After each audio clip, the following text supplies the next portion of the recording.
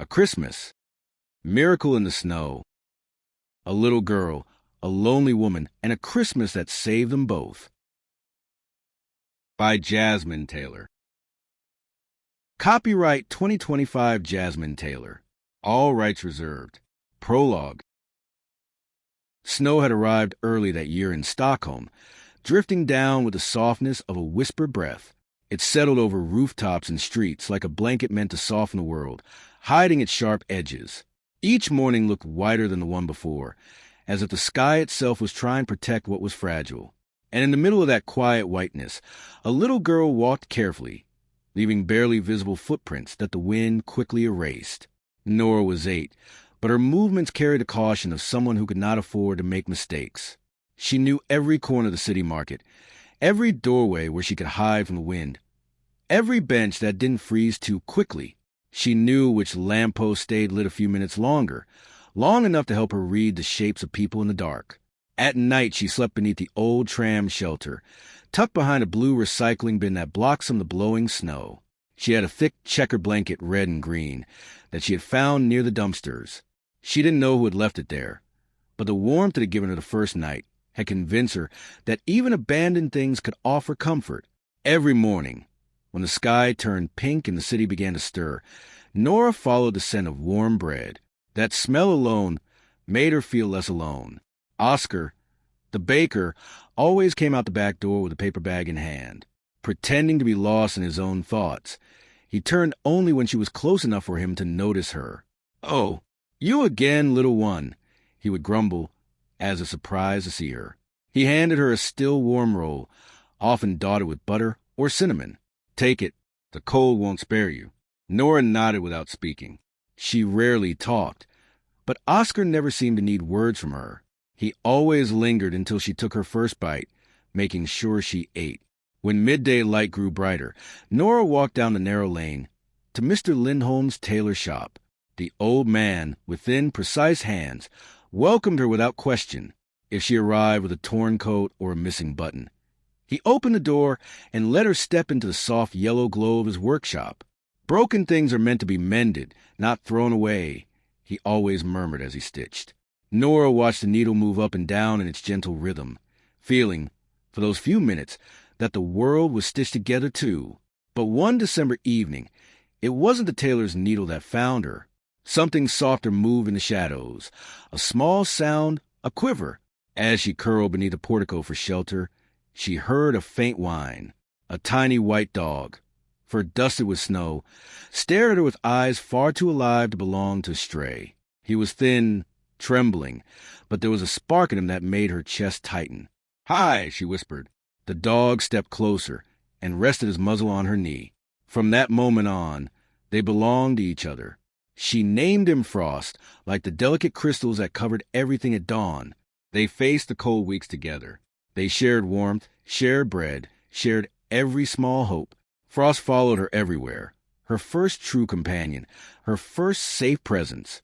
December deepened, filling the city with lights and carols. Market stalls glowed with candles, cinnamon, and the soft murmur of holiday cheer. Nora watched it all from the edges, as if she were looking at a world she did not belong to but still wanted to see. Then, on a bitter, cold morning, it happened. Nora sat on a bench near the market, Frost curled on her lap. When she felt it, a look resting on her, gentle but heavy with concern. Not curious, not judgmental. A look that truly saw her. A young woman stood a few meters away, still as if the world had paused around her. Dark hair, a sand-colored coat, eyes full of kindness that seemed almost out of place in the winter air. She didn't walk past like everyone else. She didn't pretend not to see the small girl sitting alone in the snow. Nora lowered her gaze and held Frost tight. She didn't know that this moment, so small and quiet, would change everything. She didn't know that the woman, Elin, would become her home. For now, there were only snowflakes, cold air, and a pair of gentle eyes refusing to let her disappear. Chapter 1. Winter mornings in Stockholm. The first light of morning slipped over Stockholm with a softness that felt almost shy, as though the sun were hesitant to wake a city still wrapped in winter's quiet embrace. Snow had fallen steadily through the night, layering rooftops and narrow streets in a blanket of pure white. Street lamps glowed like suspended stars above the silent world, their halos catching the delicate flakes that still drifted lazily from the pale sky. Under the old tram shelter at the edge of the market district, a small figure stirred beneath a thick checkered blanket. Nora blinked awake as a thin curl of cold air brushed her cheek, but she didn't shiver. She was used to the bite of winter by now. Instead, she stretched slowly, careful not to disturb the warm, furry shape curled tightly beside her. A long, soft young rose from the bundle of gray fur. Frost lifted his head. His coat, long, tangled, dark gray like storm clouds, shimmered faintly under the dim morning light. Snowflakes clung to him even here under the shelter, melting slowly into his fur. His ears were slightly floppy, one folding over more than the other, giving him a permanently curious expression. He inhaled deeply, then nudged Nora's chin with his nose. "Good morning," she whispered, smiling. The dog wagged his tail, slow at first, then faster, before stretching out his legs and shaking his fur in a wild puff, scattering tiny droplets of melted snow. Through all the cold nights and silent mornings, he had become her constant warmth, her friend, her watcher, and the little heartbeat she clung to. Nora sat up, pulled her blanket around her shoulders, and brushed strands of hair from her face. Her breath left a cloud in the air, like a small ghost dancing for a moment before disappearing. For a child of 8, she carried herself with the quiet determination of someone much older, someone who had learned that the world didn't always offer comfort unless you learned how to notice the small pieces of it. She stood, folded the blanket, tucked it beneath her arm, and turned toward Frost. "Ready to go?" He answered by trotting ahead, leaving a trail of tiny paw prints in the untouched snow. The walk to the market square was always Nora's favorite part of the morning. Even in winter, even in the coldest dawn, there was something magical about watching the city wake up. Today, the sky was a pale gray blue, streaked with wisps of pink where the sun was rising beyond the water. The air smelled of frozen pine trees and distant chimney smoke. Buildings wore a dusting of snow on their windowsills, and soft plumes of smoke rose from their chimneys like quiet whispers. Wooden balconies were draped in garlands. Star-shaped lanterns hung from windows, and delicate Christmas lights, gold, red, and white, twined around iron railings and lampposts. They made the city look like a postcard, as though someone had painted it with kindness. Nora breathed it all in.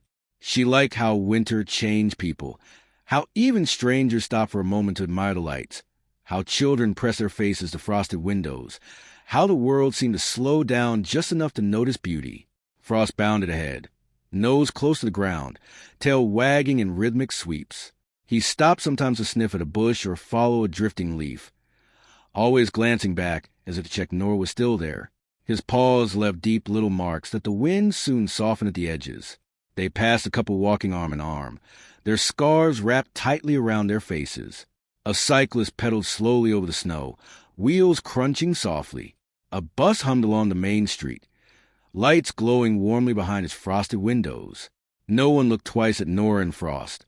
They had become part of the scenery, two tiny figures woven into the fabric of winter mornings. As they turned the corner into the market square, the change in atmosphere was immediate. The square, still only half awake, was bathed in a soft glow from lanterns hanging at each stall. Wooden booths, decorated with sprigs of fir and red ribbons, lined the cobblestone paths. Vendors moved slowly, brushing snow from counters, lighting small heaters, and arranging pastries and crafts with practiced hands. And from the far side, from the bakery, came the smell that always made Nora's stomach flutter with warmth. Bread, fresh bread, warm, golden bread rising from the oven like magic. Frost perked up instantly, ears flicking, gaze focused. "Let's go," Nora whispered. Oscar's bakery sat on the corner between the flour stall and the spice merchant. Its windows glowed from within, fogged slightly by the heat of the ovens. The sign above the door, Bergstrom's Broad, swung gently in the morning breeze, snow collecting along its painted letters. The back door was propped open with a wooden crate. The smell of cardamom buns, cinnamon rolls, and fresh loaves spilled into the cold air like a warm embrace. Oscar stood there, sweeping snow away from the steps. He was a broad man, solidly built, with a round belly and thick arms from decades of kneading dough. His beard, speckled with early gray, was trimmed neatly but always dusted with flour. Even in winter, even at dawn, he carried an energy that seemed to warm the space around him. He turned when he sensed movement. "There you are," he said, voice rough but gentle. "Thought you'd frozen to bench." Nora smiled. Oscar narrowed his eyes at her coat, the frayed sleeves, the missing button she tried to hide with her scarf. He didn't comment. He never did, but she knew he noticed everything. He disappeared inside for a moment, and when he returned, he held 2 warm rolls wrapped in parchment. Steam curled from them in soft, tempting swirls. "One for you," he said, placing the first in her hand, "and one for the shaggy little snow monster." Frost let out a quiet bark, tail sweeping the snow. Oscar reached down to scratch behind the dog's ear. "You keep good watch over her." "Eh?" Frost nuzzled his hand. "And you?" Oscar added, looking at Nora with a fatherly softness he rarely showed. "Eat slowly. Burn your tongue and I'll hear about it." Nora nodded seriously, as though he had given her an important mission. "Good girl," he muttered, then stepped back inside to prepare the next batch. Nora and Frost walked away, sharing the bread between them. It was warm, sweeter near the center, soft enough to melt against her tongue. Frost ate his portion in tiny, careful bites, never taking more than she offered. After breakfast, Nora followed her usual path around the square, weaving between stalls. She loved watching the vendors set up, the flower stand arranging bouquets with wintergreens and crisp white roses, the chocolate vendor pouring steaming melted chocolate into trays, the elderly couple who ran the candle booth lighting their handmade tapers to test the glow. Music drifted from somewhere. Soft Christmas melodies played on a violin. The notes curled through the frosty air like threads of gold. Nora paused to listen. Frost sat beside her, head tilted, ears flicking with every note. She imagined the sound wrapping around her like the blanket she slept in. It made the morning feel special, even for someone like her, who had no home to return to. At the heart of the market, a toy vendor arranged small wooden animals. Reindeer, foxes, owls, all carved by hand. Nora admired the details. The tiny grooves that made up the fur, the smooth curves of the antlers. The vendor noticed her staring. "Back again, little snowbird?" he asked. Nora nodded shyly. He picked up a small figurine from his workbench, a reindeer with delicate carved patterns along its sides. Its wooden eyes were warm and kind. "Here," he said, "this one's for you." Nora's own eyes widened. She shook her head quickly, stepping back. Gifts were rare. Gifts were confusing. But the man insisted, placing the reindeer gently into her hand. "No charge. The winter is long. Everyone needs something small to hold on to." She hugged the reindeer to her chest, silently promising she would take care of it. By midday, the city was fully awake. The air buzzed with voices, laughter, and the clinking of cups filled with hot chocolate. People strolled under garlands of fairy lights that stretched from stall to stall, turning the entire square into a glowing maze. Nora walked among them silently, her small steps leaving faint impressions in the snow. She was part of the scenery, unnoticed by most, but not unfelt. Those who knew her routine, Oscar, the toy vendor, Mr. Lindholm, felt the subtle comfort of seeing her there each morning, like a little guardian spirit of the winter market. Frost stayed close, brushing against her coat, occasionally chasing a falling snowflake. His tail swayed lazily, and he made soft grumbling sounds when passers-by came too close. He wasn't aggressive, just cautious, protective. His devotion to Nora was absolute. The tailor's shop was warm when she arrived. The windows fogged from inside. Mr. Lindholm looked up from his sewing machine. "Well, look what the snow blew in," he said with a smile that crinkled the corners of his eyes. Come, Frost too, only if he promises not to steal my pincushion again." Frost barked once, guilty. The tailor laughed, guiding Nora to the heater. "Warm your fingers. I can't have you turning into an icicle." She held her hands near the glowing coils, watching the frost melt from her sleeves. The shop smelled of wool, cedar, and something like peppermint. Old framed photographs lined the walls. His younger self, the shop many years ago, and a woman in a wedding dress He must have tailored long ago. "Winter is a teacher," Mr. Lindholm said as he worked on stitching a hem. "It shows us who we are." Nora listened without speaking. "And it shows us who others are too," he added, giving her a meaningful look. She didn't always understand his words, but she felt the warmth behind them. He mended a loose thread on her coat sleeve without asking, sewing tiny, precise stitches that made it look as good as new. When he finished, he placed a peppermint candy on the counter. "For you," he said simply. She took it reverently, as though he had handed her a diamond. As the afternoon faded, the sky darkened into a soft lavender shade, and the first strands of Christmas lights flickered to life. They cast a golden glow over the square, reflecting in the snow like tiny trapped suns. Nora stood still, mesmerized. Children ran past with sparklers, leaving trails of light behind them. A group of teenagers built a crooked snowman near the fountain. Couples held hands, walking quietly beneath the twinkling garlands. Nora hugged her blanket tighter around her shoulders, Frost leaning against her leg. Despite the cold, she smiled, wide and full. The world was big, and she was small. But tonight, the city felt gentle. Tonight, she felt like she belonged to the lights, the snow, the softness of winter. By the time she returned to the tram shelter, night had fully settled. Frost curled around her, resting his head on her knee. She pulled the blanket over them both, tucking the wooden reindeer inside her coat pocket. She whispered, "Today was a good day." Frost sighed contentedly. And as snow began to fall again, silent and slow, Nora drifted into sleep, held by winter, warmed by small kindnesses, and unaware that soon her life would change forever. Chapter 2. The city wakes with the snow. Snow fell again during the night, heavier this time. When Nora woke, the world outside the tram shelter looked like it had been remade in silence. The blanket of white was so thick and untouched that the street seemed softer, almost dreamlike, as though Stockholm had held its breath while she slept. Frost woke with shiver and a tiny sneeze, blinking his warm brown eyes up at her.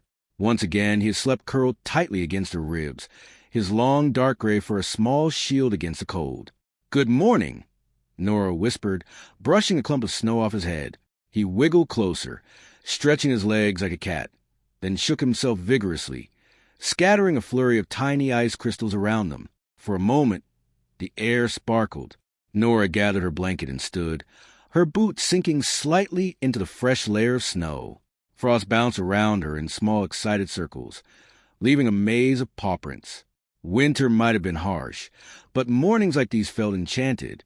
She tucked her chin into her scarf and stepped out into the cold. The city around her stirred slowly. A gentle blue light draped itself over the rooftops, and chimneys released tidy pillars of steam into the crisp air. The streets were quieter than usual, muffled by snow, and the sound of Nora's footsteps was soft, almost musical. She passed a row of apartment buildings with their tall, narrow windows glowing faintly from within. Some had golden curtains drawn. Others showed silhouettes moving about inside. Someone stirring a pot, someone pulling on a coat, someone lifting a child into their arms. For a moment, Nora paused to watch. She wondered what it felt like to wake up warm every morning, to have a kitchen with a real stove, to have someone waiting for you. Frost nuzzled her calf, bringing her back. She smiled and kept walking. The closer they got to Market Square, the livelier the city became. Snowplows rumbled in the distance, clearing the main roads. A man with a ladder was adjusting a string of twinkling lights along the side of a cafe. A woman brushed snow from the handlebars of her bicycle, laughing softly when Frost tried to catch the falling flakes. "Careful, little one," she said with a giggle. Frost barked happily, his tail whipping the air. Even harsh winters had soft edges, Nora thought. The market was a tapestry of color and motion by the time she arrived. Wooden stalls, coated in fresh snow, stood like little cottages around the center square. Vendors swept snow from their counters, greeting each other with cheerful nods. Lanterns hung from hooks, swaying gently in the breeze. Their soft orange light reflected off the drifting flakes, giving everything a warm glow. Frost sprinted forward, sniffing the ground excitedly. Nora followed at her slower, thoughtful pace. There were new decorations today. Large star-shaped lamps hung overhead, casting patterns across the snow. Red ribbons were tied around the trunks of trees. Someone had placed a row of handmade candles along the edge of the fountain, their flames flickering bravely in the cold. The whole place felt alive, and then, like every morning, the smell reached her. Warm bread, cinnamon, cardamom, sweet dough rising in heat. Oscar's bakery. Frost was already trotting there, tail raised like a flag. Oscar was outside when she arrived, wearing his thick navy apron and a cap pulled low over his ears. His breath puffed out in little white clouds as he carried a tray of saffron buns from the back door to the front display. He spotted Nora instantly. "Ah, my little snow shadow," he called, voice gruff but fond. "Thought maybe you'd hibernated." Nora smiled shyly. "You know the rules," he said, disappearing inside and returning with a paper bag. "Mornings don't start properly without feeding you and that walking mop." Frost barked indignantly at being called a mop. "Oh, hush," Oscar chuckled, handing Nora 2 warm rolls and a small bun shaped like a star. "This one," he added, tapping the star bun, "is for you, because today is Lucia Day, special for children." Nora held the bun carefully, almost reverently. She had never been given something special, because she was a child. Oscar softened his tone. "Eat slowly, and keep warm. It's the kind of cold that bites." She nodded, and Nora, she looked up. "If your cold gets worse, bring it to me. I have a box of old winter things in the back." She didn't speak, but the gratitude in her eyes was unmistakable. Oscar waved her off before he could grow sentimental. "Go on now, before I start singing Christmas songs like a fool." Nora and Frost moved on, sharing their breakfast as they walked through the square. Her next stop, as always, was a wooden toy stall. The red-bearded vendor was carving something at his bench, a small bear this time. With shavings dusted his apron like fresh snow. When he saw Nora, he lifted the new figure slightly. "What do you think? Does he look friendly enough?" Nora nodded eagerly. Frost sniffed the air, and the vendor laughed. "Not for you, Furball. These aren't chew toys." He handed Nora a small felt pouch. "Protection for the reindeer I gave you," he said, "so he doesn't get lonely in your pocket." She opened the pouch and smiled. It was lined with soft fabric to keep the wooden reindeer safe. She placed it inside at once. Frost peered in curiously, tail wagging. "You take good care of things," the vendor added. "It shows." The tailor's shop was next. Frost rushed ahead and placed his front paws on the glass, smudging it slightly. A moment later, the door opened, releasing a gust of warm, wool-scented air. "Well now," Mr. Lindholm said, peering over his glasses. "You two look like you've been sculpted out of snow." He ushered them in.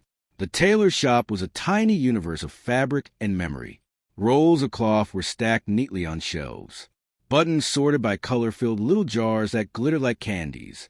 Old photos hung along the walls, some black and white, others faded with age. The heater hummed in the corner. Nora held out her hands to it, feeling warmth creep slowly back into her fingers. Frost sprawled beside her, belly to the heater, his fur puffing out like a winter coat.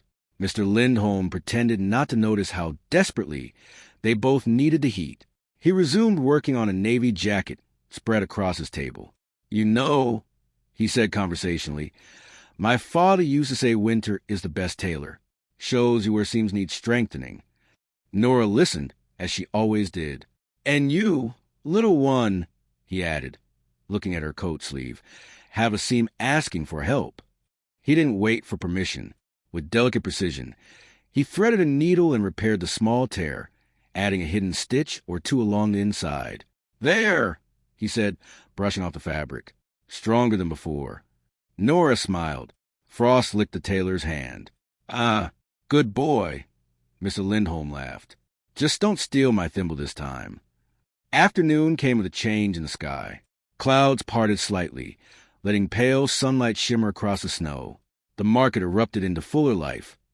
Children dragging sleds, street musicians playing gentle accordion tunes, old couples strolling hand in hand, their breaths mingling in the air like small drifting clouds. Nora wandered through it all, absorbing every sound, every color.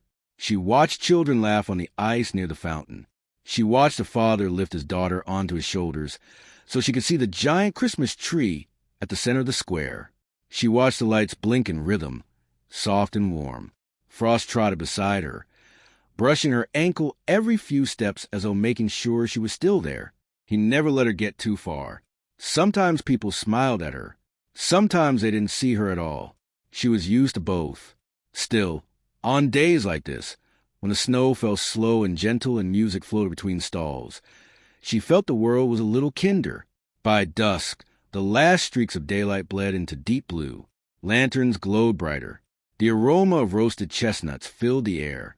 People's voices grew louder, laughter sharper, the whole market humming with life. Nora stood at the edge of the square, Frost leaning into her side, and watched the city shimmer. She held the felt pouch with the wooden reindeer close to her chest. She didn't know why, but she always felt braver when she held it. After a long moment, she whispered to Frost, "Let's go home." Home. A tram shelter. A blanket. A little dog. But to Nora it was enough. They made their way back through the darkening streets. Snowflakes fell in a slow dance, landing gently on her coat. Frost hopped in and out of her footprints, leaving his own beside hers. When they reached the shelter, she spread the blanket, curled beside Frost, and placed the toy reindeer between them like a small guardian. "Today was good," she murmured. Frost rested his head on her stomach. His tail thumped once. Nora smiled softly. The snow kept falling, and the city whispered itself to sleep. Chapter 3. Snow Days and Silent Dreams. The next morning arrived with a different kind of cold, one that settled deep into the stones of the street and made the world seem sharper, crisper, as if carved from ice. When Nora opened her eyes, frost had gathered along the edges of the tram's shelter roof, forming delicate patterns like tiny frozen feathers. Frost, the dog, lay half across her legs, heavy with warmth. His soft breast puffed against her blanket, and when she gently touched his fur, it felt like the warmest part of the morning. "Wake up, Frost," she whispered. He opened his eyes slowly, blinking snowflakes from his long lashes. Then he stretched, lifting his back in a gentle arch, and nuzzled her cheek with his cold nose. Nora giggled. A tiny sound swallowed immediately by the quiet winter air. She wrapped her blanket around her shoulders and stepped outside. The city had been transformed overnight. Snow had piled high along the pavements. The rooftops gleamed as if someone had powdered them with sugar. The windows glowed faintly from within, and chimneys sent up whirling ribbons of smoke. The sky was a soft silver, neither fully dark nor fully light. Nora took a deep breath. The air tasted like winter, cold, clean, sharp, her favorite. Frost bounded ahead, his tail creating a small arc in the snow with each wag. His paws sank into the soft powder, leaving deep little craters that quickly filled with drifting flakes. Nora followed, her steps smaller, lighter. She liked to imagine the city didn't wake until she walked through it, that she opened it like a book each morning, page by page. They made their way toward the market, passing through a narrow street where old lanterns hung from balconies. A few swayed slightly in the breeze, casting golden ovals of light onto the snow. A man with a broom cleared his doorstep and nodded at her as she passed. A cat perched on a windowsill blinked slowly at Frost, who wagged his tail in a friendly greeting. When Nora paused to watch the first bus of the morning glide down the main avenue, she imagined all the people inside, warm and bundled, going to places she had never seen. Schools, offices, houses, lives that moved with a rhythm she could observe but never quite touch. Yet she never felt bitterness, only curiosity, and sometimes a soft, quiet ache. The market was only half awake when she arrived, just the way she loved it. Snow covered the roofs of the wooden stalls, making them look like tiny houses from a winter story. Vendors moved about in their heavy coats, brushing away snow, lighting small lanterns, preparing for another long day. Nora and Frost walked down the center path. Her boots crunched softly, his paws made smaller, quick steps beside her. The scent of bread reached her before she saw Oscar. Warm, buttery, comforting. She felt her stomach flutter. Oscar was already outside the bakery, his apron dusted with flour and his beard sparkling with bits of white like he had walked through a snowstorm. He always seemed larger than life. Broad shoulders, thick arms, and a laugh loud enough to chase away the cold. "Well, well," he said, turning toward her with a grin that softened his entire face. "Look who dragged the whole winter with her." Nora smiled shyly. "And look who's ready to steal my breakfast," he added, eyeing Frost with mock suspicion. Frost barked once. Indignant, Oscar disappeared into bakery and returned with a paper bag. He handed it to Nora like a secret treasure. Inside were 2 warm rolls, and this time a small gingerbread cookie shaped like a snowflake. "For you," he said. "Made it myself. Don't share this one with the dog." Nora stared at it, mesmerized. The cookie was decorated with tiny white icing lines, so delicate and perfect, she almost didn't want to bite it. "And don't look at me like that," Oscar grumbled. "It's just sugar and flour. Nothing fancy." But Nora knew better. Anything made for her was more than sugar and flour. Before she left, Oscar leaned down, brushing snow off Frost's fur. "Keep her safe, little guy," he whispered. Frost licked his hand in reply. After breakfast, Nora wandered deeper into the market. The toy vendor was carving something new today. A tiny wolf rose in mid-howl. His thick red beard caught flakes of snow like a festive decoration. "Good morning, Snowbird," he called. Nora lifted her hand in greeting. "Want to see something?" He held up the unfinished carving. "Still rough, but he'll be a beauty." She leaned closer, eyes wide, watching the grain of the wood take shape beneath his knife. Frost sniffed the air, interested but cautious. "I have something for you," the vendor added, rummaging beneath his counter. He handed her a tiny wooden star, carved with swirls. "A charm, for luck." Nora held it against her chest. Warmth bloomed beneath her coat. Then came her favorite stop, the tailor's shop. The windows were fogged, hiding the warm glow within. Frost pawed gently at the door. It opened instantly. Come in, Mr. Lindholm said, his voice soft and musical. "You're both half frozen." The shop smelled of wool and cedar. The heater hummed, and fabric draped everywhere like flowing rivers of color. Nora stepped inside, instantly feeling warmth seep into her bones. She sat on her usual stool by the heater, while Mr. Lindholm threaded a needle with the precision of someone who had spent a lifetime perfecting it. "Your sleeve is holding up well," he said. "But your pocket, let me see." She stood quietly while he stitched a tear at the corner of her pocket, reinforcing it with an extra fold.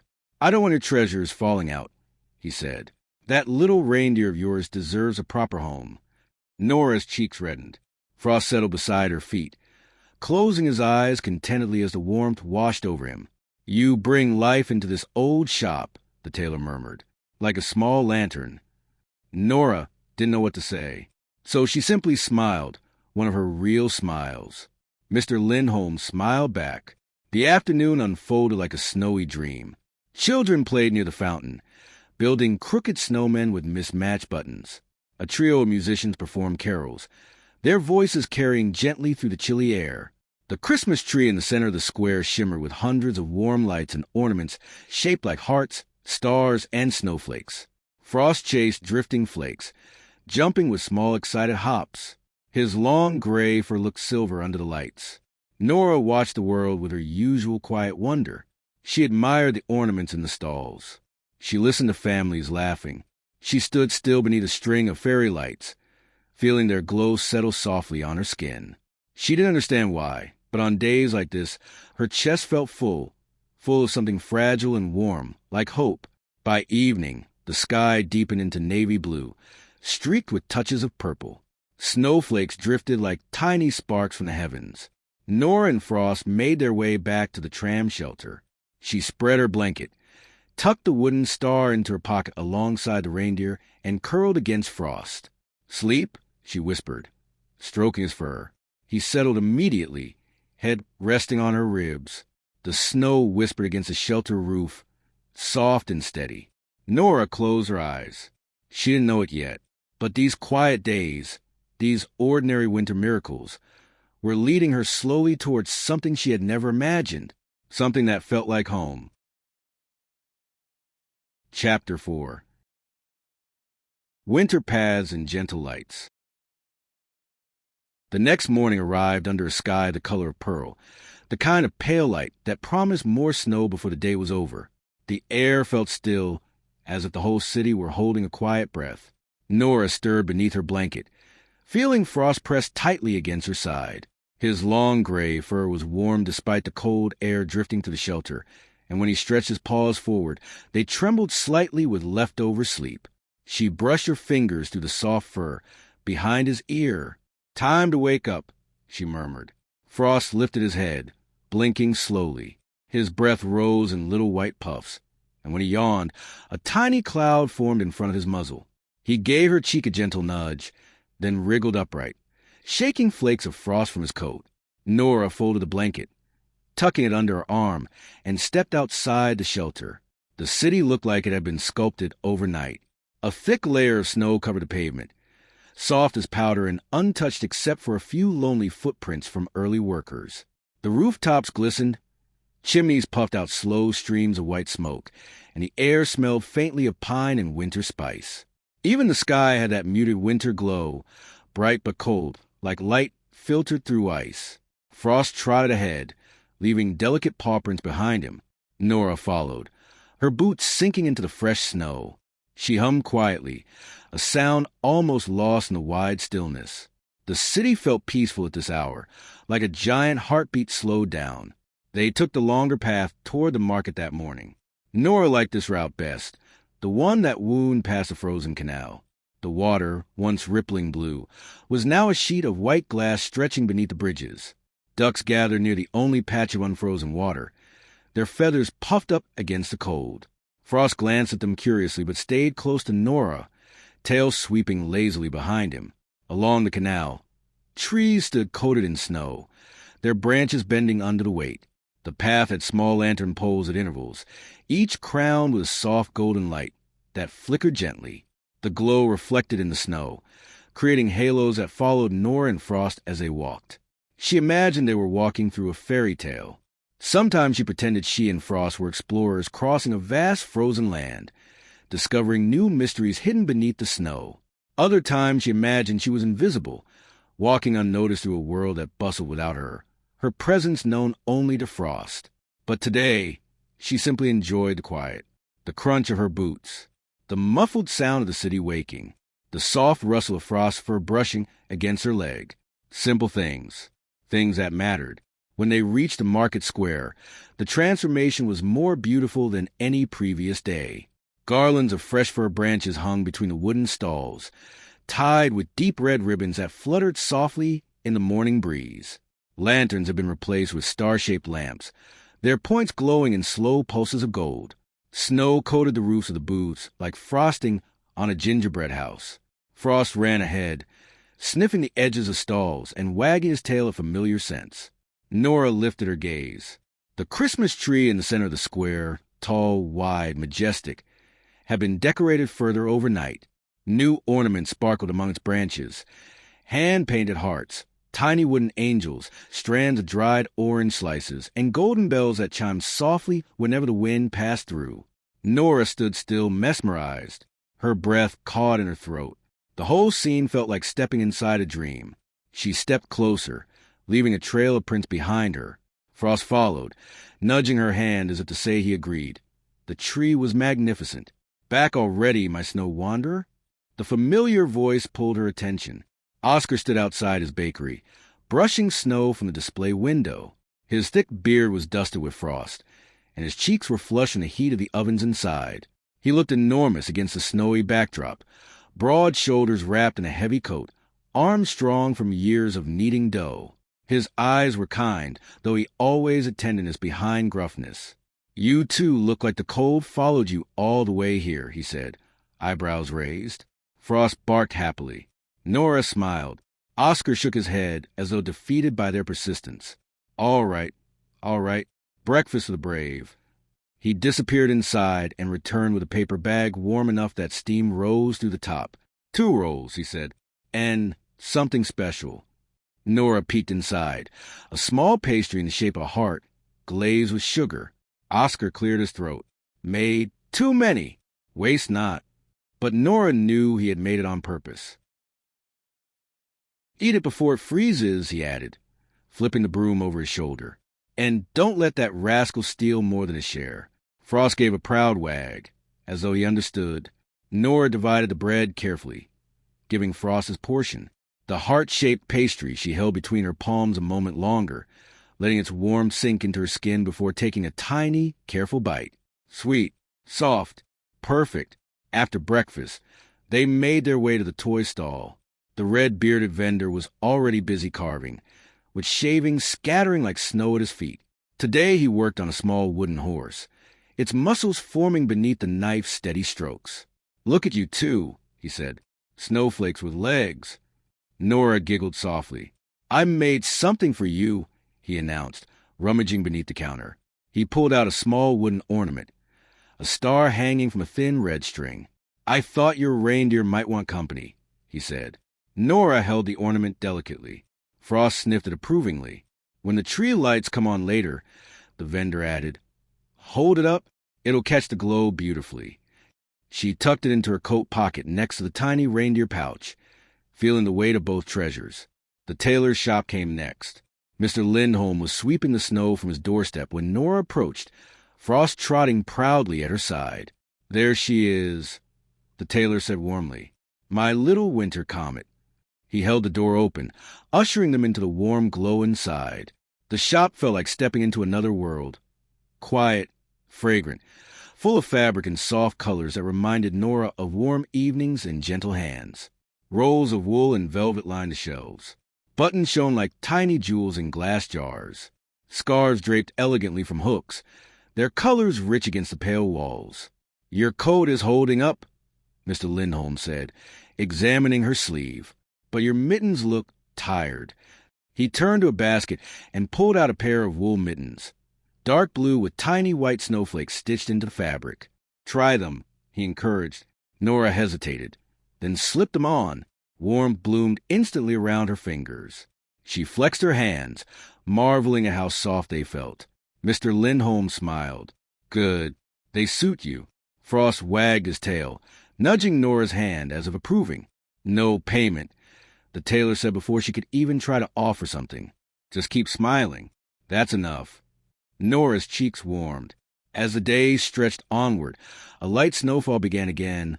Slow, steady, peaceful. The city glowed under the winter sky, every building and street touched by the soft sparkle of fresh flakes.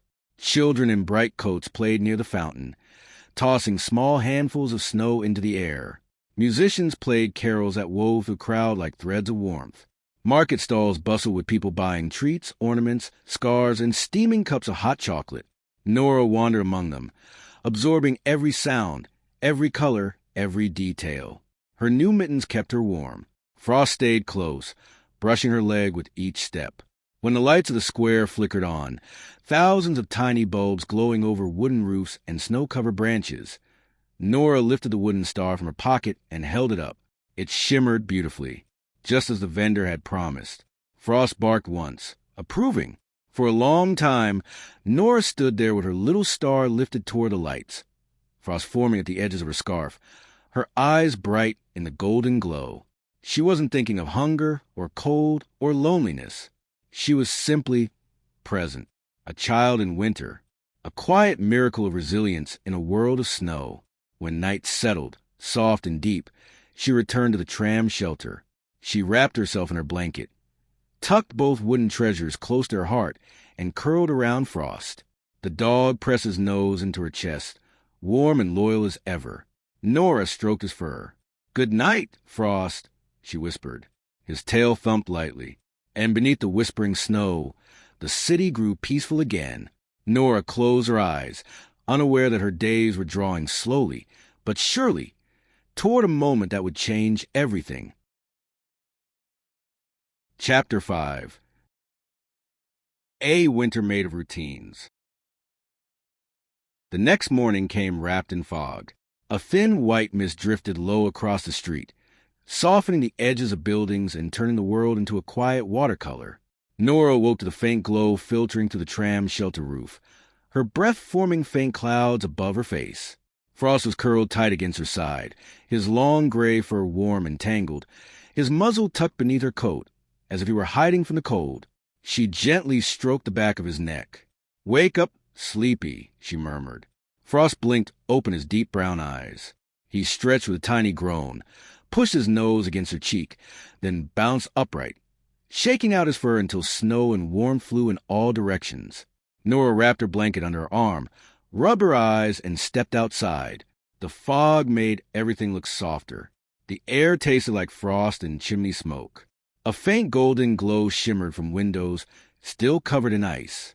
For a moment, the entire city felt suspended in a gentle dream.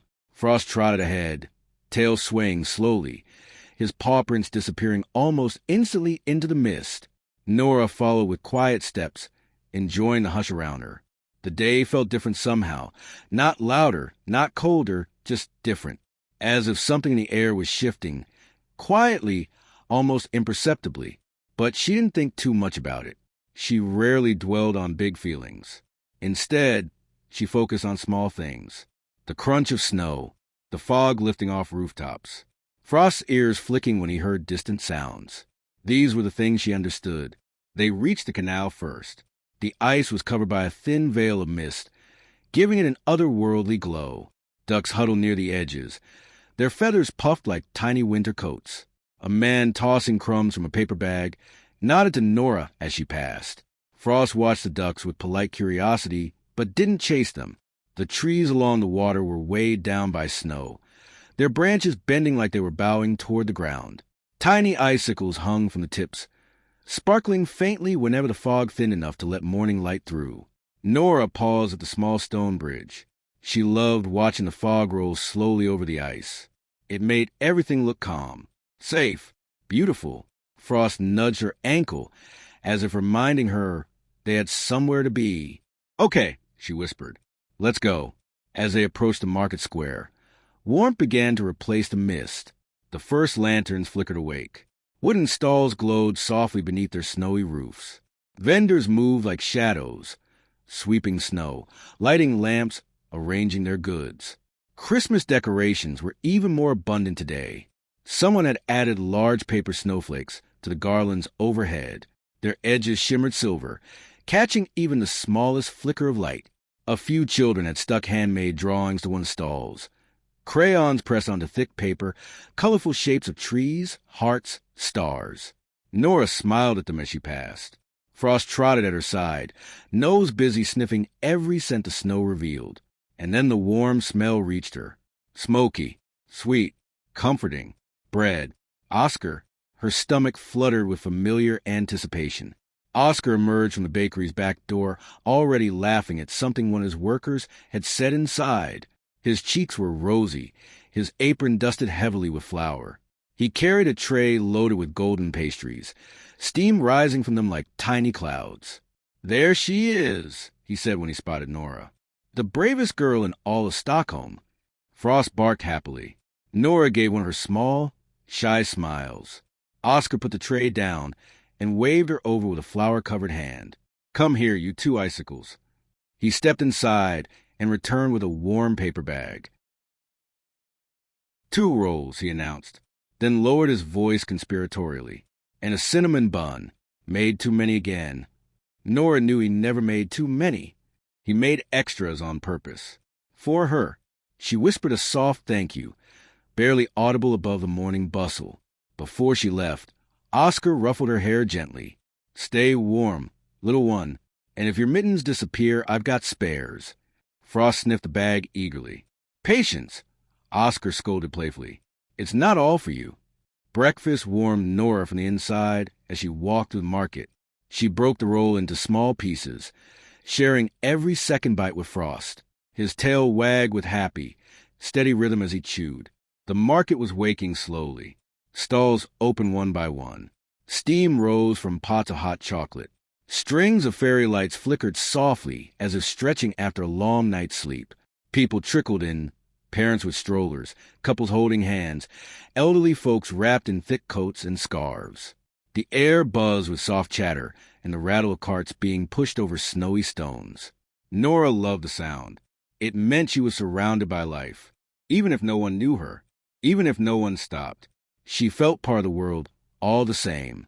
When she reached the toy stall, the red-bearded vendor was carving something new, a tiny wooden fox with a curled tail. Shavings of pale wood fell in delicate spirals around his boots. "Well now," he greeted her, "my little winter star is back." Nora grinned. Frost wagged his tail, sniffing the air for familiar scents. "I saw something yesterday," the vendor said, setting aside his carving and reaching under the counter. "Thought you might like it." He handed her a tiny wooden heart with a small hole at the top threaded with thin twine. "Decoration for your pocket," he said. "Or the big Christmas tree, if you feel brave." Nora held it against her chest, her new mittens soft against the wood. The heart was smooth, its edges rounded, carved with a simple but elegant pattern. She slipped it into her pocket carefully, next to the star and the reindeer pouch. Her treasures, her little family of objects. The vendor leaned forward, whispering, "And don't forget to smile. You brighten this old market more than the lanterns." Nora's smile grew. The tailor's shop was warm when she arrived, as always. Mr. Lindholm sat near the window, adjusting a thick wool coat. His silver hair caught the light in soft glints. When he saw Nora, his entire face lit up. "Well, well," he said gently, "if it isn't the light of my morning." He motioned her inside. Frost curled at Nora's feet as she settled in her usual spot by the heater. "Well then," Mr. Lindholm said, examining her coat again. "No new holes. No missing buttons. Miracles do happen." Nora giggled. He pulled a small parcel from the counter. "For you," he said. "I made these last night." Inside the parcel was a woolen scarf, deep forest green, with little white stitches shaped like falling snow. Soft, warm, carefully handmade. Nora's eyes widened. She swallowed. He placed the scarf around her neck himself, tucking the ends gently under her coat. "There," he whispered. "Perfect." Frost sniffed it approvingly. "You deserve warmth," the tailor added. "Everyone does." Nora's chest tightened with emotion she couldn't name. The afternoon unfolded slowly. She and Frost wandered through the rows of stalls, watching children tug sleds through the snow. Musicians played violins and accordions near the fountain, their songs floating softly in the chilly air. The market grew brighter as days shifted toward evening, the sky turning a gentle lavender. Nora watched everything with quiet wonder, the way a mother tied her daughter's scarf, the way snowflakes balanced on the fur trim of a passerby's coat, the way Frost wagged his tail when children waved at him, the way the market's Christmas lights blinked to life, one string at a time. She stood in front of the giant Christmas tree again. Tonight, tiny glass lanterns hung among the branches, their flames glowing in warm circles of gold. Nora pulled the wooden heart from her pocket and held it up to the light. It shimmered softly, reflecting tiny patterns across her mittens. Frost pressed against her leg. She stroked his head gently. For a moment, she forgot everything else. It was just her, Frost, the lights, and the quiet calm of winter. By the time she returned to the tram shelter, the sky was dark, and snow drifted down in slow, swirling flakes. She spread her blanket, curled against Frost, and tucked her wooden treasures safe beneath the blanket. She whispered something Frost heard every night. Today was good. The little dog sighed happily, and in the stillness of the winter night, with snow falling like soft whispers, Nora closed her eyes, unaware that somewhere, long before she would understand it, life was preparing the next step in her miracle. Chapter 6. The Woman by the Winter Lights. It was late afternoon when the snowfall softened, drifting through the air like tiny feathers. Nora stood beneath the great Christmas tree in the center of the market square, holding the small wooden star the toy vendor had given her. Frost curled at her feet, nose buried in her mittened hand. The lights above them glowed in warm circles of gold, flickering gently as the sky dimmed. Nora loved this moment of the day. The stillness, the hush, the way the world seemed to settle into itself before evening truly arrived. She didn't know that someone else was watching her for the very first time. Elin Bergström had not planned to be at the market. Her day had been carefully scheduled, as most of her days were, Meetings, calls, family errands, then a dinner event with her husband. Her calendar rarely left room for pauses or wandering thoughts. Yet when her car drove near the square, something inside her tightened. A quiet pull, an ache without a reason. "Please stop here," she told her driver. He looked surprised but obeyed instantly. Elin stepped out into the cold, pulling her beige wool coat closer around her. Snowflakes caught in her dark brown hair, soft curls resting on her shoulders. Her eyes, pale, almost translucent blue, had a permanent softness to them, as if she carried a memory she never put down. She did. Her daughter, Saga, gone 2 years earlier. Leukemia, a pain that never healed, only learned to sleep. Elin brushed a snowflake from her cheek. It melted instantly against her skin. She told herself she was only going to breathe the winter air for a moment, just long enough to calm the restless ache that sometimes rose without warning. But then her eyes shifted, and everything inside her stopped. A small girl stood beneath the giant Christmas tree. She wore a coat too thin for the season, mittens slightly worn, a scarf that had seen better years. Her long, dark hair peeked from beneath a knitted hat, and her cheeks were pink from the cold. She held a tiny wooden star in both hands. Carefully, almost reverently, as she tilted it toward the glowing lights. Beside her sat a little dog, his long gray fur dusted with snow, his brown eyes gentle and alert. He leaned against her leg, as though she were the only home he had ever known. Nora didn't look around. She didn't notice the woman at the edge of the square. She was too lost in the lights. But Elin couldn't look away. Her heart clenched so suddenly it stole her breath. It wasn't the girl's face that struck her first. It was the way she looked at the Christmas lights. That quiet awe, that stillness, that fragile sort of strength. It was the way her small fingers curled around the wooden star, so delicately, as though holding a piece of hope. It was the way her loneliness clung to her like snow, quiet, invisible to most, but unmistakable to a mother who had known loss. It reminded her of Saga, not in the literal sense, not a perfect resemblance, but something else, something deeper, a softness, a light, a wound. Ellen's breath trembled. Without noticing, she pressed a hand against her lips, fighting back a sudden wave of emotion that felt almost like grief, almost like recognition. Nora shifted, lifting the small star again. The lights reflected in her eyes. Frost pressed closer to her side. The girl touched the top of his head, slow and gentle. People walked past her, carrying shopping bags, laughing, calling children, rushing from stall to stall, but none of them really saw her. Elin did. She felt as though someone had reached into her chest and squeezed. Who is that child? The question formed in her mind, heavy and insistent. Her driver approached quietly. "Mrs. Bergström? We should go. You'll be late to your appointment." Elin didn't answer at first. She stood there, watching the girl beneath the Christmas lights with a gaze she couldn't tear away from. Frost looked up for a second, directly toward her. Elin froze. The dog seemed to study her, as though he sensed something important, something unspoken passing between the woman and the child she was observing. But then he lowered his head again, curling closer to Nora. The girl remained unaware. The lights shimmered. Snow drifted. The world narrowed to the small figure beneath the tree. Finally, with difficulty, Elin forced herself to turn away. She climbed into the car, her heart still trembling, and as the engine started, she looked one last time at the girl she could not stop thinking about. The girl who woke something inside her she had believed was dead. The girl who looked, not exactly like Saga, but enough to break her heart open again. Who is she? Elin thought, and though she didn't know it yet, that silent question would change everything. Chapter 7. The Pull of a Winter Morning. The next morning arrived with clearer skies, the kind of crystalline cold that sharpened every sound. Snow still blanketed the city, but the fog of the day before it lifted, revealing rooftops glowing under the pale winter sun. Nora awoke beneath the tram shelter with Frost curled against her ribs, his warm weight grounding her in the softness of early light. She blinked against the brightness, rubbing her cold nose with the sleeve of her coat.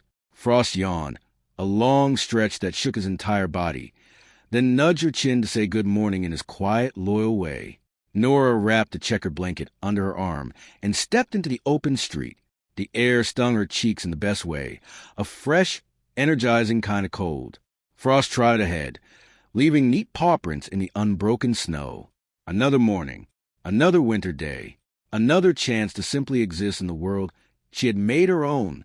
They took the familiar path toward the market square, past a row of colorful Swedish houses with their narrow windows, past the bakery chimneys sending sweet-smelling smoke into the sky, past people shuffling sleepily into cafes for their first warm drink. Nora liked this time of day. It belonged to her. Quiet, gentle, unhurried. Elin Bergström did not usually leave the house early. Her mornings followed a strict rhythm. Breakfast with her son Elias, checking messages from Magnus, signing documents sent overnight. Her life ran like a controlled current.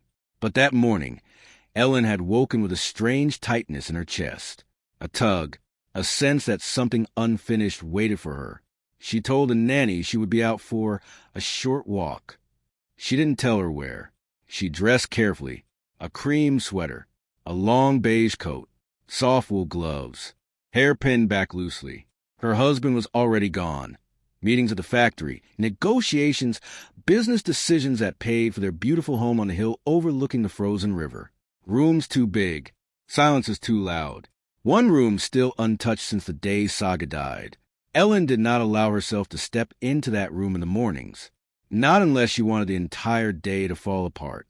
So instead, she stepped into the cold air, hoping the world would feel softer than the memories she carried. Her driver opened the door. "The usual route, Mrs. Bergström?" "No," she said quietly. "To the market square." Nora reached the square as lanterns flickered on, one by one. Vendors lifted stall shutters. Steam rose from pots of hot chocolate. The Christmas tree shimmered like a beacon of warmth in the center. Frost pranced ahead, nose buried in the snow, tail swaying to an invisible rhythm. Oscar was already outside the bakery, arranging cinnamon buns and saffron rolls in the display. "Well, if it isn't my snow shadow," he called when he saw Nora. "You're earlier than the sun today." He disappeared inside and returned with the usual paper bag, warm, comforting, 2 rolls, and a tiny cookie shaped like a star. "For being brave," he muttered, pretending it meant nothing. Nora took it carefully, as if it were treasure. Frost licked a bit of sugar from her glove. Oscar smiled. "Off you go, then. You make this market feel alive." Elin arrived minutes later. The moment she stepped out of the car, the cold air rushed into her lungs. The square felt louder than usual. Children giggling, vendors calling out greetings, music drifting from a violinist on the corner. But her eyes searched for only one thing: the girl. She found her near the bakery stall, sitting on a low bench with Frost curled at her feet. Nora held a small pastry between her hands and broke off tiny pieces to share with the dog. She wasn't rushed. She wasn't loud. She simply existed quietly, as if the world's noise passed around her without touching her. Elin froze. There she is. The same ache as the day before. The same punch of recognition. The same tender, painful tug in her chest. She stepped behind a row of stalls, hidden but with a clear view. Nora brushed crumbs from her mittens. She ran her fingers through Frost's fur, whispering something the dog seemed to understand perfectly. Then she rose, tucking her blanket under her arm, and walked slowly toward the wooden stalls. Her steps were light, almost dancing over the snow. Elin followed from a distance. The toy vendor greeted Nora loudly. "Well now, look who the snow carried to me." Nora lit up with a shy smile. The vendor showed her a new carving, a tiny wooden owl with round eyes and soft carved feathers. Nora held it gently. Frost sniffed it, tail wagging. Elin watched the exchange with strange tightness in her throat. Her daughter had loved owls, had collected little ones. Wooden, paper, clay. Saga's shelves were still full of them. Ellen's chest burned. Nora thanked the vendor in her quiet way. Just a small nod, a small smile, and placed the owl into her pocket with the other little treasures she carried. She had so little, but cherished everything. Elin felt something crack inside her. Next, Nora stopped at the tailor's shop. Elin moved even closer, careful not to be seen. Mr. Lindholm opened the door before Nora could knock. "There you are," he said warmly. "Come in. This cold isn't joking today." Nora stepped inside. Frost trotted behind.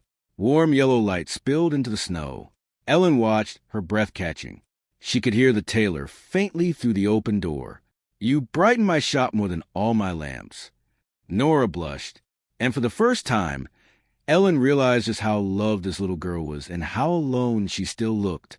Loved by strangers, cared for in pieces, but with no one to take her home at night, no one to make her warm, no one to ask about her day, no one to hold her if she had nightmares.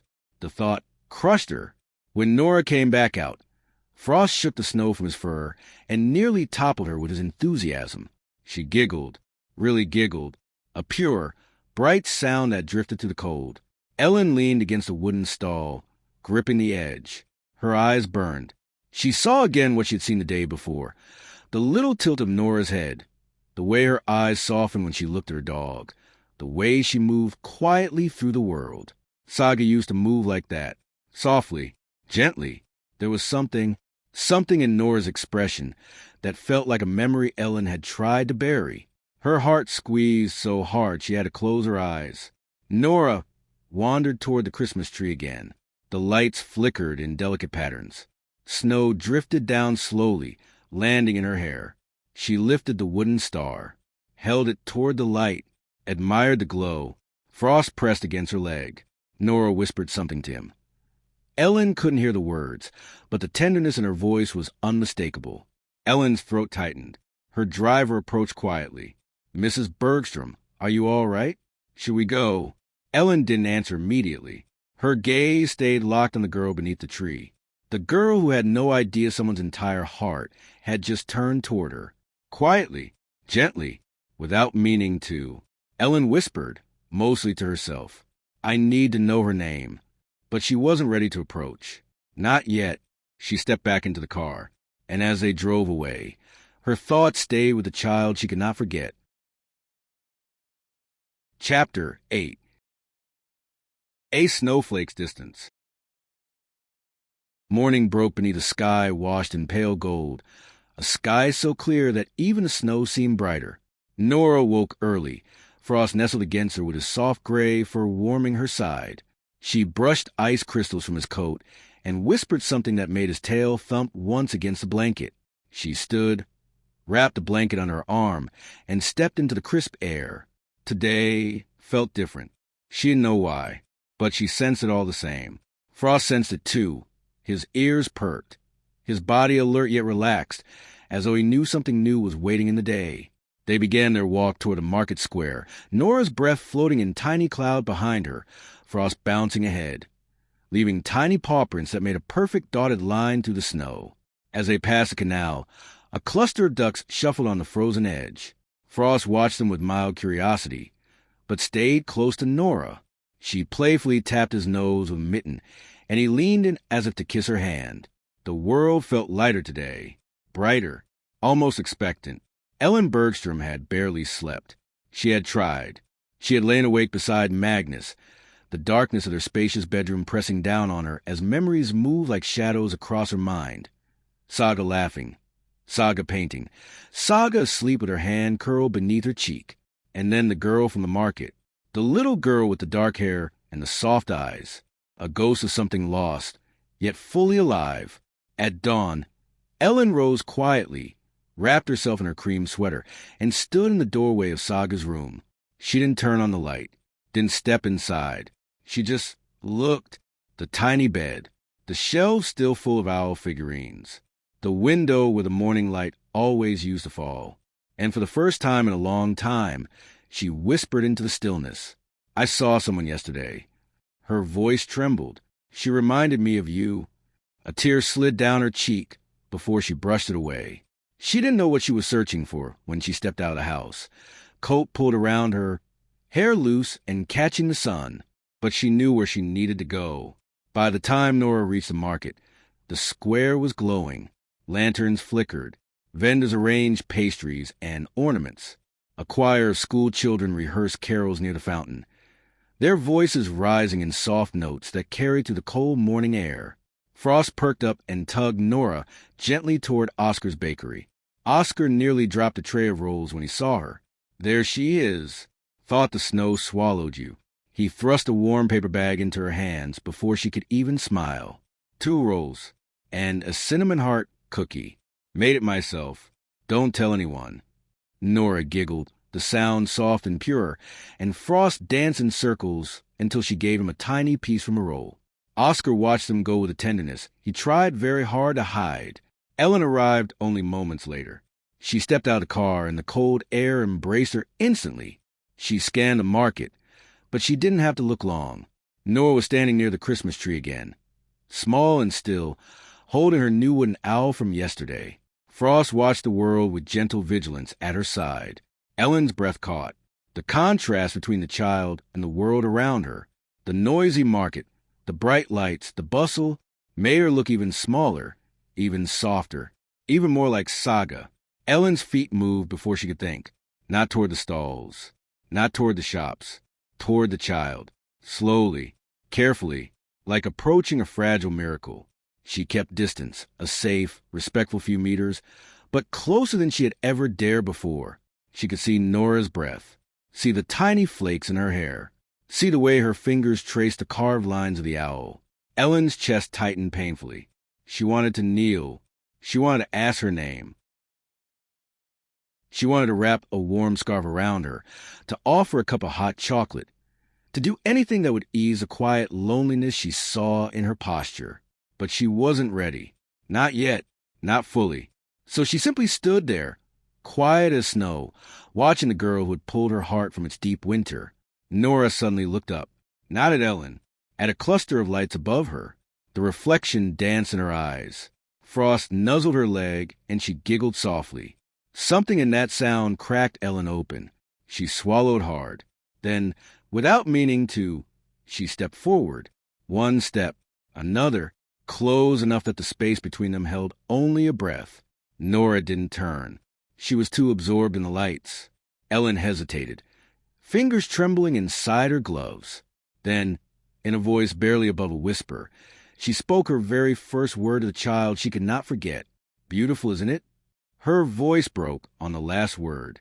Nora froze, not in fear, just in surprise. She turned her head slightly, but not fully, as if unsure the words were meant for her. Ellen's heart hammered painfully. She waited, but Nora only looked briefly toward her, eyes dark and curious, and then lowered her gaze shyly. She didn't speak. Frost stepped protectively in front of her, tail low but not aggressive, watching Elin with alert, intelligent eyes. Elin almost smiled. She whispered, "You're a good boy." Frost didn't move. Nora took a tiny step backward, holding her wooden owl more tightly. That tiny motion made Ellen's heart ache. She didn't want to frighten her. She didn't want to push too hard. So she did the only thing she could. She stepped back, slowly, gently, like leaving a snowflake untouched. "Have a good day," she whispered. Then she turned away before the emotion in her eyes could overflow. She walked slowly, but her heart ran ahead, toward the girl, toward the dog, toward the quiet spark she hadn't felt since the day her daughter died. And as she left, one thought echoed through her entire being. This can't be the last time I speak to her. Chapter 9. A Quiet Kindness.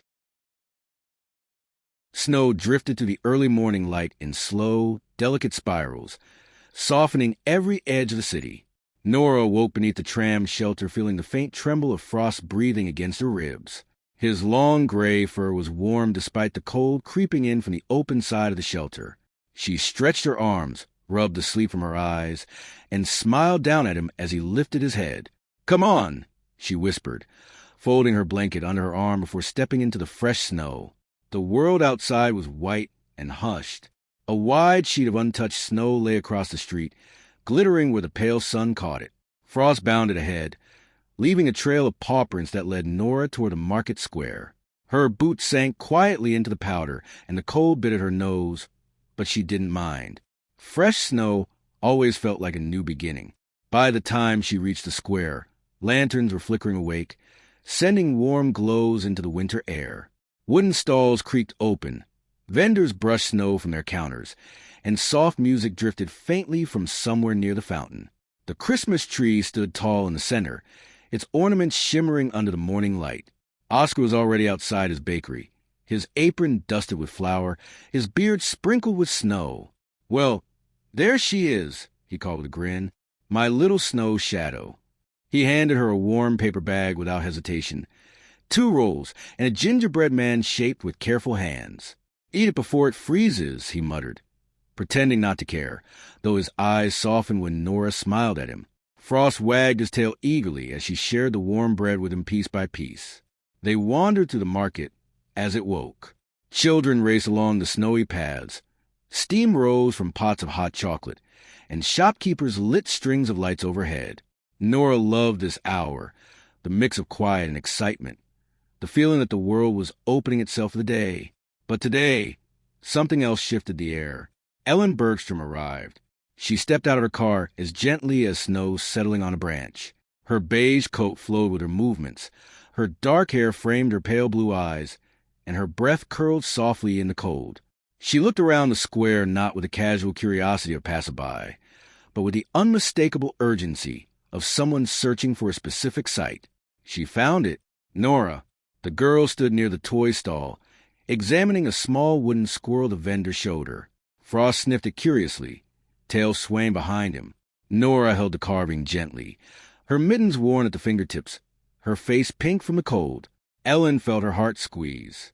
She approached slowly, weaving through the crowd with hesitant steps. She didn't want to frighten the child. She only wanted to be closer, just close enough to understand the pull she felt. Nora moved toward the Christmas tree again, frost brushing against her legs. She lifted the small wooden owl she had received the previous day and held it toward the lights as if letting it drink in their glow. The reflection danced in her eyes. Elin swallowed hard. The movement, the tenderness, the quiet awe, it all reminded her so painfully, so beautifully, of Saga. She reached into a shopping bag she carried, where she had hidden something she had bought purposely on her way in, a pair of soft wool mittens, cream-colored, lined inside, small enough for a child's delicate hands. She approached slowly. Frost noticed her first. He stepped forward, positioning himself between Nora and the stranger, not aggressive but protective. His ears perked, his eyes alert. Elin crouched slightly so she was closer to his height. "It's all right," she whispered, her voice trembling. "I promise." Frost watched her for a long moment, then stepped aside just enough for her to pass. Not trust, but permission. Nora turned. Her eyes widened slightly. Curiosity, not fear. Elin held out the mittens with both hands. "These are for you," she said, her voice soft as falling snow. "It's just cold today. Please stay warm." For a moment, Nora didn't move. She looked at the mittens, then at the woman, then at Frost. Ellen's breath caught in her throat. Slowly, carefully, Nora reached out.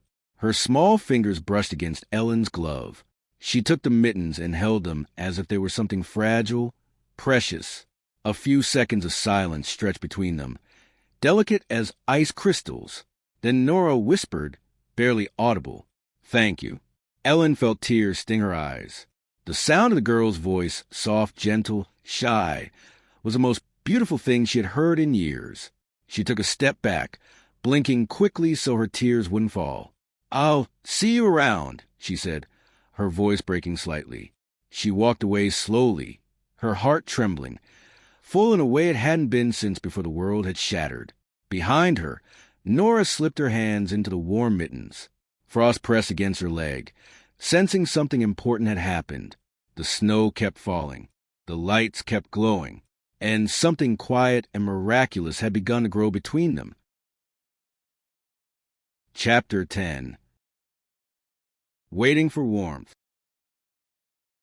The following morning arrived with a soft snowfall that seemed almost hesitant, as if the sky were unsure whether it wanted to let go of the clouds. Nora woke slowly, feeling Frost press firmly against her side, his long gray fur warm and slightly tangled. She blinked up at the faint glow on the tram's shelter roof, then pulled her checkered blanket closer as she sat up. It was colder than usual, the kind of cold that reached into her sleeves, her boots, her breath. But this time, something was different. Her fingers didn't sting. They didn't burn or numb the way they usually did. She looked down. The cream mittens, Elin's mittens. Nora brought her hands closer to her face, turning them slowly. They were soft, lined with fleece inside, warm a way she had rarely felt since the day she lost her home. She pressed her palms together, as if holding warmth itself. Frost nudged her elbow, tail sweeping across the snow. He noticed the difference, too. She smiled and rested her hand on his head. "Let's go," she whispered. They stepped into the morning light. The city felt quieter today, wrapped in a gentle stillness. Snow clung to balconies, to rooftops, to railings. The narrow street leading to the market was coated in fresh powder, the only footprints belonging to early workers heading toward the tram stops.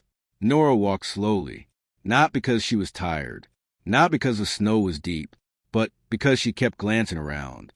She didn't even know what she was waiting for, just a feeling, an expectancy, a hope she didn't fully understand. Frost ran ahead, nose to the ground, then circled back to nudge her leg, urging her forward. She giggled softly, the sound floating into the cold air. The mittens made her feel braver. As they neared the market square, the smell of cinnamon and cardamom drifted out from Oscar's bakery. Lanterns were lit. Vendors dusted snow from their wooden counters. Music played quietly from a small speaker near the fountain. Everything looked exactly the same, and yet Nora knew it wasn't, because she wasn't the same. Oscar noticed her mittens immediately. "Well now," he boomed, eyes widening. "Look at you. Finest hands in all of Stockholm." He leaned closer, examining them. "Where did you get those?" Nora hesitated, not quite knowing how to answer. She lifted one mittened hand and pointed vaguely toward the Christmas tree. Oscar raised an eyebrow. "A gift, huh?" Nora nodded. He stared for another second, then smiled, a slow, soft smile that meant he understood more than he let on. "Someone with a good heart," he muttered. "You keep them safe." He handed her the usual warm paper bag, 2 rolls, and this time a soft saffron bun shaped like a little crown. Frost danced happily around them as Nora tore small pieces to share. The warmth spread from her hands to her chest. She wandered through the market with Frost beside her, watching the day unfold. Children in bright coats chased one another around the fountain. An old woman fed crumbs to birds perched on a snowy railing. A violinist played a slow, sweet melody that drifted through the cold. Snowflakes clung to the strands of Nora's hair, melting slowly as she walked. Every few steps, she glanced at her left, then to her right, then behind her. She didn't know what she was looking for. Frost did.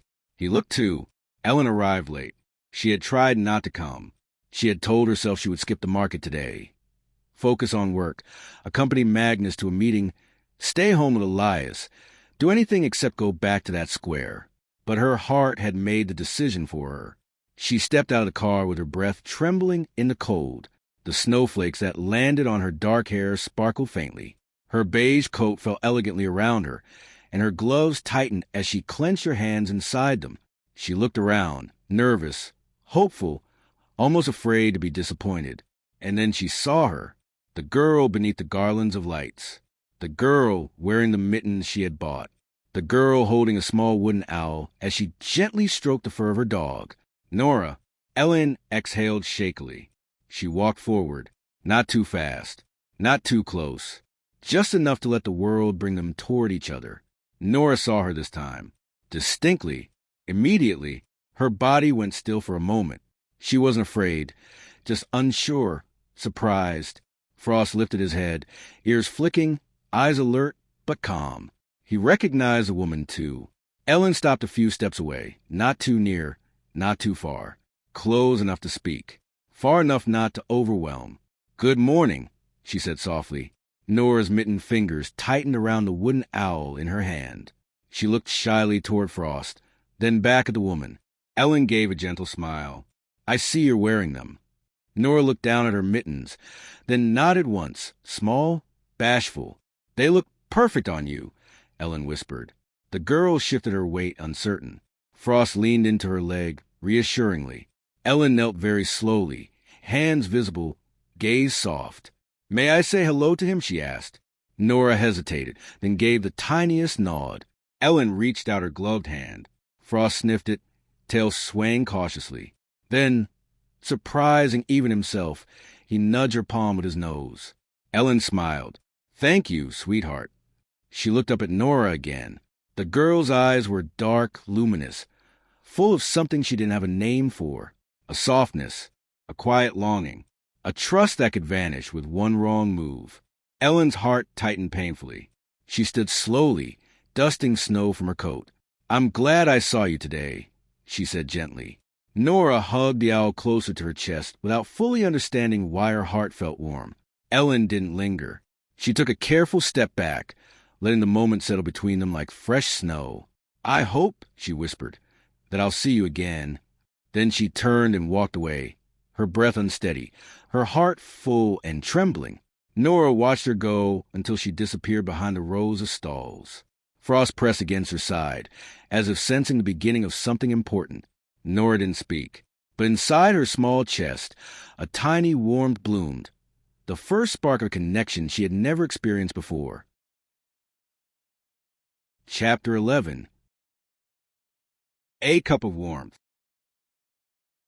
The snowfall eased by mid-morning, leaving the sky a soft, washed winter blue. Nora walked slowly toward the market square with Frost at her side, her breath rising in pale clouds that drifted behind her like the tail of a disappearing dream. Her mittens, Ellen's mittens, kept her fingers warm for the first time in days. Frost trotted ahead, looking back every few steps to make sure she was close. When she didn't hurry, he waited, tail sweeping the snow in gentle arcs. They passed a canal where ducks huddled near thin cracks in the ice. Nora giggled as Frost sniffed at them, then bounced away when a duck snapped its beak in irritation. The world felt kinder today, brighter, as if something inside her had thawed just a little. When they reached the square, Oscar was already outside the bakery, carrying a tray of fresh rolls. The smell of warm sugar and cinnamon wrapped around Nora like a soft blanket. "Well, look at you," Oscar said when he noticed the mittens. "Better than yesterday, H.M.?" She nodded shyly. He handed her the usual warm bag, 2 rolls and a small saffron star. "For strength," he muttered, then winked. Nora smiled, broke a piece for Frost, and continued toward the market stalls. She didn't know what she was expecting. She didn't know what she was looking for, but her eyes kept drifting toward the entrance of the square, toward the street from which the beige-coated woman had appeared yesterday. Frost noticed. His ears twitched every time a footstep approached. Elin Bergström had told herself she would wait until afternoon, that she didn't need to rush to the market again, that she could continue her morning normally, breakfast with Elias, a short chat with Magnus, reviewing emails, planning dinner. But she had barely tasted her tea, couldn't concentrate on a single message. And Magnus wasn't home anyway, lost in factory meetings and negotiations. Her heart beat with a restless, fragile rhythm she hadn't felt in years, a rhythm that didn't let her sit still. She took her coat, told the nanny she would be back shortly, and stepped outside. "Market Square," she said quietly to her driver. He only nodded. He no longer needed explanations. Nora stood near the toy stall, looking at a small wooden horse the vendor held up proudly. Its legs were carved thin and elegant, its tail flowing in delicate curves. "You like this one?" he asked. Nora nodded, but didn't take it. She never asked. She never expected anything. The vendor smiled softly. "You have a good eye." Not many noticed the tiny details. Nora touched the edge of the toy gently, careful not to overstep. Frost stood close enough that his tail brushed her leg. And then, a soft breath behind them. Nora turned. Ellen stood a few steps away, her coat dusted with snowflakes, her cheeks touched by cold. Her eyes softened the moment they met Nora's gaze. "Hello," Ellen said softly. Nora froze, not out of fear, more like uncertainty wrapped in surprise. Frost stepped forward, sniffed Ellen's coat, then sat down beside Nora as if announcing that everything was safe. Ellen's heart eased. "I'm glad you're here," she murmured before she could stop herself. She didn't know why the words slipped out, but they did, and they felt true. Nora lowered her gaze shyly, fingers playing with the edge of her mitten. Elin followed her eyes. "You're wearing them," she said, warmth filling her voice. Nora nodded once. "They suit you beautifully." Frost nudged Nora's leg. She scratched his ear. Elin hesitated for a moment, then took a breath. "I was wondering." She looked toward the vendor selling hot drinks. Steam curled from the large pot of warm chocolate, like soft ribbons. "Would you like something warm? A drink? Something sweet?" Nora blinked. Her eyes widened, uncertain. Ellen's heart ached at that look, at the hesitation of a child and used to being offered anything. "I won't force you," she added, voice barely above a whisper. "Only if you want." Nora looked at Frost, as if the dog were the keeper of all decisions. Frost gave a small huff, then nudged her forward. Elin smiled, actually smiled at the dog. "Come," she said gently. She walked slowly toward the drink stall, so Nora wouldn't feel rushed. The girl followed, small steps, head lowered, but Frost pressed against her side, giving her courage. When they reached the counter, Elin knelt beside her. "Hot chocolate?" she asked. "Or warm milk?" Nora hesitated, then pointed softly at the chocolate. Elin nodded. "One hot chocolate, please," she said. The vendor handed over a steaming cup, thick and rich, topped with a small swirl of cream. Elin passed it to Nora. "Careful," she whispered. "It's warm." Nora wrapped her hands around the cup. Mittens insulated her fingers and lifted it to her lips. The warmth traveled through her, down her throat, into her chest. Elin watched her with an expression that felt like sunlight breaking through clouds. Frost sniffed the air, tail swaying. Elin reached into her pocket and pulled out a tiny biscuit shaped like a bone. "For him," she said. Nora's lips parted slightly. A small, shy smile, the kind that appeared only when something felt truly safe. Frost accepted the biscuit with surprising gentleness. Elin stayed kneeling beside Nora, not too close, but close enough that she could feel the child's presence. "I'm glad you're warm," she said softly. Nora lowered her gaze. She didn't speak, but she touched the mittens with her free hand. The perfect answer. When Elin finally stood, she felt her heart heavy and light at the same time. I see you again," she whispered. And as she walked away, Nora watched her until she disappeared behind the snow-lit stalls. For the first time since losing everything, she felt something she didn't dare name. Maybe safety, maybe hope, maybe something like the beginning of a miracle. Chapter 12. A bridge of snow. The next day arrived with a thin, pale sunlight stretching over Stockholm. The air was sharper, colder, the kind that pinched cheeks and made breath rise like tiny clouds. Nora woke early. Frost curled against her with his muzzle tucked beneath her coat. She stroked the long gray fur between his ears, earning a sleepy tail wag. She sat up slowly, wrapped her blanket around her shoulders, and stepped into the crisp morning. Frost shook out his fur, snow scattering around him in a small flurry. They walked toward the market, Nora's boots crunching softly in the new snow. The sky glowed faintly pink near the horizon, one of those winter dawns that looked almost painted. The mittens warmed her hands. The memory of yesterday warmed something deeper. Frost trotted ahead, glancing back at her with eager eyes, as if he knew they were not just heading toward the market anymore, but toward someone. Elin had not planned her morning. She had not pretended to wait. She had not pretended she would see how she felt. She had woken with one thought. She wanted to see the girl. Her morning duties slipped by in a blur. Elias's cheerful chatter, Magnus' brief call from the factory, the nanny asking about lunch plans. Elin answered automatically, her mind already drifting elsewhere. When she stepped outside, cold air hit her cheeks and a soft snowfall brushed her hair. Her breath trembled. She whispered something she hadn't said in years. Please let her be there. The driver didn't even ask for the destination. Nora reached the square early, standing under the big Christmas tree while she waited for the market to wake. Frost sat beside her, leaning his warm body against her leg. She held the wooden owl, lifting it slightly so the early lights above could catch on its carved wings. Oscar appeared soon with her usual warm paper bag, teasing her gently about her mittens again. She shared small pieces of bread with Frost and wandered toward the fountain, watching the school children's choir rehearse carols softly in the cold air. She kept glancing toward the entrance of the square. Frost noticed. He watched the same direction. And then Elin arrived. She stepped out of her car slowly, as though afraid to disturb the stillness of morning. Her beige coat brushed lightly against her legs, her dark hair dusted with snowflakes that sparkled in the pale light. Her eyes found Nora instantly. The relief on Ellen's face was almost visible, soft, emotional, fragile. She walked toward the girl with gentle steps, her boots leaving quiet impressions in the snow. Nora stiffened slightly, surprised but not frightened. Frost stood, tail swaying low but calm, as if greeting someone familiar.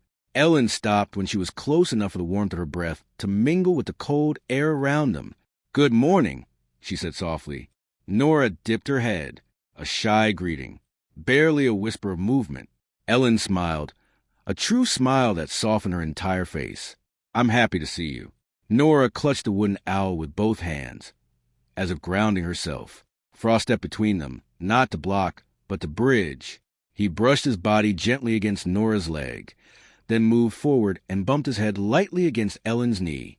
Elin blinked. "Oh." She knelt slowly, letting Frost press his head into her palm. "You sweetheart," she whispered. "You're braver than all of us." Frost's tail swept the snow behind him. Nora watched, eyes wide, expression softening, because Frost had never done this with strangers before. Elin looked up at her. "He trusts me," she said gently. "That must mean something, right?" Nora lowered her gaze, the smallest smile tugging at the corner of her mouth. Elin dared a little more. "What's his name?" she asked quietly. Nora hesitated. Her voice rose like the faintest whisper, a shy breeze across winter air. "Frost." Ellen's heart swelled. "That's a beautiful name," she said.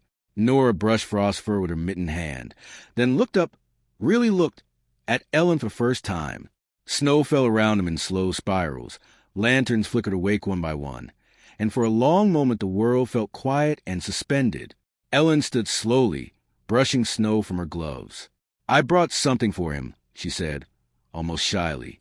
She reached into her coat pocket and pulled out a small cloth pouch.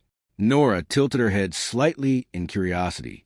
Inside was a simple treat, a homemade biscuit shaped like a tiny bone, baked that morning in her kitchen just for Frost. She held it out.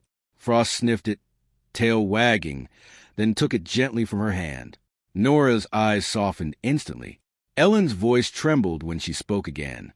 "I hope that's all right." Nora nodded, a shy, small, beautiful nod. For a moment, the winter world held its breath. Elin touched the edge of her scarf, unsure of how to step away from a moment that felt so fragile. "I'll be here tomorrow," she said softly. "Only if you want to come." Nora didn't answer with words. She just kept looking at her, really looking, and Elin felt the warmth of that gaze long after she stepped back. As she walked away, her heart felt lighter than it had in years. Behind her, Nora hugged Frost and watched the woman go, her mittened hands resting on his fur as though she had finally taken her first small step toward trust. Chapter 13. The truth in the cold. The morning came with a heavy snowfall, thick flakes drifting from a sky the color of soft slate. Nora woke slowly, the cold biting more sharply than she expected. Frost pressed against her side, his warm fur the only barrier between her and the frozen air slipping into the tram shelter. She rubbed her eyes, feeling the sting of the cold on her cheeks, then wrapped her blanket around her shoulders. Frost shook out his fur, snow flying everywhere, and nudged her leg as if urging her to stand. She smiled despite the cold. "Okay," she whispered. "Let's go." They stepped into a world completely transformed. Snow had piled overnight, soft and deep, muffling every sound. The street felt hushed, wrapped in silence. Nora's boots sank into the powder with every step. Frost hopped through the snow like a small winter fox, sending up tiny clouds of white behind him. Nora breathed in the cold air, but her lungs felt tighter today. Colder, heavier. Still, she kept going, because the market waited, because warmth waited, and because, even if she didn't fully understand it, Someone else waited too. Elin Bergström woke with an unfamiliar heaviness in her chest, a worry she couldn't name, a feeling she hadn't let herself feel in years. She stood beside the window of her room, looking out at the thick snow that covered everything below, the streets, the trees, the rooftops. The cold looked harsher than yesterday, biting, merciless. Her eyes drifted toward the tram lines in the distance, toward the path she imagined the girl took every morning. She shivered. In her warm house, with radiant floors and thick curtains and a fire glowing softly downstairs, she shivered. What about the girl? She wrapped her beige coat around her tighter, then reached for her scarf. She didn't even tell the nanny she was leaving. She simply whispered, "Please let her be there." Nora reached the market slower than usual. The snow slowed her steps, and the cold burned her nose and fingertips, even through the mittens Elin had given her. Frost stayed close, more vigilant than usual. Every few steps, he stopped and nudged her hand, sensing something different in her breathing. The square was waking gradually under the snowfall. Vendors brushed snow from their roofs. The large Christmas tree stood like a glowing guardian in the center. The smell of cinnamon drifted faintly from Oscar's bakery. Oscar looked startled when Nora approached. "Goodness, child," he muttered. "You're frozen." He quickly handed her a warm bag, still warm enough to melt tiny snowflakes the moment they touched it. "No playing hero today," he added. "Eat before it cools." Nora smiled softly and shared pieces of bread with Frost, who wagged his tail with grateful enthusiasm. But even Oscar noticed her slower movements, the way she hugged the blanket more tightly around her shoulders. He frowned but didn't push. Nora walked on. Every part of the market felt colder today, except one. Elin saw her the instant she stepped into the square. A small figure walking slowly, wrapped in a thin blanket. Frost pressed close to her side. Ellen's heart clenched. She hurried toward her, faster than usual, boots sinking into the soft snow, stopping only when she was close enough for Nora to see her. The girl lifted her head. Their eyes met, and Elin saw it, a flicker of exhaustion, a shadow beneath the gentleness, a cold that went deeper than winter air. She stepped forward slowly. "Hello," Elin said softly, but with a tremor of concern she couldn't hide. Nora gave a tiny nod. Frost went to Elin immediately, nudging her hand, then returning to Nora, then nudging her again as if asking for help. Elin knelt to stroke his fur. "You're worried," she whispered to the dog. "I can see that." Frost pressed his head into her palm, then looked up at Nora and whined softly. Nora looked down, embarrassed, not understanding why her eyes suddenly stung. Elin stood slowly. "You're very cold today," she said gently. Nora didn't answer. She hugged the blanket tighter. Ellen's voice softened even more. "Did you sleep outside last night?" Nora froze. Her heart pounded in her chest. Her breath caught.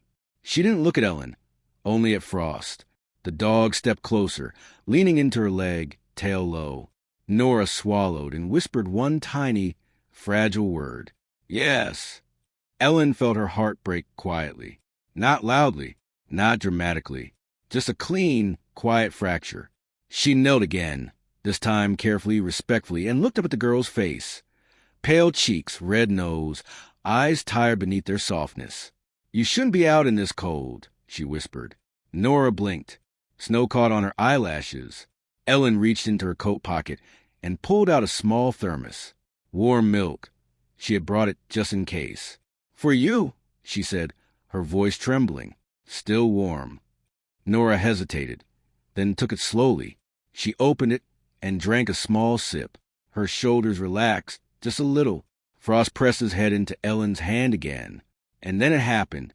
For the first time, Nora spoke more than a whisper. "Thank you." She paused, eyes lowering shyly. "You're very kind." Ellen's breath caught. She felt her eyes fill with warmth and sadness all at once. "You deserve kindness," she said, "more than you know." Nora looked away abruptly, embarrassed, overwhelmed, unaccustomed to being spoken to with softness. Snow fell between them in slow spirals. Elin stood again, brushing snow from her coat, forcing her voice to remain steady. "I'll be back tomorrow," she said quietly. "And if you're cold again, please come find me." Nora nodded. A tiny, timid nod, but enough. As Elin walked away, her chest ached with certainty she could no longer ignore. She had to help this girl, not out of pity, not out of guilt, but out of something deeper, something alive. Behind her, Frost rested his head against Nora's leg, and Nora whispered into his fur, "She's nice, isn't she?" Frost wagged his tail, and for the first time in a long time, Nora felt hope warm her from inside. Chapter 14. The day the snow fell hard. Overnight, the storm transformed Stockholm into a world of white silence. Snow had fallen without pause, thick and heavy, burying every edge of the streets and weighing down the roofs of the narrow houses. When Nora woke beneath the tram's shelter, the cold felt sharper than anything she had known that winter. Frost was curled tightly against her chest, trembling beneath the thin fabric of her coat. His fur was coated in tiny crystals of ice, and she wrapped her blanket around him first, shielding his body with her own warmth before she even tried to warm her hands. She sat up slowly, feeling the ache in her legs in the cold, and pressed her cheek to Frost's head. "We need to go," she whispered, her voice thin in the frozen air. Frost nudged her softly, as if agreeing, though his body shivered in small, uneven waves. The storm howled faintly beyond the shelter, pushing drafts of icy wind across the concrete. When Nora stepped outside, she sank almost immediately into deep snow. It reached nearly to her knees in places, and each step felt heavy, deliberate, as if she were walking through a dream of endless white. Frost followed with effort, hopping through the drifts and shaking snow from his long gray fur every few moments. Nora brushed the larger snow clumps from his coat whenever he paused, her fingers stiff even inside the war mittens Elin had given her. The city felt strangely empty. Only the distant glow of lanterns showed her the direction of the market square. The occasional rumble of a snowplow echoed faintly from the main street, but otherwise the morning was quiet. Too quiet, and Nora's breath fogged in the air like fragile ghosts that vanished quickly in the cold. When she reached the square, the market was only beginning to stir. Several stalls remained closed, their roofs heavy with fresh snow. A few figures hurried across the square with their heads lowered, trying to escape the wind. Oscar was already outside the bakery, clearing the snow from his doorstep, and his expression changed the moment he saw her. "Nora," he called, shocked. "Heavens, child, get in here, you're frozen." He ushered her beneath the bakery awning, brushing snow from her shoulders and blanket with quick, anxious movements. Frost pressed himself against her legs, still shivering hard beneath his thick coat. Oscar didn't waste time. He thrust a warm roll into her hands. "Eat this. Now, you shouldn't even be out in this storm." Nora nodded weakly, her fingers shaking as she tore the bread and shared small pieces with Frost.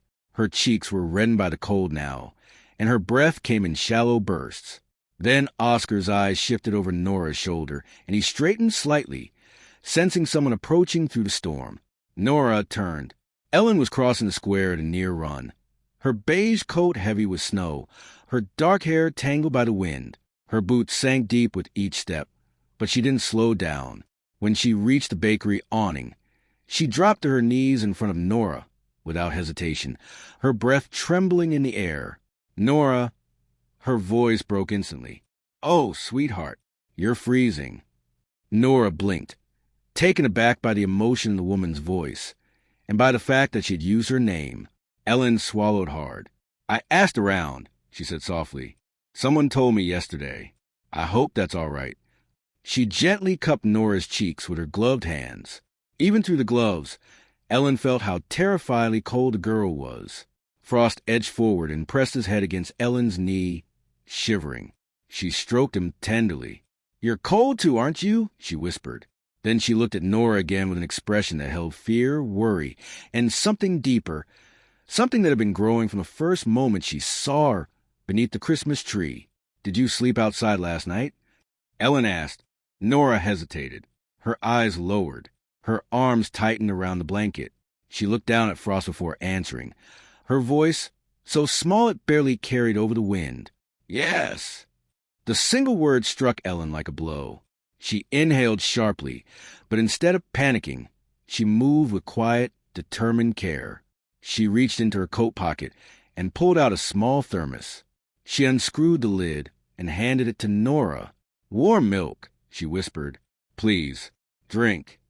Nora brought the cup to her lips, and the moment the warmth touched her tongue, she closed her eyes, as though the heat itself were a small miracle. Frost leaned against her, and she stroked his ears with weak hands. Elin rose slowly, brushing snow from the knees of her coat, her expression tightening with resolve. "You can't stay out in this storm," she said, voice steady now. "It's dangerous, even for a grown person. Come with me, just for today. Somewhere warm, somewhere safe." Nora's eyes widened, fear and uncertainty flickering across her face. She hugged the blanket closer. Elin knelt again, bringing her gaze level with Nora's. "Just warmth," she murmured. "Just rest. Nothing else. I promise." Nora looked down at Frost, the only guide she ever trusted, and Frost stepped forward. He pressed his nose into Elin's gloved hand. Then he nudged Nora gently, urging her toward the woman who had shown them kindness. Nora swallowed, tears burning faintly at the corners of her eyes. "Can Frost come too?" she whispered. Ellen's heart broke open. "Of course he can." She wrapped her coat around Nora's shoulders, lifted the small shivering dog into her arms, and guided them both through the storm. The snow swirled thickly around them, but Elin kept her pace steady, holding Frost close, keeping Nora tucked beneath her arm, as if she were shielding them both from the entire winter. Neither of them knew how much their lives were about to change. Chapter 15. A House Full of Light. Elin kept Nora close as they crossed the snow-covered square, guiding her carefully around the deeper drifts and holding Frost firmly in her arms. The storm softened slightly as they approached the main street, though the wind still pushed against them in long, icy breaths. Nora walked quietly beside her, clutching her blanket around her shoulders. Frost kept twisting his small head upward to check on her, his dark eyes full of trust and worry. The black car waited a short distance away, its engine running, its windows fogged from the heat inside. The driver stepped out immediately when he saw Elin, clearly anxious. "Mrs. Bergström, this storm is only getting worse. We should get you home quickly." "Yes," Elin said. She looked down at Nora. "All of us." Nora hesitated at the car door, not used to anything so polished or warm. The interior glowed in soft beige leather, and heat flowed gently from hidden vents. She had never stepped inside a car like this. Frost sniffed the interior cautiously from Ellen's arms, tail tucked but not trembling anymore. "It's all right," Elin whispered. She opened the door wider, keeping her voice soft. "Come, sweetheart. It's warm." Nora climbed into the back seat slowly, as if entering another world. She kept her blanket wrapped tightly around her shoulders, and Frost curled beside her as soon as Elin placed him down. His fur steamed faintly as the warmth began to melt the frost along his back. Elin sat beside them. The door closed. Silence wrapped around them like a cocoon. The storm raged outside, blurring the windows with white, but inside the car warmth spread steadily. Nora pressed her mittened hands against the glass, watching the city pass through a curtain of snow. She had never seen the winter from such comfort before. Frost rested his head in her lap, eyes half closing as heat soaked into his fur. Elin watched them both, her heart tightening. She wanted to speak, but didn't want to frighten Nora, so she only whispered, "You're safe now." The car drove quietly through the snowy streets, past lines of houses with lights glowing behind frosted windows, past a dark canal where lanterns glimmered faintly through the white. Nora followed everything with wide eyes, her breath fogging gently against the window as she leaned closer. After several long minutes, the houses changed. The streets widened. The snow glowed brighter.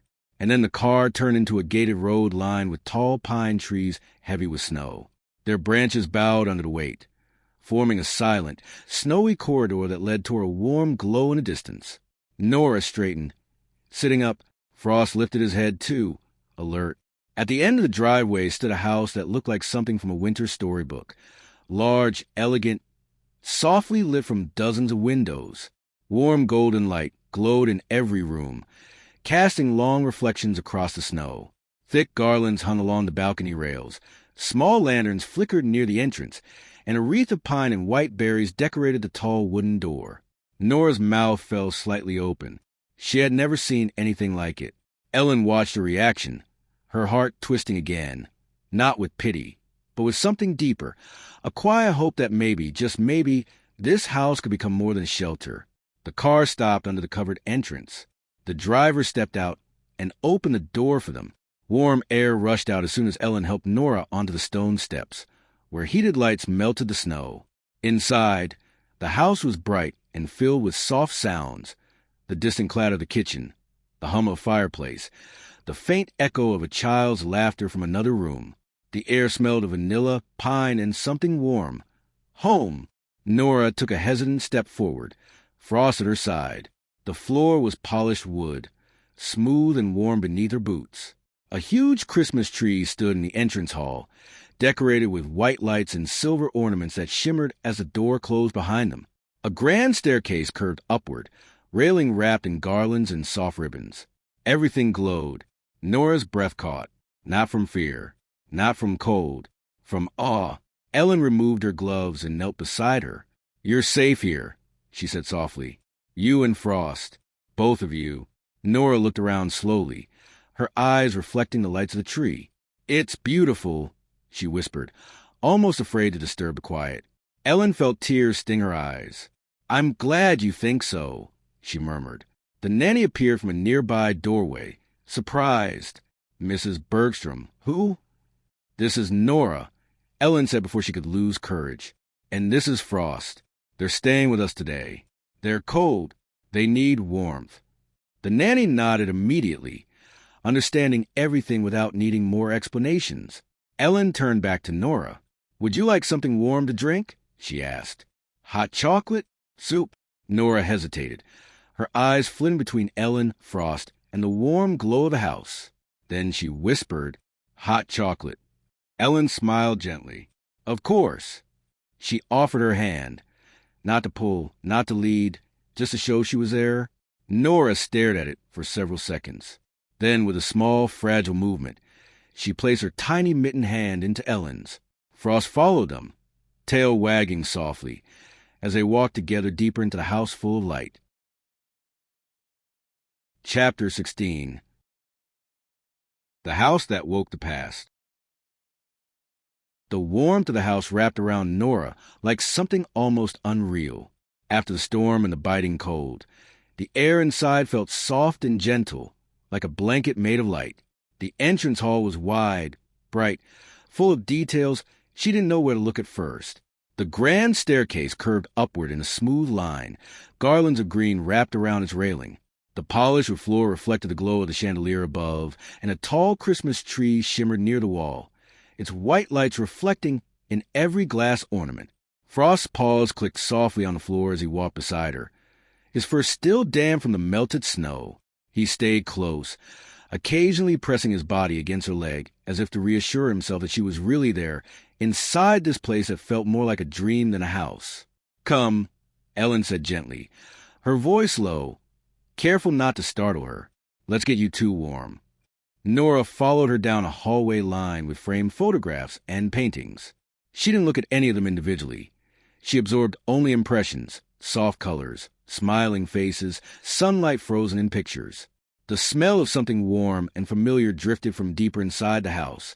Vanilla, baked sugar, a hint of cinnamon. A fire crackled faintly somewhere ahead. Each step made her more aware of something strange inside her chest, a pressure, a tightness, like a door she kept shut had been pushed open just a little. Elin led them into a living room that looked even warmer than the entrance. A large sofa faced a stone fireplace where flames danced slowly. Soft blankets were folded neatly on the armchairs.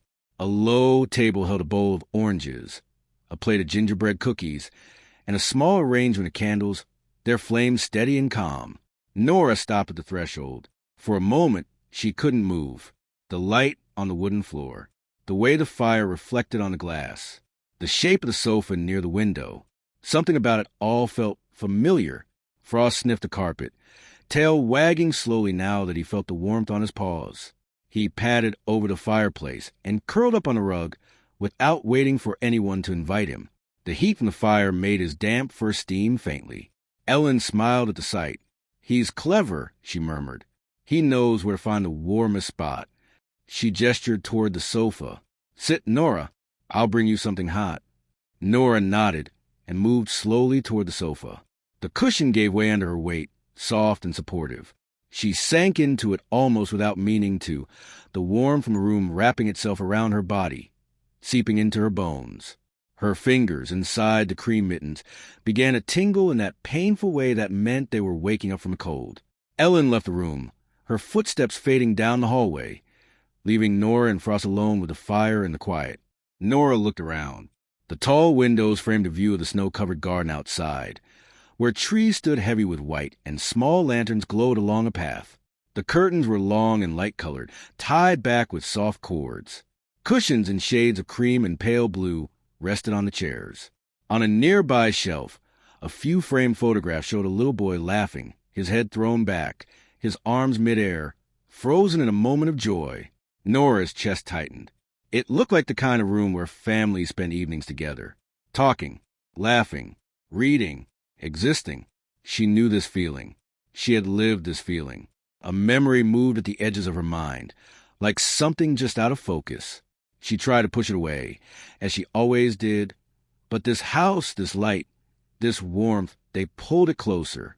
Elin returned with a tray, a mug of hot chocolate with a swirl of cream on top, a small plate with a slice of soft cake, and a bowl of water for Frost.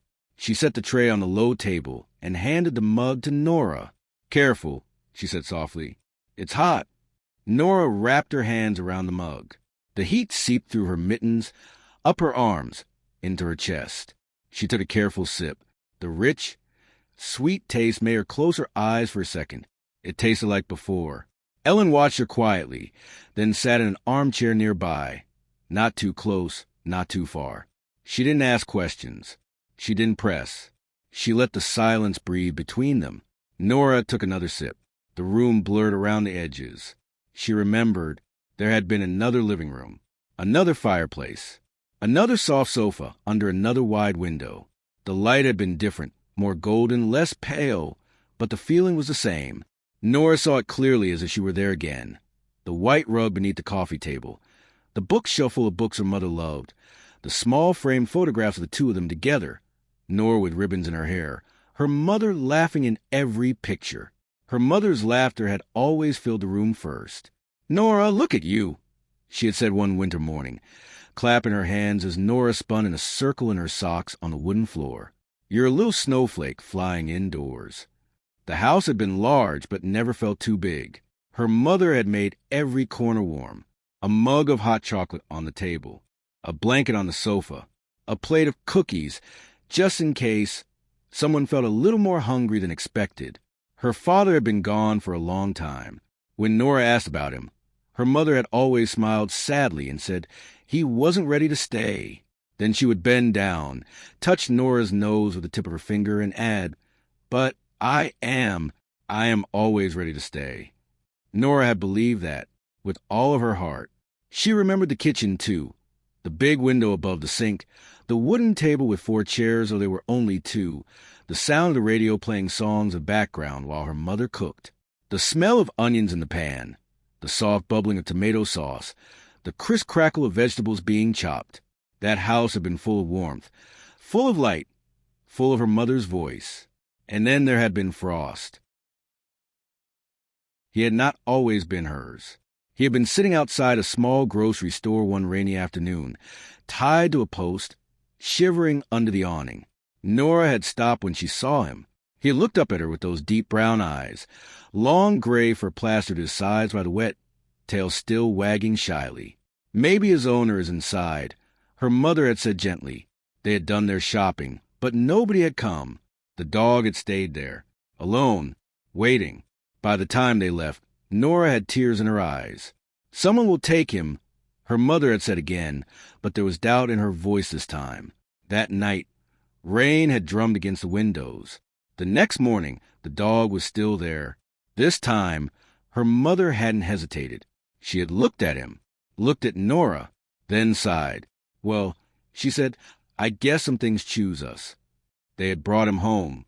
Nora had named him Frost because he arrived with a cold and stayed with the warmth. He had slept at the foot of her bed from that night on, his little body curled into a ball of trust and gentle dreams. Those days had felt safe, until the day when everything changed. The memories shifted, deepened, grew heavier. It wasn't winter yet, just a gray day with clouds hanging low. The kitchen was filled with the smell of soup. Nora sat at the table drawing, her feet swinging above the floor, humming softly. Frost lay near the door, head resting on his paws, eyes half-lidded. Her mother moved between the stove and the counter, her motions slow but familiar. She looked tired, but Nora had seen that before. Adults were always tired, she thought. That was normal. "Mama, look," Nora said, holding up her drawing. "It's us, and Frost, and the house." Her mother smiled, a real smile that reached her eyes. "It's beautiful," she said. "Draw one more tree outside. That way, the house doesn't feel alone." Nora giggled and turned the page back to add another tree. She didn't see the first moment something went wrong. She only noticed when the spoon clattered too loudly against the stove and the room went quiet. "Nora," her mother whispered. When Nora looked up, her mother's hand clutched the side of the counter. Her face had gone pale, too pale, and her eyes had a strange, distant look. She tried to step toward the table, but her leg faltered. The spoon slid from her hand and hit the floor. "Mama?" Nora said, unsure whether this was a game. Her mother's body swayed. Her lips parted. She tried to speak, but no sound came out. Then she fell. The soup sloshed in the pot. Frost jumped to his feet, barking sharply. The sound snapped something inside Nora. She dropped her pencil and slid from the chair, rushing to her mother's side. "Mama, get up! Mama, get up!" Her mother's eyes were open but unfocused. Her chest moved in shallow, irregular breaths. Nora's heart pounded so hard she could barely hear. She shook her mother's shoulder, gently at first, then harder. Frost barked again, circling them in agitated loops. Someone had taught Nora what to do once. There had been a poster at school, numbers to call in an emergency. Her hands trembled as she grabbed the phone and dialed, her voice breaking as she answered questions she barely understood. Then there were sirens, footsteps, people in uniforms, voices too loud for the kitchen. They moved her mother onto a stretcher. They talked in words Nora didn't understand. Seizure, collapse, probable aneurysm. She didn't know what any of it meant. She only knew that her mother's hand slipped out of hers. "Wait," Nora cried. "Wait, I'm coming too." Someone blocked her gently. "We'll take care of her," they said. "You need to stay here for a moment. Someone will come talk to you." The ambulance doors closed. The siren screamed into the gray afternoon. Nora stood in the doorway with Frost pressed against her leg, watching the flashing lights disappear. She waited. She waited for hours. No one came back with her mother. Instead, two strangers appeared, a woman with a soft voice and a man with a clipboard.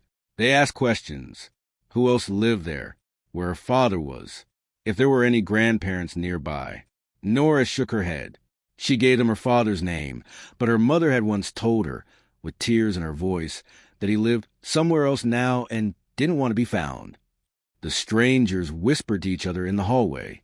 Frost growled quietly, sensing something was wrong. The woman knelt in front of Nora. "Sweetheart," she began, "I'm going to take you somewhere safe tonight, all right? Just for a while, until we figure everything out." "Where's Mama?" Nora asked. The woman's eyes filled with something like pity. "She's not coming home today." Nora's heart stopped and then started again too fast. "Then I'll wait," she said quickly. "I'll stay here. She knows this house. She'll come back." The man and woman exchanged another look. "I'm afraid you can't stay alone," the man said gently. "It's not safe. We'll find a place for you. Just for tonight. Just for tonight." It was a simple phrase. But what Nora heard was, "They're taking me away. Away from the kitchen. Away from the drawings on the table. Away from the bed where Frost slept. Away from the last place where her mother had smiled and called her a snowflake." The woman reached for her hand. At the same time, the man reached for Frost's collar. Something in Nora snapped. No. Her voice came out sharper and louder than she'd ever heard it. She grabbed Frost, wrapping her arms around his neck. He's mine. He stays with me. It's just for now, the man insisted. But Nora wasn't listening anymore. She could only hear the siren still ringing in her ears. She could only see the empty space where her mother should have been. She thought of doors closing, of being taken somewhere unknown, without Frost, without the house, without anything that still smelled like her mother. And so she ran. She didn't think. She didn't plan. She bolted to the front door with Frost at her heels, the woman calling her name, the man shouting something behind them. She slipped in her socks on the wet pavement, grabbed Frost's collar, and kept running, around the corner, down the street, through alleys, past parked cars, past shops that blurred into lines of color. She didn't stop until the pain in her chest forced her to. Frost stayed right beside her, panting, his fur damp from the drizzle that had begun to fall. She pressed her face into his neck and sobbed for the first time since the kitchen. She never went back. Not that night. Not the day after. Not ever. The house with the warm lights and the big window and the blankets on the sofa became a memory. She folded in the smallest part of herself, somewhere deep, somewhere she never touched. Until now, the mug of hot chocolate trembled slightly in Nora's hands. The fire in Ellen's living room crackled softly. Frost was lying on the rug, eyes closed, finally resting in real warmth. Ellen sat in her armchair, watching Nora with a quiet patience, giving her space to breathe. She could see something shifting in the girl's eyes, like a tide pulling away from the shore, revealing things usually hidden beneath the surface.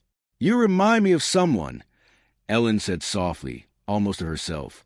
Nora looked up, blinking away the last fragments of her memory. "My daughter," Ellen added gently. Her name was Saga. Nora didn't say anything. She didn't know what to say. But for the first time, she understood that the sadness in Ellen's eyes was not because she pitied her, but because she carried her own loss too. "It's beautiful here," Nora whispered, her voice barely more than breath. Like a place I knew." Ellen swallowed, her heart pounding. "Your house?" she asked quietly. Nora nodded, her eyes filling in a way she rarely allowed. She stared into her mug, tracing the rim with a mittened thumb. "I lived in a house like this," she said slowly, "with my mama. It was warm. She liked lights, and blankets, and hot chocolate too." Ellen's chest ached.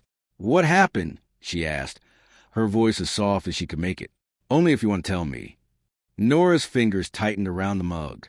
She hesitated, breathing slowly, as if the words might be sharp. Then they came. She fell. Nora whispered. "In the kitchen. There was soup, and I called the big car with the siren, and they took her, and she didn't come back." Ellen closed her eyes for a second, holding on to control. "And after that?" she asked gently. "Two people came," Nora said. "They wanted to take me away. Somewhere. I don't know." She swallowed, tears finally breaking loose and sliding down her cheeks. "They tried to take Frost too." Frost's ears twitched at the sound of his name, but he didn't move. I ran," Nora said. "I couldn't let them take him. I couldn't leave the house and him, and everything. So I ran, and then I didn't know how to go back. And then it was night, and then it was morning, and then I just kept going." Ellen felt something inside her shatter and rebuild at the same time. She moved from her armchair to the sofa, slowly, so Nora could see every step. She sat beside her, leaving a small gap of air and safety. "You've been alone since then?" she asked, her voice breaking. Nora nodded, wiping her cheeks with the back of her mitten. "Not alone," she whispered, glancing toward the rug. "I had Frost." Ellen followed her gaze. The small gray dog slept peacefully now, completely relaxed for the first time since she'd seen him. The firelight flickered on his fur. His little chest rose and fell in steady rhythm. "You've been very brave," Ellen said, "more than anyone should ever have to be." Nora didn't answer. She just stared at the fire. Ellen's hand moved slightly on the sofa cushion, hesitated, then settled gently over Nora's mittened fingers, just a touch, light as snow. Nora didn't pull away. And in that quiet living room, with the storm still raging outside and the past laid bare between them, something shifted. The house full of light had done what houses sometimes do. It had opened a door that had been locked for too long. Now, for the first time since she had run from her old life, Nora wasn't just surviving. She was being seen. And Elin, for the first time since losing her daughter, wasn't just grieving. She was beginning to hope. Chapter 17. The morning light in a stranger's home. Nora woke to a warmth she had almost forgotten existed. For a moment, she didn't understand where she was. She blinked, lifting her head slowly, and saw soft daylight filtering through pale cream curtains embroidered with tiny silver stars. The room around her felt still and quiet in a way that made her heart ache with something she didn't have a name for. She was in a bed, a real bed, covered in a thick duvet the color of winter snow, soft and impossibly warm. Frost slept curled at her side, belly up, legs twitching in some happy dream, fur fluffed out in all directions after drying overnight. He looked peaceful, almost glowing in the morning light. Nora sat up slowly. The room was small, but cozy in a way that made her chest tighten. A little wooden bookshelf stood near the corner, filled with picture books and two small stuffed animals, a polar bear with a blue scarf and a floppy-eared dog with stitched-on patches. A soft rug shaped like a cloud lay beside the bed. On a low table near the window sat a glowing night lamp, shaped like a tiny house with a warm yellow light inside. There were framed drawings on the wall, child drawings, bright colors, big suns, crooked trees, a little girl's drawings. Nora touched one lightly with her mittened fingers and recognized the careful strokes of a child who once lived here. Saga's room. She didn't know it yet, but everything smelled faintly of the soft vanilla perfume Elin wore, the same scent that lingered on every blanket in the house. Frost yawned, stretched, and nudged her shoulder as if to say, "Good morning. This place is safe." Nora breathed in the warmth and stood carefully, the wooden floor pleasantly warm beneath her socks. Soft sounds drifted from downstairs, clinking dishes, quiet footsteps, and the faint hum of a kettle. She followed the sound. The hallway outside the room was lined with framed photographs, Elias laughing with missing tooth, Saga with golden braids hugging a giant snowman, Elin and Magnus smiling to camera, their arms around the children. Nora stopped at one picture, a winter photo where Saga wore a red hat and white mittens. The resemblance between Saga and Nora was unmistakable. The same dark, shiny eyes, the same soft smile, the same delicate face. It made Nora's throat tighten. She continued down the stairs. The house opened around her like a warm breath. The living room still glowed with the fire crackling in the hearth. The stone fireplace reached almost to the ceiling, decorated with pine branches and tiny white lights woven through the garlands. A long wooden table stretched near the window, wide enough to seat 8 people, with tall chairs cushioned in pale gray fabric. A large glass bowl full of oranges rested in the center, surrounded by sprigs of evergreen. The shelves along the walls were filled with books, cooking books, photography books, novels, and little collections of ceramic birds, wooden houses, glass snowflakes. Everything felt chosen with care, loved for years. The kitchen was open, bright, and warm.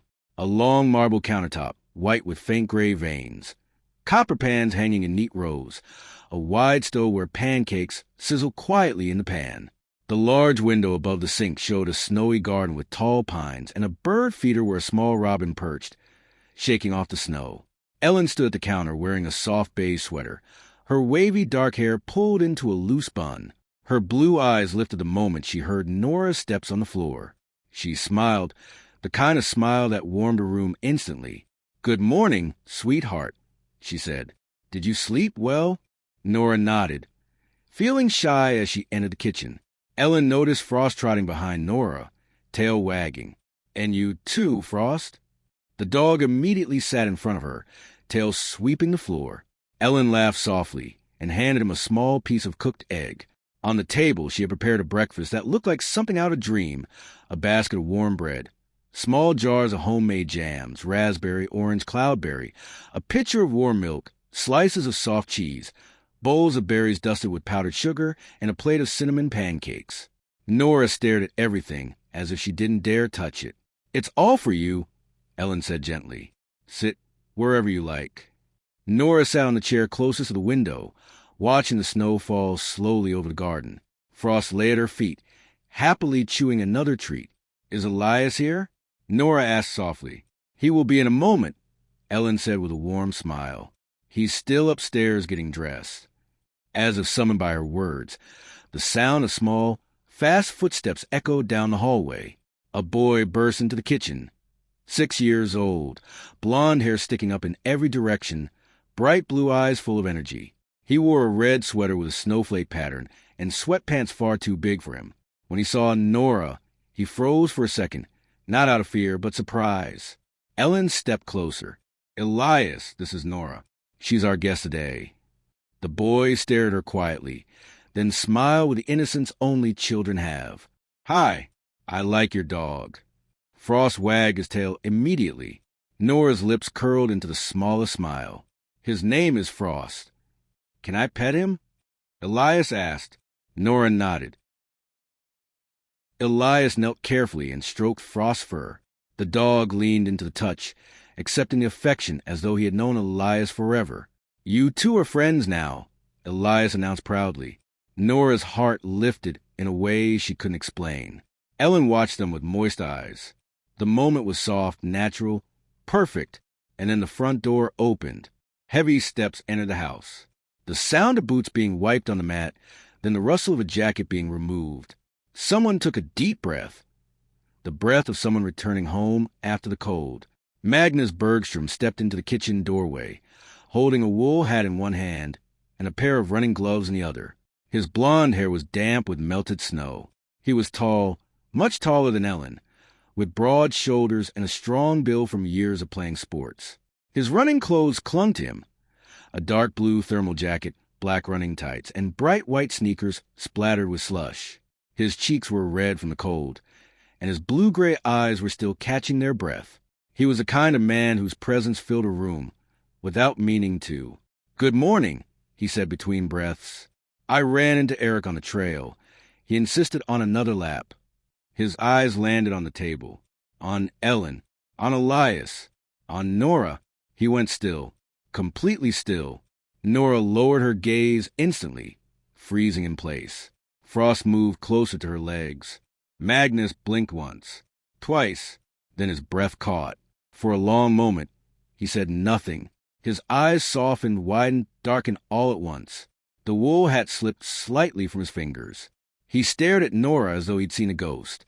"Elin," his voice cracked before he managed to steady it. "She looks like—" Elin stepped beside him, placing a quiet hand on his arm. "I know," she whispered. "I know." Magnus swallowed hard and looked again at the girl. Thin, fragile, wrapped in a blanket too big for her dark eyes shining softly like two shadows of the past. He knelt slowly so he could meet her gaze. "Good morning, Nora," he said gently, voice trembling. "Welcome." Nora lifted her eyes, unsure, shy. Magnus offered a small, warm smile. And in that moment, brief, fragile, quiet, something in the room shifted forever. Chapter 18. A house divided between worry and hope. Nora sat quietly at the long wooden table, her hands wrapped around a cup of warm milk, while Frost dozed at her feet. Elias, thrilled to have a companion in the house, was already rummaging through a basket of toys near the fireplace. He pulled out wooden blocks, a small toy train with red wheels, and a stuffed fox with button eyes. The boy placed them all in front of Nora with the excitement of someone sharing his most important treasures. "Look," he said proudly, "these are my favorites. You can play with whichever you like." Nora blinked at the sudden generosity. She wasn't used to children offering their toys without suspicion or condition. She hesitated, unsure how to respond. Frost nudged her leg gently, as if giving permission. So Nora reached toward the small wooden train and brushed its smooth surface with the tips of her fingers. Elias grinned broadly. "That one was Saga's," he said innocently. "She liked to put the fox on top and make him drive." Nora froze. Elin inhaled sharply from across the room. Magnus closed his eyes briefly. Elias didn't understand what he had just said. He only repeated things he remembered. Nora lowered her gaze, her small fingers carefully tracing the toy train wheels. Elin stepped forward softly. "Why don't you show Nora your room, Elias?" she suggested, keeping her voice gentle but steady. "She might like to see your drawings." Elias brightened immediately. "Come on. I have a globe that lights up." He held out his hand. Nora didn't take it at first. She looked at Frost, who lifted his head and gave a slow wag of the tail. That was enough. Nora stood, holding her blanket around her shoulders, and followed Elias down the hallway. Frost trotted next to her, like a small furry guardian. Elias talked all the way up the stairs, excited, breathless, pointing at pictures on the walls, at the railing decorations, at the shiny snowflake ornament hanging from a hook. When they disappeared upstairs, the house fell into a quieter, heavier silence. Magnus leaned against the kitchen doorway. Elin watched the staircase with a soft, trembling breath. He spoke first. "She really does look like her," he said, voice low and unsteady. "I felt it the moment I saw her." Elin nodded, her hands tightening under her sweater sleeves. "I know." Magnus ran a hand through his blonde hair, still damp from the run. His athletic build filled the doorway, but his expression made him look shaken, almost fragile. His blue-gray eyes softened as he replayed the scene in his mind. "For a second," he murmured, "I thought I was seeing Saga walk into the kitchen." He swallowed. "It hit me harder than I expected." Elin stepped closer, her voice barely above a whisper.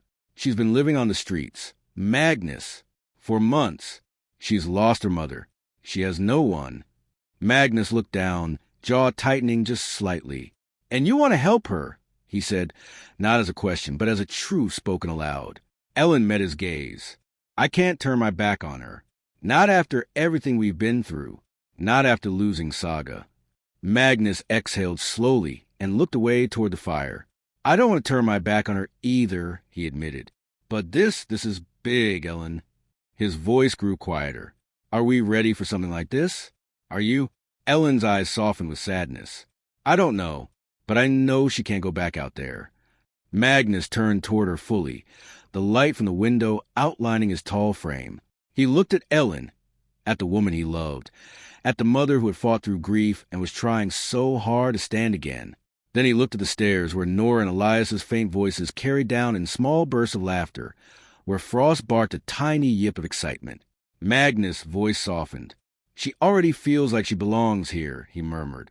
Elin felt tears sting her eyes. "Yes," she said, "she does." The silence between them was not heavy now. It was thoughtful. After a moment, Magnus walked toward Elin and placed his hand gently on her shoulder. "Let's see where this goes," he said. "Let's not rush, but let's not push her away either." Elin let out a breath she hadn't realized she was holding. "Thank you," she whispered. Magnus nodded. "Let's take it one step at a time." Upstairs, the hallway echoed with the happy noise of two children discovering friendship. Elias pushed open his bedroom door, a bright room painted in pale blue, filled with toys and model airplanes hanging from the ceiling. A large globe sat on the dresser, glowing softly with tiny yellow lights. A pile of books lay near a beanbag chair shaped like a big soft whale. Nora walked in slowly, her blanket dragging on the polished wooden floor. Her heart lifted as she saw the globe illuminate the room in gentle golden light. Frost jumped onto the beanbag chair immediately, sinking into it with satisfaction. Elias laughed. "He likes it." Nora nodded with a small smile. "He does." Elias sat cross-legged on the carpet and pushed his wooden blocks toward her. "Let's build a house," he said. "A warm one." Nora blinked. For the first time since she arrived, she smiled fully, soft, shy, pure, and sat down beside him. Together, with Frost snoring softly nearby, they began stacking the blocks. A little house, a safe house, a hopeful house, piece by piece.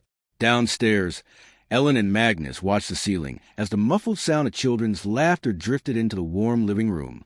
And for the first time since the grief entered this house years before, hope moved through its rooms like sunlight. Chapter 19 The first morning of a life she never expected. The house shifted gently into its morning rhythm. Soft footsteps, the distant hum of the dishwasher, Elias's laughter bouncing along the corridor, the smell of cinnamon drifting lazily from the kitchen. For Nora, every sound felt like something out of a storybook, a story she wasn't sure she was allowed to be part of. She stood at the top of the stairs for a moment, listening. Downstairs, Elin spoke softly to Magnus, their voices quiet but warm. Elias called Frost's name in a playful shout, and the little dog raced back and forth across the polished floorboards like a furry silver comet. Nora hesitated. The staircase felt too elegant for her boots, the wooden railing too clean for her mittens, the warm light too soft for someone who had slept under tram shelters for months. Still holding her blanket around her shoulders, she slowly descended the stairs. Frost was the first to see her. He skidded on the wooden floor, paws sliding, tail wagging so fast his whole body moved with it. He raced to her, pressing his head against her leg with such joy that she almost stumbled back. Nora giggled, a rare sound, light as snowflakes, and kneeled to stroke his fur. Elias appeared behind Frost, breathless. "Nora!" Frost learned something. "Look, look!" He clapped twice sharply. Frost froze, then sat perfectly still, chest puffed out with pride. Nora blinked, then laughed. "He's clever," she whispered. Elias beamed. "Mama taught him last night." Nora turned her eyes toward the kitchen doorway where Elin stood, smiling softly. She looked beautiful in the morning light, hair slightly tousled, wearing a loose beige sweater and soft woolen socks. A warmth radiated from her that had nothing to do with the fire burning in the living room. "Come, Nora," Elin said gently. "Breakfast is ready." Nora followed her into the kitchen, where the long wooden table was set for 4. Sunlight streamed through the big windows, turning the steam from the kettle into glowing ribbons. 3 mugs waited at the table, one with a snowflake pattern, one with a blue rim, and the last with tiny foxes painted on the sides. Elin guided Nora to the chair with the fox mug. "This one is for you." Nora traced a finger along the fox's tail, shyly. Magnus entered at that moment, freshly showered, wearing jeans and a soft navy sweater. His blonde hair was still damp, combed neatly, but his eyes remained a little clouded, the shock of the previous day still lingering in him. He smiled at Nora, a gentle smile that didn't quite hide the tremor underneath. "Good morning," he said, voice deeper in the quiet kitchen. "Hungry?" Nora nodded, but very slowly, as if afraid to take too much space. Elin served her a plate. A warm pancake dusted with powdered sugar, a spoonful of berries, and half a slice of soft bread drizzled with honey. Nora stared at it. It looked like a feast. She picked up a fork with careful, almost ceremonial movements, as though she had to make sure she didn't break anything. The first bite made her close her eyes. Sweetness, warmth, softness, nothing like the hard, cold rolls she ate on the street. Frost sat obediently beside her chair, tail wagging each time Nora's foot brushed aside. Elias watched Nora eat as if she were a magical creature. "You eat so quietly," he said with admiration. "My mama says I sound like a baby goat." Elin laughed lightly. Magnus hid a smile behind his mug. Nora's cheeks warmed. I don't want to make noise." "You can," Elias declared proudly. "This house likes noise." That made Ellen's heart tighten as she looked at her son. How easily he said such things. How easily he threw open the doors of his world for this quiet stranger. When breakfast was finished, Elias grabbed Nora's hand without hesitation. "Come, I want to show you my secret fort." Nora blinked. "What's a fort?" Elias gasped dramatically. "You don't know? Frost, she doesn't know." Frost barked once, as if shocked. The boy pulled her toward the living room, where 2 chairs and a large blanket had been rearranged into a tent-like structure. Pillows lined the inside, and a small flashlight lay on the floor. A handful of toy soldiers and plush animals guarded the entrance. "This is it," Elias announced proudly. Nora lowered herself inside, cautiously. It felt warm, safe, like a miniature world made only of softness. Frost crawled inside first, spinning twice before settling on a pillow. Nora sat next to him. Elias squeezed into the small space, legs crossed, eyes sparkling. Elin and Magnus watched from the doorway. Nora inside a fort, with their son, laughing softly at Frost's antics. Something inside them shifted. Elin, Magnus whispered, not take his eyes off the scene. She fits here. Elin swallowed. I know. He hesitated, voice cracking softly. But what will we do? Elin didn't answer, because she didn't know yet, but she knew something important. She couldn't imagine letting Nora walk out of the house. Later that morning, after an hour spent in the fort and another spent with Frost chasing a plush reindeer around the living room, Elias ran upstairs to get his toy cars. Nora remained on the floor, sitting on the soft rug. Frost rested half on her lap, half on the carpet, eyes closed, legs twitching each time she scratched his ears. Elin sat beside her, folding laundry quietly. Nora, Elin said after a moment, would you like to take a warm bath later? We can wash your clothes. I'll give you something clean to wear. Nora touched her blanket with a shy tug. Is it okay? It's more than okay, Elin replied. You deserve to feel warm and safe. Nora didn't reply, but the way she leaned slightly against Elin said enough. Magnus walked in then, holding a small basket. I found some clothes Elias outgrew, he said. A couple sweaters, warm socks, they might fit her. Elin looked at him with soft gratitude. Nora looked at the basket, like it contained treasure. Thank you, she whispered. Magnus' throat tightened. You're welcome, he said softly. A little later, when Elin prepared the bath upstairs, Magnus remained in the living room with Nora and Frost. He leaned against the wall, watching the small girl play absently with Elias's wooden blocks. Frost rested next to her, eyes half closed. Do you like it here? Magnus asked quietly. Nora nodded once. It's warm, she said, and it smells nice. Magnus smiled softly despite himself. Sagi used to say the same thing. He paused. She said the house smelled like pancakes and Mama's perfume. Nora didn't know how to answer, so she simply whispered, I like pancakes. Magnus chuckled gently, and something in the room softened. Then Frost stretched, yawned loudly, placed his tiny head on Magnus' foot, and fell asleep instantly. Magnus froze. Nora's eyes widened. He likes you, she whispered. Magnus swallowed slowly. That's surprising. No, Nora said with small conviction. He knows when someone is good. Magnus looked at her. The sentence hit him harder than expected. Before he could reply, Elin called softly from upstairs. Nora, sweetheart, your bath is ready. Nora stood, gathering Frost into her arms with surprising strength for her small frame. She looked at Magnus, really looked. For the first time, thank you, she said again, shy but sincere. Magnus nodded and watched her go. When she disappeared up the stairs, he whispered to the empty room, What are we going to do with you, little one? But the question carried no doubt anymore, only fear and a gentle promise. Chapter 20. Warm water, warm hands. The bathroom was brighter than Nora expected, filled with soft morning light that filtered through a frosted window. Pale blue tiles lined the walls, each one catching the sunlight in gentle, watery reflections. A large tub sat beneath the window, already half filled with warm water that steamed lightly into the cool air. The scent of lavender drifted from the bubbles forming on the surface, calming and clean. Elin had placed a stack of fluffy towels on a wicker stool beside the tub, one large, one small, both white as snow. Next to them sat a set of neatly folded clothes. A soft cream sweater, warm leggings, woolen socks with tiny embroidered hearts. Magnus must have chosen them himself. The sweater was simple, practical, warm, exactly the kind of thing he would think appropriate. Nora stood at the threshold, Frost in her arms. The steam from the bath fogged the air. The warmth of the room wrapped around her. Her chest tightened with something both comforting and frightening. Elin kneeled beside the tub, testing the water with the inside of her wrist.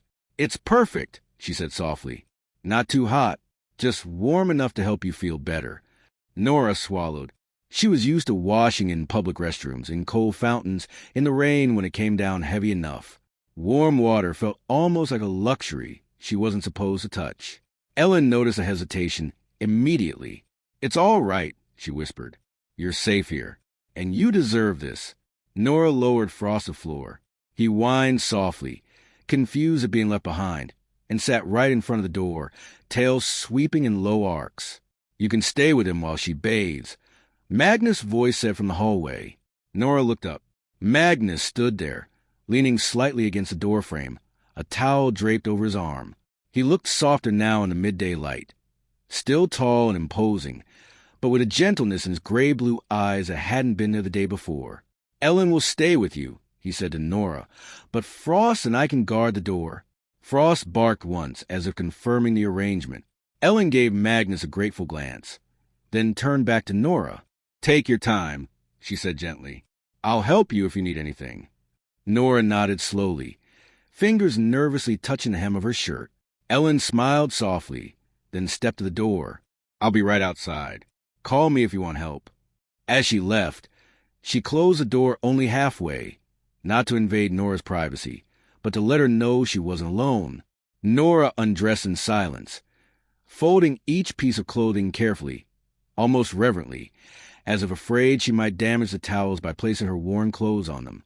Her skin felt tight, cold, and dry from months of winter wind. When she dipped her toe into the water, the heat rose up her leg like a wave of comfort she hadn't felt in too long. She sank into the tub slowly, warmth wrapped around her chest, her shoulders, her arms. It felt like stepping into another world. She exhaled a long, shaky breath. Her hair fanned out in the water, floating gently. She closed her eyes and let the warmth soak into her bones. The bubbles clung to her skin, soft and fragrant. For the first time in months, Nora felt her muscles loosen, her jaw unclench, her hands stop trembling. Outside the door, Frost whined softly. Nora smiled. "I'm here, Frost," she whispered. "I'm okay." The dog pressed his nose against the door, paws tapping quietly. Ellen's voice answered from the hallway. "He's watching over you." Nora let the water embrace her. After some time, Ellen's voice called gently from behind the door. "Nora, are you all right?" "Yes," Nora said softly. "The water is nice." Elin cracked the door just a little. "Do you want to wash your hair?" she asked. "Only if you like." Nora hesitated, uncertain.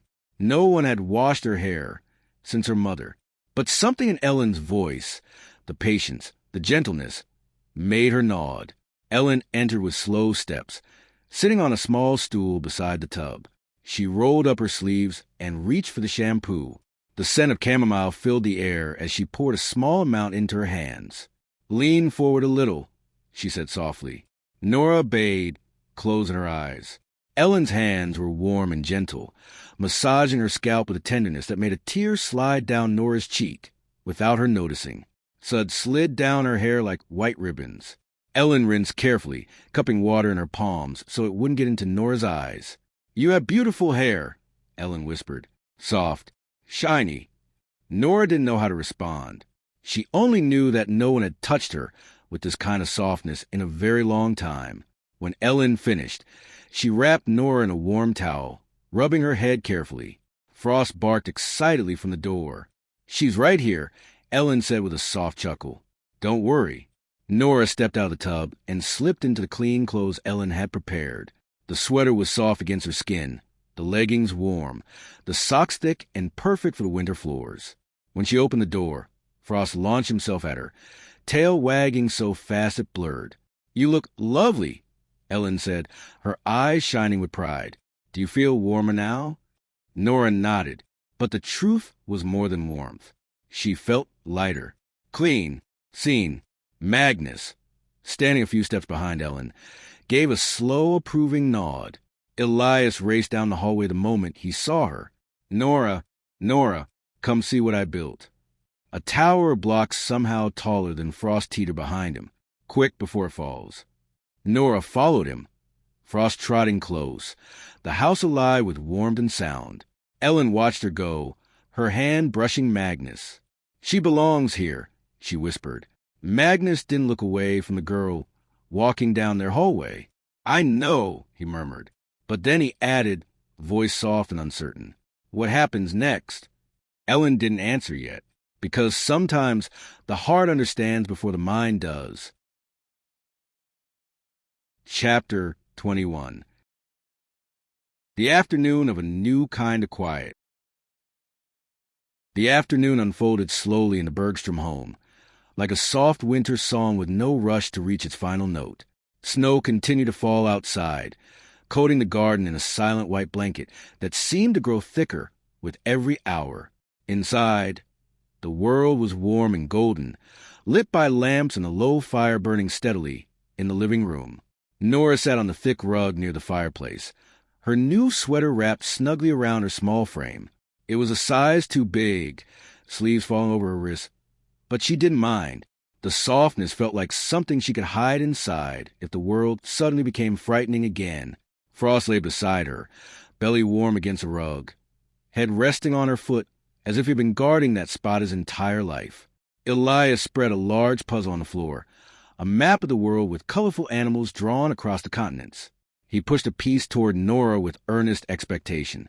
"This one goes here," he said, pointing at South America. "It's the jaguar." Nora took the piece between her fingers and placed it slowly, carefully, aligning the edges with precision. "That's right." Elias cheered. "You're really good at this." Nora felt her cheeks warm. Praise was something she had forgotten how to handle. On the street, people didn't congratulate you. They walked past quickly, avoided your eyes, whispered that someone else should deal with the problem. Praise felt like an unfamiliar but welcome blanket. Frost yawned, stretching his paws out until his nails tapped the wooden floor. Then, without warning, he pounced on the puzzle, or rather, on the piece that looked like a rabbit in Australia. Elias yelled dramatically, falling backward. "Nora, your dog is eating the kangaroos." Nora gasped, scooping up Frost before he could make another move. Frost, now cradled like an oversized baby, wagged his tail wildly, tongue lolling out the side of his mouth. "He's not eating them," she said with a small laugh. "He's exploring with his teeth." Elias countered, giggling. Their laughter mixed with the crackling fire and drifted down the hallway toward the kitchen, where Elin was slicing vegetables for a warm soup and Magnus was boiling water for tea. The sound made both adults pause. Magnus leaned a hand on the counter, his back straightening slowly. "That sound," he murmured. "I haven't heard the house like that in a long time." Elin turned her face slightly toward him, her expression softened by the glow of the kitchen lights. "It's the sound of life," she said quietly, "of warmth returning." Magnus nodded, but his brow creased in a way she recognized too well, the beginning of a worry he hadn't yet put into words. The puzzle soon gave way to another activity. Elias insisted on showing Nora the indoor snowball fight kit, which consisted of soft white plush balls stored in a basket painted with snowmen. He handed her 2 of them with solemn importance. "You throw them like this," he said, demonstrating an over-exaggerated toss that went nowhere near Frost, but still made the dog leap to catch it. Nora threw one gently, barely lifting her arm. The plush ball floated in a small arc and landed on Elias's head. He froze dramatically. "I have been defeated," he declared, falling backward onto the rug. Nora covered her mouth as if unsure whether she was allowed to laugh that loudly. "You got him, Frost," she whispered. Frost barked once, as if claiming credit, then trotted proudly around Elias's fallen form before returning to Nora's lap. Elin watched from the kitchen doorway, one hand pressed to her heart, eyes glistening. She couldn't remember the last time a moment had felt so peaceful, so whole, inside this house. Magnus joined her, crossing his arms over his chest, though he didn't manage to hide the smile tugging at his lips. "She fits," he said softly. "She does," Elin replied. Then she added, because her heart needed to say it, "And she's just a child, Magnus. She deserves this." Magnus inhaled deeply, rubbing the back of his neck. "I know. I do. It's just, this isn't as simple as giving her a warm bed and a hot meal." Elin turned toward him fully, her expression attentive. "We need to talk about what comes next," Magnus continued. "If we get involved, truly involved, there will be paperwork, social services, home checks, questions." He looked toward the living room. "Questions about what happened to her, about us, About our family. Ellen's throat tightened. She understood, but she also felt something else, a fierce, protective tenderness. We can handle questions, she said. We've handled worse. Yes, Magnus replied softly. But can she? Ellen followed his gaze. Nora was leaning against Frost now, watching Elias build a tower of plush snowballs. Her face relaxed in a way Ellen had never seen before. The fine lines of tension around her eyes had softened. Her breathing was slower, deeper. Her hands weren't trembling. She's stronger than she looks, Ellen whispered. Magnus nodded, though the tension in his shoulders remained. By lunchtime, the scent of soup filled the house. Carrots, cream, celery, a hint of thyme. Ellen moved around the kitchen with practiced ease, stirring, tasting, adjusting, while Magnus sliced fresh bread still warm from the bakery. He arranged the slices in a basket lined with cloth decorated with tiny stars. Nora approached the table shyly, Frost at her heels.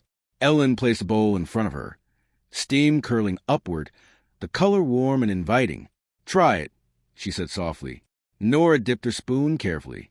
The first sip was slow, cautious. Then she took another, and another. Her shoulders dropped a little more with each warm swallow. Elias ate beside her, dipping his bread dramatically into his soup as though performing a magic trick. Look, Nora, it disappears and comes back. Nora blinked, then copied him. Crumbs fell into her bowl. Elias laughed. Nora smiled.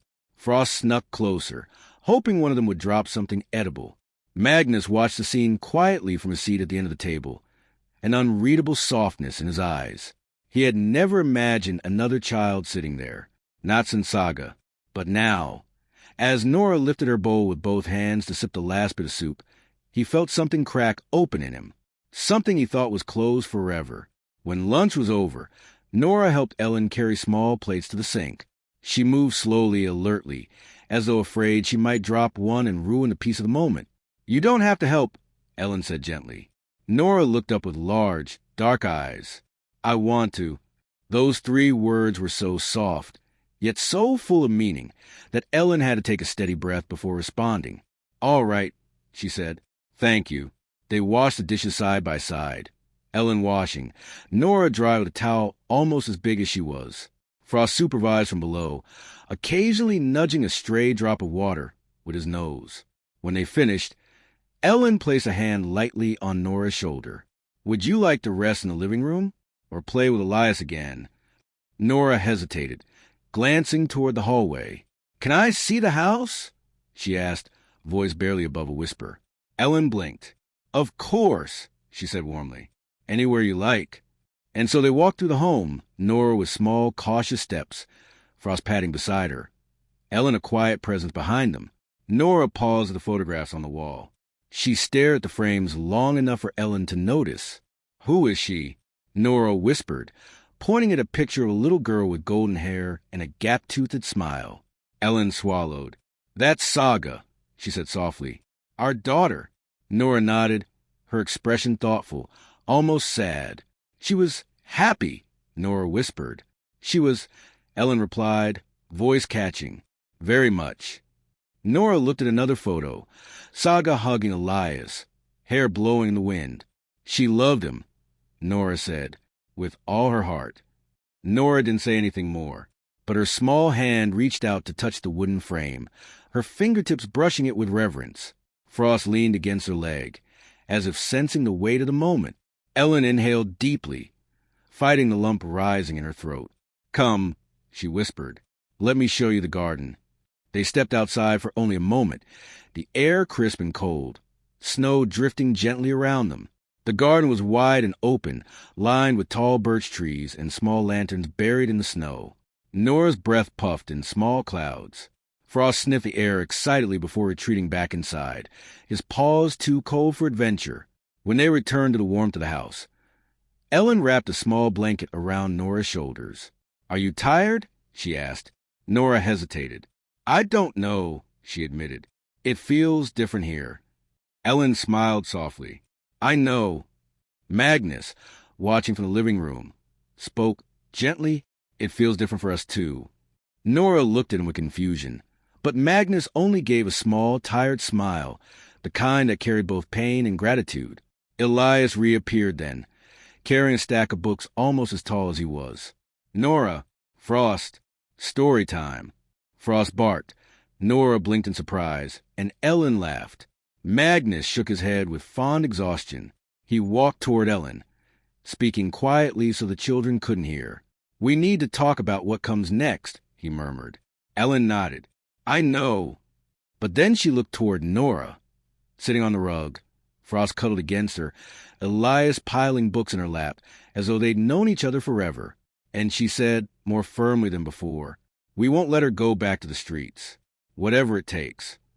Magnus exhaled slowly. His jaw tightened. Then he nodded. "Whatever it takes." He didn't say more. He didn't need to. The house, with its soft winter light, its warm blankets, its scent of soup and cinnamon, had made something clear. Nora was no longer a girl passing through. She was a girl they wanted to keep safe. And as the snow continued falling outside, filling the world with white quiet, the Bergström family took one silent step closer to a future they had not dared hope for, a future that was changing, piece by piece, with the presence of a small girl and her loyal gray dog. Chapter 22. Evening light in a home that wasn't hers yet. The afternoon slowly turned toward evening, the winter sun sinking early behind the tall pines in the garden. Shadows lengthened across the living room, softened by the warm yellow glow of the lamps Elin had switched on. Outside, the snowfall grew lighter, floating like delicate feathers from a pale, fading sky. Inside, the house breathed a quiet rhythm, the kind of rhythm that only families develop over years of shared mornings and nights. For Nora, every sound still felt new. She sat curled in an armchair, wrapped in a knitted blanket that smelled faintly of lavender and something warm she couldn't name. Frost slept on her lap, paws twitching occasionally as he dreamed. His body was warm and heavy, grounding her like an anchor she desperately needed. The armchair was soft and wide, positioned near the fireplace where flames flickered gently, painting the room in shifting gold. Nearby, Elias lay on his stomach on the rug, building a tower with small wooden blocks. He kept glancing at Nora to make sure she was watching, as though her attention made the game more real. "Elin," Magnus called from the kitchen. "Do we need anything from the pantry? I may have eaten the last ginger cookie." Ellen's laughter drifted softly from the stove. "You say that as if you didn't eat 4 of them," she teased. "I did not eat 4, Magnus replied indignantly. 3, maybe 3.5. Elias giggled from the floor. "Mama, he ate 5. Magnus appeared in the doorway, feigning offense. "Traitor." Elias laughed harder. Frost lifted his head, confused by the sudden burst of noise, then decided it wasn't important and settled back into Nora's lap. Nora watched all of this with wide, careful eyes. She didn't speak, not because she was unwelcome, but because she was trying to learn the rules of this house. Rules of softness, rules of warmth, rules of a family she didn't belong to, but desperately wished she could. Elin approached from behind Nora, gently adjusting the blanket around her shoulders. "Did you have fun with Elias today?" she asked softly. Nora nodded, her voice barely above a whisper. He's funny." Elin smiled warmly. "He is." She brushed a strand of Nora's hair behind her ear, a gesture so maternal that Nora froze for half a heartbeat, as if the touch had opened a door she had been trying to keep shut. Magnus noticed not the touch itself, but the way Nora stiffened, then relaxed. He cleared his throat and returned to the kitchen, not wanting to intrude on something delicate. Elin sat on the arm of the chair. "Nora," she said gently, "Frost seems to like it here." Nora looked down at her dog, fingers brushing his fur. He sleeps better here." Elin swallowed softly. "Do you?" Nora hesitated, then nodded once, shy and uncertain. Elin placed a hand on her shoulder, a warm, steady presence, and Nora leaned into it slightly, like a child allowed herself to trust a little more. As the sun disappeared behind the trees, the house filled with a new array of smells: roasted vegetables, simmering broth, warm bread reheating in the oven. Magnus moved confidently through the kitchen, slicing, stirring, seasoning. He wasn't a chef, but he cooked with care, with diligence, with the silent desire to keep his family fed and safe. Nora watched from a distance, confused. She had never seen a father cook before. Magnus glanced toward her occasionally, each time offering a small, reassuring smile, as if to tell her she wasn't intruding. When dinner was finally ready, Elin set the table with simple ceramic plates and cloth napkins folded neatly beside each one. Candles flickered in glass holders shaped like tiny lanterns. Outside the window, the snow glowed faintly under courtyard lights. "Nora," Elin called softly, "would you like to sit next to Elias or here beside me?" Nora looked at the chairs, at Elias waving excitedly, and then at Elin. Her feet shifted. Elin smiled. "Wherever you feel most comfortable." Nora moved to the seat beside Elin, Frost settling obediently at her feet. Elias clapped his hands. "She's sitting next to me, too. Kind of." Magnus laughed under his breath and set the bread basket on the table. Dinner began quietly. Nora took small bites, as if afraid the food might disappear if she ate too quickly. Magnus tried not to watch her too closely, but failed several times. After a while, Elias broke the silence. "Nora, do you like stories?" Nora nodded softly. After dinner, Elias announced proudly, "Mama always reads one, but you can choose tonight." Nora froze, surprised by the invitation. "Would you like that?" Elin asked, turning gently toward her. Nora looked between Elin, Magnus, Elias, and the warm room around her. Then she whispered, "Yes." Elin's smile widened, gentle and bright. When dinner ended, Elin gathered the children's plates while Magnus washed the dishes. Frost circled the kitchen, every now and then nudging Elias's leg to encourage play. The soft glow of the lights reflected on the windows, turning the snowy darkness outside into a muted painting. Elin returned with 2 books and sat on the sofa. Elias curled beside her. Nora approached slowly, hesitant. "Come here," Elin whispered. Nora sat very close, her shoulder brushing Ellen's arm. Frost lay at her feet, sighing contentedly. Magnus remained nearby, pretending to stack cups, but really watching with eyes that flickered between fear and tenderness. Elin opened the book. Her voice filled the room, calm, rhythmic, warm, as she read a gentle winter tale about a fox who found a new family during a snowstorm. Nora listened, completely still, absorbing every word like a starving child absorbs food. Elias leaned against Ellen's side, eyes heavy with sleep. Frost snored lightly. Magnus watched, his heart tight. After the story ended, Elin closed the book and whispered, "Do you want another?" Elias mumbled yes. Nora whispered yes even more softly. Elin opened the second book. This time, Nora leaned her head slightly against Ellen's arm, a small, tentative act she didn't fully realize she had done. Magnus saw it. He pressed his lips together, overwhelmed. When the second story ended, Elias had fallen asleep entirely. Elin brushed the boy's hair tenderly. Nora stayed where she was, not moving, afraid the moment would vanish if she shifted even a little. Later in the evening, when the children were upstairs washing their faces and Frost had collapsed on his blanket in the hallway, Magnus and Elin stood together near the fireplace, the only light in the room. He spoke first. "Elin, if we keep her here longer," his voice trembled just slightly, "we're going to get attached." Elin didn't look away. "I'm already attached." Magnus closed his eyes briefly. "So am I," he whispered. The fire crackled softly, filling the silence between them. "But what if we can't keep her?" he added, his voice strained. "What if someone comes looking for her? What if the social services decide she belongs somewhere else? Are we ready to go through that again? Elin, to lose another child?" Elin breathed slowly, pressing a hand to her chest. "I don't know." Her voice broke softly. "But I know she needs us now." Magnus looked toward the staircase where Nora had disappeared. "And what if we need her too?" he whispered. Elin stepped closer, taking his hand. "Then we will face that together," she said, "just like everything else." Magnus brushed his thumb over her knuckles, eyes glistening. Outside, snow continued to fall in gentle, steady flurries. Inside, the house glowed with warmth, filled with the soft breathing of children and the quiet heartbeat of a family rediscovering itself. And somewhere upstairs, in a small room with star-embroidered curtains, Nora laid down in a bed that wasn't hers, not yet, but felt more like home than anything she'd known in a long, long time. Chapter 23. Night whispers in a house learning to hold her.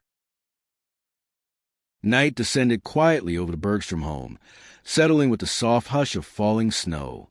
The garden outside glowed faintly under the lanterns, each light forming a small golden pool in the white expanse. Inside, the house had begun its gentle evening transformation. Lamps dimmed to warm amber, the fire crackling in the hearth, the faint scent of lavender drifting up from the linens. After stories and laughter, after warm soup and clean clothes, after a day filled with more safety than she felt in months, Nora followed Elin up the staircase. Frost padded beside her, his paws silent on the polished wood, occasionally brushing against a leg, as if reassuring her that he was there, always. The hallway above was lit only by a line of small wooden nightlights carved in the shape of tiny houses. Their little windows glowed orange, casting soft patterns on the walls. Nora slowed her steps, absorbing the gentle beauty of it. A beauty she wasn't used to, but one that tugged at something inside her. Elin stopped beside the familiar bedroom door. "Are you tired?" she asked softly. Nora shrugged a little. I think so." Elin opened the door. The room welcomed them with its quiet warmth. The star-embroidered curtains fluttered slightly from the heating vent below the windowsill. The night lamp glowed on the bedside table. That tiny little house with its golden windows. The bed was neatly made again, the duvet smooth and inviting. Frost jumped onto the bed immediately, circling twice before settling with a satisfied sigh. Nora stepped into the room slowly, as though she might disturb the air if she moved too quickly. "It looks beautiful," she said in a whisper. Elin smiled. "It's your space now. You can make it feel like home with time." Nora blinked. No one had said something like that to her in a very long time. Elin knelt to help her with the blanket around her shoulders. "Do you want me to stay with you for a while?" she asked, voice low and mother-soft. Nora hesitated only a second before nodding. "Yes, please." Elin guided her gently into bed, adjusting the duvet around her, making sure Frost had room to curl near her feet. His warm, small body pressed lightly against her legs, steadying her. Nora lay on her side, holding the edge of the blanket with both hands. Elin sat beside her, brushing a hand through her hair in slow strokes the way mothers do without having to think about it. For a few minutes, nothing was said. The house murmured softly. The distant clink of Magnus tidying something downstairs, the faint muffled clicking of the heating pipes, the groan of wooden beams settling into nighttime. Then Nora spoke. Her voice was small, fragile. "Elin." "Yes, sweetheart." "What if I'm not supposed to be here?" Elin felt her breath catch. She leaned closer, her thumb gently tracing a stray curl away from Nora's forehead. "You are exactly where you're supposed to be." Nora's eyes shimmered in the dim light. "But I left my old house," she whispered. And Mama?" Her voice cracked, and she gripped the blanket tighter. Ellen's heart tightened painfully. She lowered her voice to a calming whisper. "Your mama would be relieved to know you're safe. Truly safe." Nora blinked hard, trying to contain tears that pushed against her eyelids. "But I ran away. I didn't wait." Elin shook her head. "You were scared. Anyone would have been scared. And you did what you thought you had to do. That doesn't make you wrong." Tears finally spilled, sliding silently down Nora's cheeks. "I miss her," she whispered. Elin placed her hand over Nora's small fingers. "I know," she said softly. "I miss my daughter every day, too." Nora's breath trembled. "Saga?" "Yes," Elin whispered. "Saga." For a moment, their two losses met in the quiet air between them. Two griefs, two children, two mothers, one gone, one broken, woven softly together. Nora lifted her hand tentatively and touched Ellen's sleeve. "Will you stay here with me for a little?" Ellen's answer came instantly, gently. "I'm right beside you." She stayed. She stayed as Frost pressed close against Nora's legs. She stayed as Nora's breathing slowed. She stayed as the house outside fell into deeper quiet. She stayed until Nora drifted into sleep, her small hand still tangled in Elin's sweater. Even then, Elin didn't move. Only when Magnus appeared in the doorway did she slowly stand. He didn't speak immediately. He didn't have to. His eyes said everything. The pain of seeing a child so fragile, the terror of losing her someday, and something else, something that was growing inside him despite his fear. "She cried again," he whispered. Elin nodded, just a little. Magnus leaned one shoulder against the doorframe, looking at the sleeping girl wrapped in soft blankets with the dog curled around her feet. "She looks," he swallowed. "She looks like she belongs here." Elin turned her gaze toward him. "That's because she does." Magnus exhaled shakily. "Elin, if we keep opening our hearts like this, we'll break." Elin finished. He nodded, jaw tightening. "Maybe," she said softly, "but maybe we'll heal too." Magnus looked at her hands. The hands that held their daughter. The hands now smoothing Nora's blankets, creating order and safety where there had been none. "And what do we do now?" he asked quietly. Elin reached for his hand. "Now," she whispered, "we take care of her, one night at a time."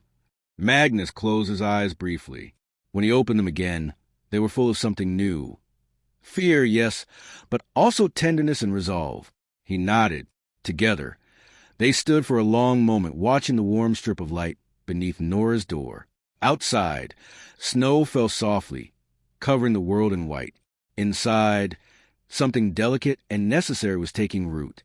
Not certainty, not security, but the fragile beginning of belonging. Chapter 24. Morning snow and quiet decisions. The next morning rose slowly over Stockholm, soft and pale, as if the world outside the Bergström home was still waking from a long dream. Light filtered through the curtains in fine ribbons, brushing over the wooden floors, warming the corners of the house in gentle gold. The air smelled faintly of cinnamon and fresh bread, the scent of home that had already begun its quiet morning routine. Nora woke curled beneath the thick duvet, one small hand tangled in frost fur. The dog shifted lazily as she moved, opening one eye and wagging his tail before burying his nose under her arm. Nora laid still for a moment, absorbing the warmth, the calm, the silence free of fear. It felt safe, safer than she remembered feeling in a long time. She sat up slowly, rubbing her eyes, listening to the distant sounds drifting from downstairs, a kettle boiling, a chair being moved, the soft creak of floorboards under careful footsteps. But there was no urgency, no danger, just life. Frost jumped from the bed, shook out his fur, and trotted to the door, glancing back as if urging her to follow. "All right," Nora whispered. "I'm coming."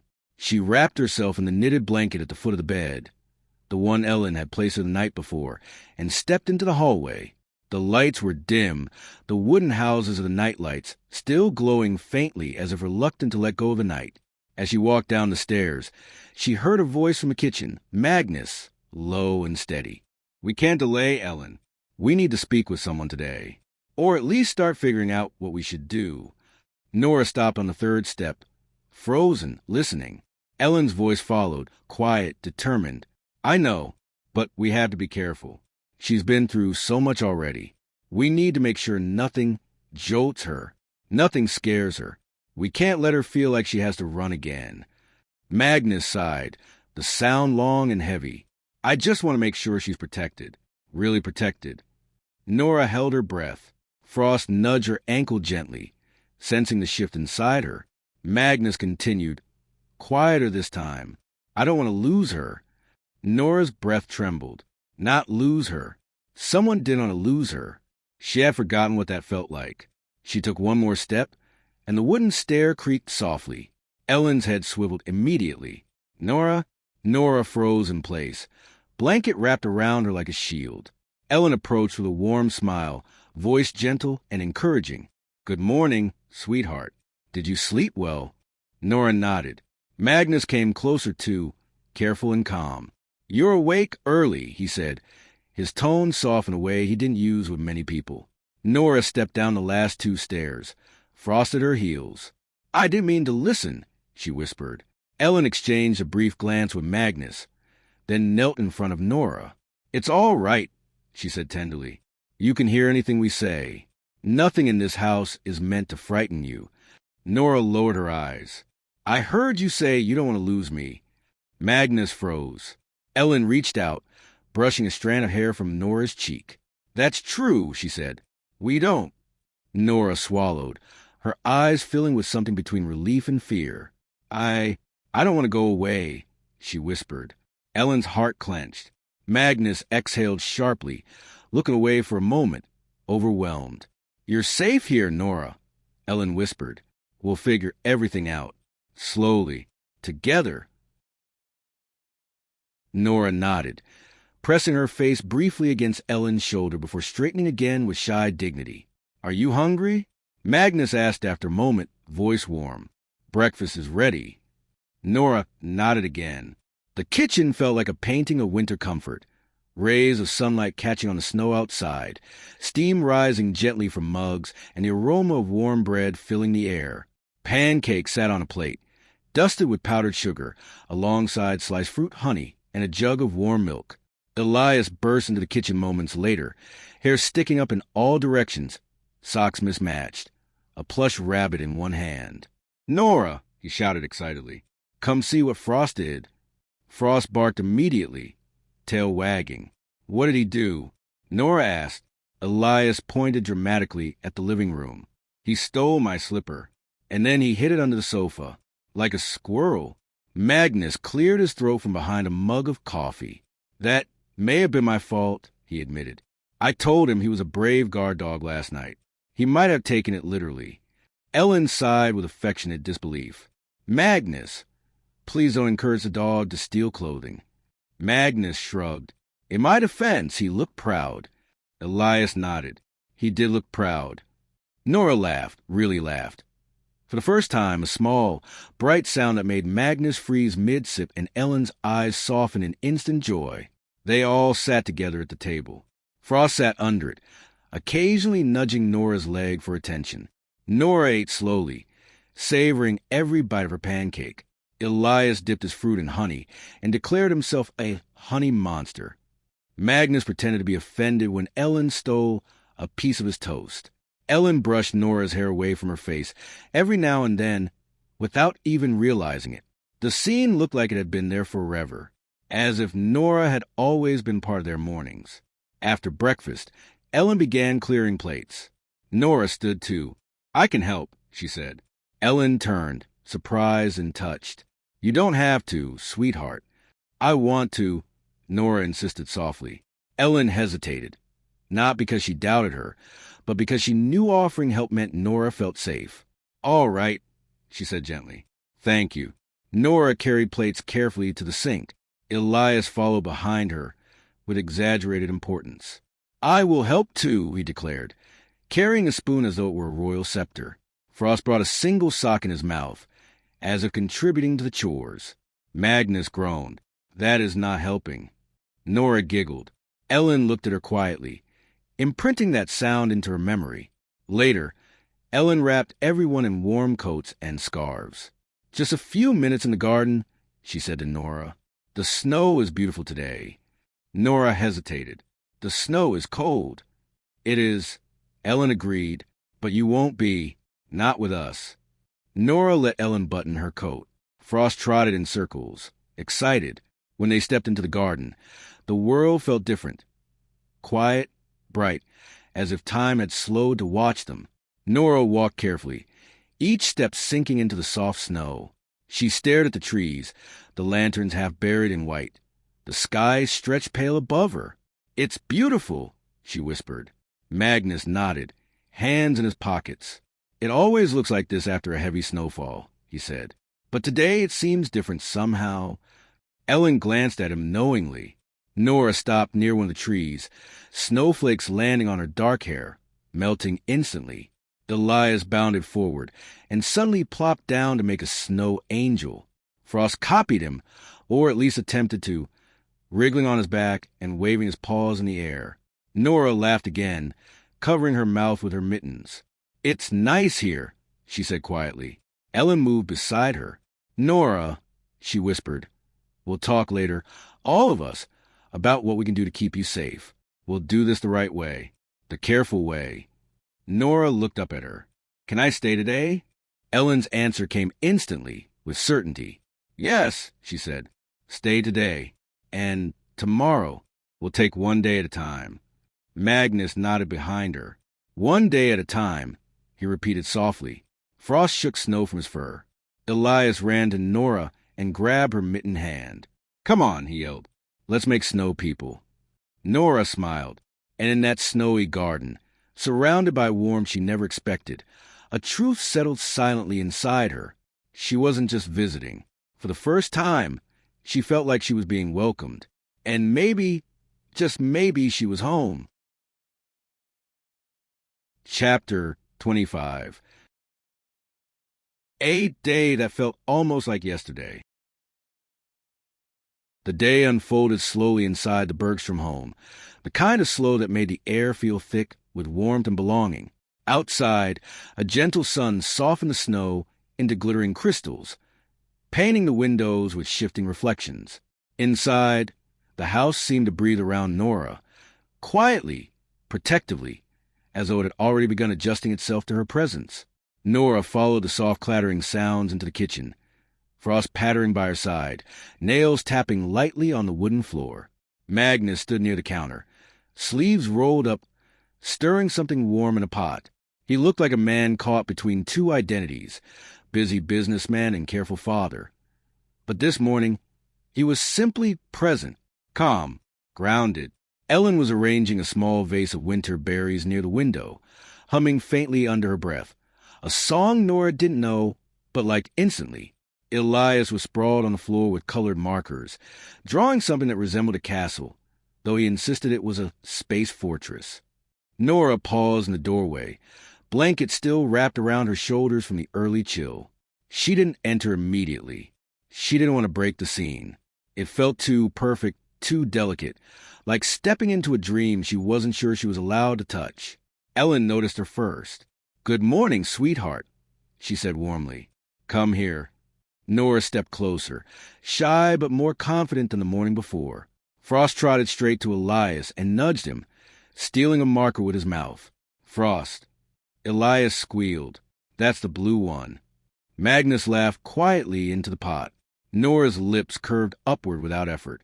"You slept a little longer today," Elin observed gently, brushing Nora's hair back. "That's a good sign." Nora nodded, eyes lowering.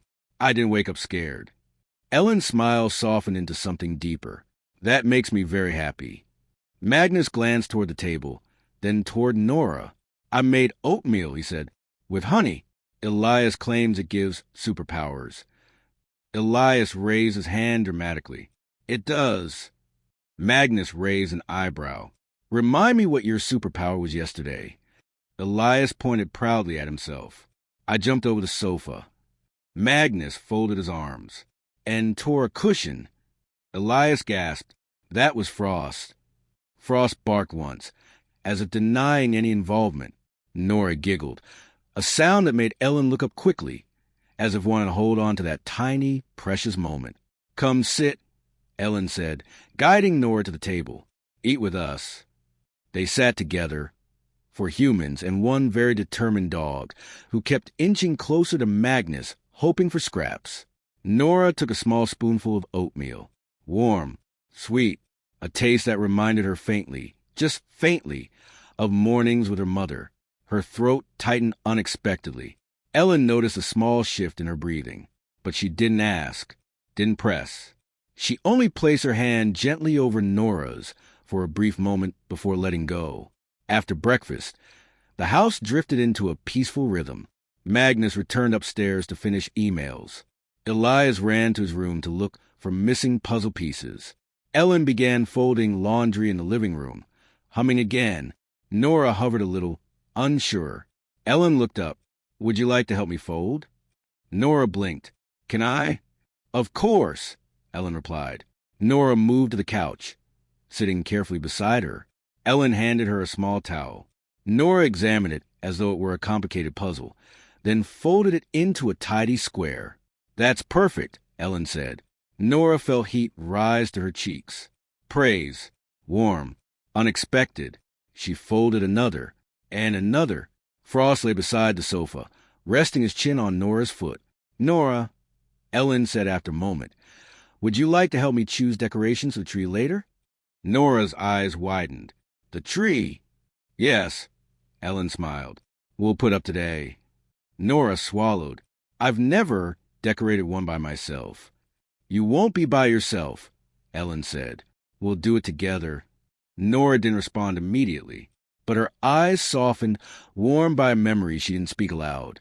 Her mother's hands, red ribbons, little candles, the scent of cinnamon. Elin saw something flicker in that silence, a ghost of another Christmas. But this time, it didn't seem to hurt too much. By mid-morning, the living room had transformed. Boxes of ornaments were open on the floor, silver stars, wooden reindeer, red ribbons, tiny painted houses. Elias had placed a glittery snowman on his head, declaring himself Captain Sparkle. "If that glitter ends up on the sofa," Magnus warned, "I will personally declare war." Elias saluted dramatically. "Yes, sir." Nora knelt beside a box with Frost, who sniffed every ornament before allowing it to be touched. She picked up a wooden angel, lightly carved with simple wings. "It's beautiful," she whispered. "It's from my childhood," Elin said softly. "My mother carved it." Nora looked up. She must be very good at making things. Elin smiled. She was. Nora held the ornament with both hands, as if it could break. "Can I put on the tree?" "Of course." Magnus brought the big tree stand, wearing his serious expression. "Elin," he called, "which corner do you want in this year? Left by the fireplace, or right by the window?" Elin glanced between them. "Right, for more light." Magnus nodded. "Good choice." Elias tugged Nora's sleeve. "Come closer. Look, Papa is trying to fight the tree." Indeed, Magnus was wrestling the large spruce into the stand, muttering something distinctly unfestive under his breath. Elin covered her mouth to keep from laughing. Nora watched, eyes wide, then looked at Elin. "Does he always fight the tree?" "Yes," Elin whispered. "Every year." Magnus shot them a glare. "I heard that." Nora giggled, and Elias toppled onto the rug. Finally, the tree stood tall, regal, fragrant, brushing the ceiling with its highest branch. "Perfect," Elin said proudly. "Perfect," Magnus echoed, slightly out of breath. They began decorating. Nora placed a carved angel carefully on a middle branch. Elias hung a crooked snowman. Elin tied red ribbons. Magnus lifted Elias to reach the higher branches. Nora stood back after a while, studying the tree glowing with lights. "It's beautiful," she whispered. Elin placed a hand on her shoulder. "So are you." Nora stiffened at first, not knowing how to accept such tenderness. But slowly, she relaxed into it. After lunch, the family settled on the sofa with blankets for a short rest. Magnus read the news on his tablet. Elin leaned into him. Elias fell asleep instantly, mouth slightly open. Nora sat curled in the corner, Frost's head on her lap. Elin watched her for a long moment. "Nora," she said softly, "is your stomach still hurting from earlier?" "A little," Nora admitted. "That happens sometimes when we feel many emotions." Nora looked down at Frost. "Is it wrong to feel happy here?" she whispered. Magnus' head snapped up. Elin moved closer. "No, sweetheart," she said. "It's not wrong. It's human." Nora's voice cracked. "But I feel like I'm forgetting her when I feel happy." Ellen's eyes filled instantly. Magnus lowered his tablet. "Oh, Nora," Elin whispered. "You don't forget someone by living. You honor them." Nora stared at the lights on the Christmas tree, blinking hard. "I don't want to forget Mama." "You won't," Elin promised. Magnus added, voice firm but warm, "Happiness doesn't erase love. It grows next to it." Nora breathed shakily and wiped her cheek with the back of her hand. Frost nudged her face, licking the tear. Elias snored on the sofa, loud enough to break the tension. Nora giggled weakly. Elin brushed her hair softly. The moment passed, not erased, not forgotten, but softened, like snow falling quietly over something fragile. As afternoon slid toward evening, the family prepared cookies in the kitchen. Or rather, Elin prepared cookies. Magnus supervised. Elias made a mess. Frost stole a piece of dough. And Nora watched, wide-eyed, absorbing everything as if it were magic. At one point, Magnus caught her staring. "What is it?" he asked gently. Nora looked around the kitchen, at the warmth, the chaos, the life. "It feels like I've been here before," she whispered. Elin froze. Magnus, too. But Nora continued, voice small and honest. "Not really here. Just something like this.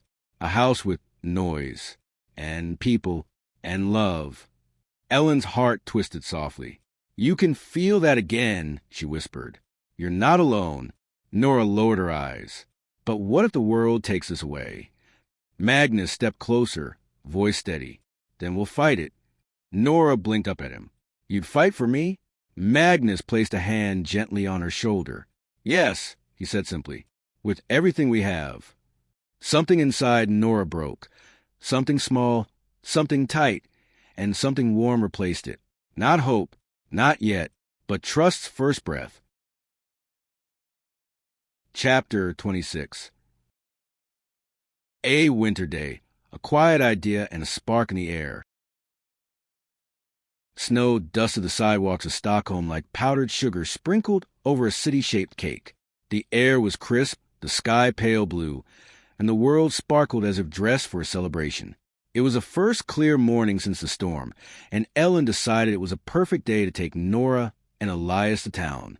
Nora wrapped herself in the new scarf Elin had given her the night before. Frost trotted excitedly around her feet, leaving tiny paw prints across the entryway tiles. "Ready?" Elin asked, fastening her coat. Nora nodded. Elias practically vibrated with energy, hopping from one foot to the other. "Mama, can we get hot chocolate? And maybe a cinnamon bun? And maybe—" Elin laughed. "We'll see." They stepped outside into the bright winter air. Frost shook snow from his fur, barking once as if to declare that the world smelled different today. Fresher, brighter, hopeful. The tram ride into the city was slow and warm. People wore thick coats and wool hats, snow melting from their boots onto the floor. Nora sat between Elin and the window, watching the world blur past. The decorated lampposts, the market stalls being set up, the children pulling sleds behind them. She leaned her head slightly against the window. Frost's nose brushed her knee from the floor, while Elias sat opposite them, swinging his legs, talking nonstop about snowmen and dragons and the possibility of meeting Santa in town. "You never know, Mama. Santa does reconnaissance, you know." Elin smiled but kept glancing at Nora. "How are you feeling?" she asked softly. Nora hesitated, then whispered, "Happy, I think." Elin squeezed her hand once discreetly. "That's enough." They arrived in Gamla, the old district, where the streets twisted like ribbons and the air smelled of roasted almonds. Shop windows sparkled with garlands and candles flickering behind frosted glass. Elias dragged Nora by the hand. "Come, look. That one has gingerbread houses the size of Frost." Nora followed eagerly, Frost prancing behind them like a proud guardian. Elin watched them with a tenderness that almost hurt. In the children's shop, the shopkeeper greeted them warmly. Nora froze slightly. She wasn't used to shops where people smiled. "Good morning," Elin said. "We're looking for a warm winter coat for her." The woman nodded, stepping around the counter. "What color do you like?" she asked Nora. Nora blinked, caught between surprise and shyness. "I don't know." Elin crouched beside her. "You can choose any color you want." Nora looked around the racks. Red, blue, gold, silver, patterned, plain. She ran her fingers over a pale lilac coat with a soft fur-edged hood. She touched it gently, reverently. "This one feels like a cloud," she whispered. Ellen's heart warmed. "You want to try it?" Nora nodded. Elin helped her slip into it. It fit perfectly. Elias gasped dramatically. "You look like a snow fairy." Nora turned slowly to the mirror. The girl staring back didn't look like the child who slept under market stalls. She looked like someone who belonged somewhere, maybe here, maybe with these people. Nora's gaze softened. She touched the hood. "It's pretty," she whispered. Elin bought it without hesitation. They left the shop with Nora wearing the coat, Elias proudly carrying the old one, and Frost walking as if escorting royalty. Later, They stopped for hot chocolate. The cafe was warm and cozy, with fogged-up windows and soft music. Frost curled on the table, accepting small crumbs from Elias. Nora held her mug with both hands, eyes closed as she tasted the warm sweetness. "It's the best thing I've ever had," she murmured. Elin brushed a thumb across her cheek gently. "I'm glad you like it." As they walked out of the cafe, a white feather-shaped snowflake landed on Nora's hair. She stared at it for a moment. "My mama used to say snowflakes were angels visiting," she whispered. Elin didn't breathe for a second. "That's a beautiful thought," she murmured. Nora looked up at the sky. "Sometimes I think she sends them to find me." Elin blinked away the sting behind her eyes, bent down, and kissed the top of Nora's head. "I'm sure she does." Magnus joined them later, coming from work. He wore his long dark coat, hair tousled from the wind, his cheeks slightly flushed from the cold. When he saw them, the kids laughing, Nora holding Frost's leash with confidence, something inside him softened instantly. "How was the morning?" he asked, kissing Ellen's cheek lightly. "Wonderful," she replied. He knelt to adjust Frost's collar. "And how was your day, Miss Nora?" Nora blushed. "Good." Magnus noticed the new coat immediately. "You look warm," he said. She nodded shyly. "Thank you." He ruffled her hair gently. They returned home at dusk, the sky painted in lavender and rose. Snow fell in soft waves, catching the faint light from the street lamps. Inside, while Magnus helped Elias remove his boots, Elin stayed back with Nora, watching the peaceful scene unfold. When they entered the living room and Frost curled by the fireplace, Elin approached Magnus quietly. "Can we talk for a moment?" Magnus nodded, leaning against the kitchen counter. She lowered her voice. "I was thinking—" She hesitated. "It might be beautiful for children, for all of us, to take a small trip during the winter break, before Christmas." Magnus raised his eyebrows slightly. "A trip? Where?" Elin bit her lip, cheeks warming slightly. "Paris." Then, more softly, "Euro Disney." Magnus blinked, surprised, but in a good way. He glanced toward the living room where Elias and Nora were laughing over Frost's attempt to chew a snowflake-shaped toy. "That might actually be wonderful," he murmured. "You think so?" Elin whispered, hopeful. Magnus nodded. "They'd love it." Elin exhaled in relief. "Good." They agreed to propose the idea at dinner. That evening, the family sat together at the table. Warm soup, fresh bread, candles flickering. Nora sat between Elias and Elin. Frost curled at her feet. Magnus cleared his throat dramatically, a signal familiar to Elias. "Kids," he announced, "your mother and I have an idea." Elias dropped a spoon. Nora's eyes widened, attentive. Elin smiled. "We were thinking, since you're on winter break, how would you feel about a small holiday trip?" Elias gasped. Where? Magnus smiled. "Well, how does Paris sound?"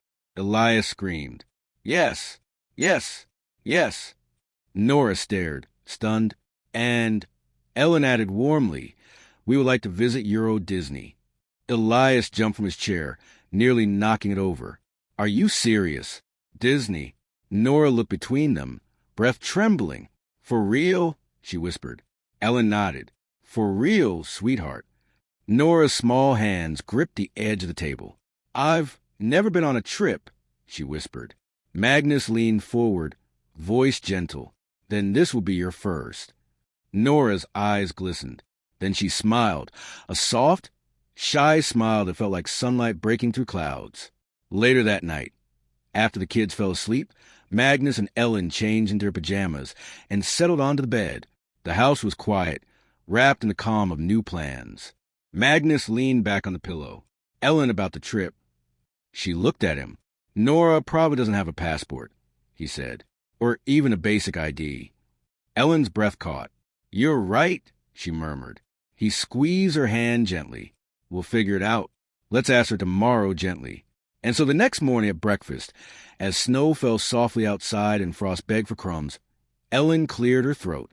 "Nora," she said gently, "to travel, you need a little card with your name on it, a card that says who you are, Do you remember if you ever had something like that? Nora thought, then shook her head. I think Mama kept it in her purse. I don't know where it is now. Ellen's heart tightened. That's all right, she said softly. Thank you for telling me. Magnus caught her eye across the table. She nodded. After breakfast, Ellen wrapped herself in her coat. Magnus, she said, can you stay with the children for a few hours? Of course. She kissed the top of Nora's head. I'll be back soon. Nora looked up. Where are you going? Ellen smiled gently. Just to ask some questions. She stepped out into the cold morning, snowflakes settling in her hair, and headed toward the municipal offices of Stockholm, heart pounding, determination steady. It was time to find answers. Chapter 27. Answers in the snow, and a morning that changed something. The snow had thickened by the time Ellen reached the city center. The air smelled of cold stone and freshly brewed coffee drifting from the cafes that lined the municipal district. She walked quickly, hands buried in her gloves, scarf pulled up to her cheeks, her breath forming pale clouds. She had walked through these streets hundreds of times before, to renew papers to pay fees, to submit documents for work. But today, the walk felt heavier, as if every flake of snow carried the weight of a question she wasn't sure she was ready to ask out loud. She wasn't here to start an adoption.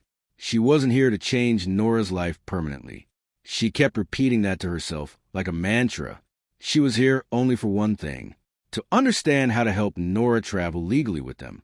Nothing more. Not yet. But her heart beat faster with each step. The municipal building was warm inside, smelling faintly of old paper, pine cleaner, and static from winter coats.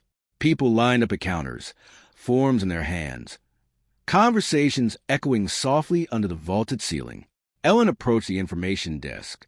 A woman with light blonde hair and a friendly but tired smile greeted her. How may I help you? Ellen inhaled slowly. I have the question about documents for a child.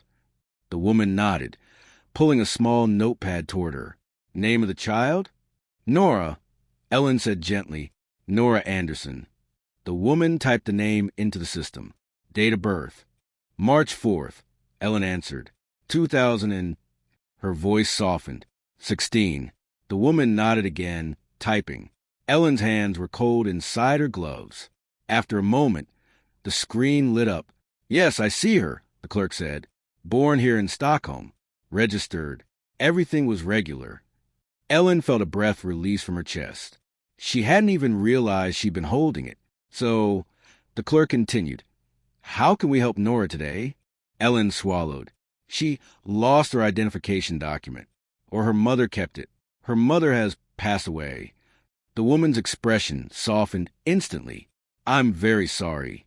Thank you, Ellen murmured. So she has no ID right now? The clerk asked. Ellen shook her head. No, and we were hoping to take a trip, a small family holiday abroad. She paused. Nothing complicated. Just Paris. The woman smiled gently. That sounds lovely. And yes, if the child has no ID, we can issue a temporary travel card for minors. She clicked a few more keys. You'll need an adult to represent her. Ideally a legal guardian, but in some cases, temporary custodial authorization can be granted for travel purposes only. Is that difficult to obtain? Ellen asked carefully. No, the clerk said. Especially if the child is already living with you and you can provide basic information. Ellen blinked, hope blooming quietly. You mean we can get a temporary ID before Christmas? Absolutely. But there is paperwork, she added, pulling out 2 forms. One is for identity verification. The other is for custodial authority. You can fill them out today. We'll just need Nora's birth certificate to proceed. Ellen's heart dropped slightly. I don't have her birth certificate. It's not a problem, the clerk said calmly. You can request a copy. It will take 1 day. Since her birth was registered in this municipality, we can retrieve it quickly. Ellen exhaled. The tension in her shoulders softened for the first time in hours. Thank you, she whispered. The woman smiled warmly. And Miss Bergström, you're doing something very kind. Ellen lowered her gaze. It's nothing, she said softly. She deserves something good. The clerk nodded knowingly. Elin folded the papers gently and walked out into the snow, turning her face upward as flakes touched her skin.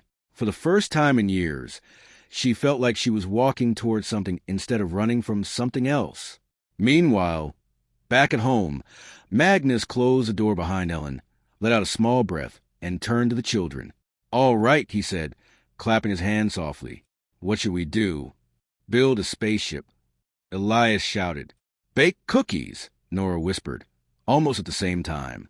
Magnus blinked. "Those are two very different things." Elias pointed at Nora. Her idea is better." Magnus nodded. "I agree." Nora looked up, startled. "You do?" "Yes," he said warmly. "And I don't say that lightly. I'm not usually outvoted in my own house, you know." Nora bit her lip to hide a smile. They gathered in the kitchen. Magnus tied a tiny apron around Elias, then one for Nora, a floral one that used to be Saga's. He hesitated before tying it. "Nora," he said softly, "is this okay?" "It belonged to my daughter." Nora touched the apron gently. "It's very pretty," she whispered. Magnus fastened the strings. "On you it is." They mixed the dough, Nora adding sugar carefully, Elias spilling flour everywhere, Frost licking the floor with enthusiasm. Magnus wasn't the best baker, but he worked with calm patience, letting the children set the pace. Nora cracked an egg perfectly. Magnus raised his eyebrows. "Where did you learn that?" "My mama taught me," Nora whispered. She liked baking. Magnus swallowed softly. "Mine, too," he murmured. A gentle thread pulled between them. Quiet, fragile, shared. After the cookies went into the oven, Magnus placed a mug of warm milk in front of Nora. "Here," he said. "Try this." Nora took a tentative sip. Her whole face softened. "It tastes safe," she whispered. Magnus froze. Then, very slowly, he reached out and brushed a tiny crumb from her cheek. "I'm glad," he said, voice barely audible. She didn't pull away. Frost nudged her leg, and Nora reached down to stroke his fur. Elias sprawled across the couch afterward, reading a book upside down, because that was how he claimed the words looked funnier. Magnus watched Nora as she curled beside Frost, petting him calmly. "You're very good with him," Magnus said. "It's easy with dogs," Nora replied quietly. "Dogs don't leave." Magnus felt something twist in his chest. He walked to her, knelt gently to be at eye level, and spoke softly. "I don't plan on going anywhere, and neither does Elin." Nora blinked up at him, stunned by the sincerity in his voice. Then, for the first time, she leaned her shoulder lightly against him, a small, trembling gesture of trust. Magnus closed his eyes briefly, steadying himself. Something in him shifted. He was no longer afraid of the attachment forming. He was grateful for it. Elin returned just before noon, cheeks pink from the cold, papers tucked inside her bag. Magnus walked toward her immediately. "How did it go?" She removed her gloves slowly, not from hesitation, but to steady her emotions. "We can get her a temporary ID," she whispered. "We just need a copy of her birth certificate. We can have everything ready before the trip." Magnus exhaled with relief. Elin continued. "I didn't do anything official. I didn't start anything. I just asked." "Good," Magnus murmured, touching her arm. "Good." Nora peeked from behind the sofa, Frost beside her. Elin knelt in front of her. "It's all right," she said softly. "We're just making sure you can come with us on our trip." Nora's eyes widened slightly. "I thought maybe you'd change your mind." Elin shook her head with tenderness, so profound it hurt. "No, sweetheart," she whispered.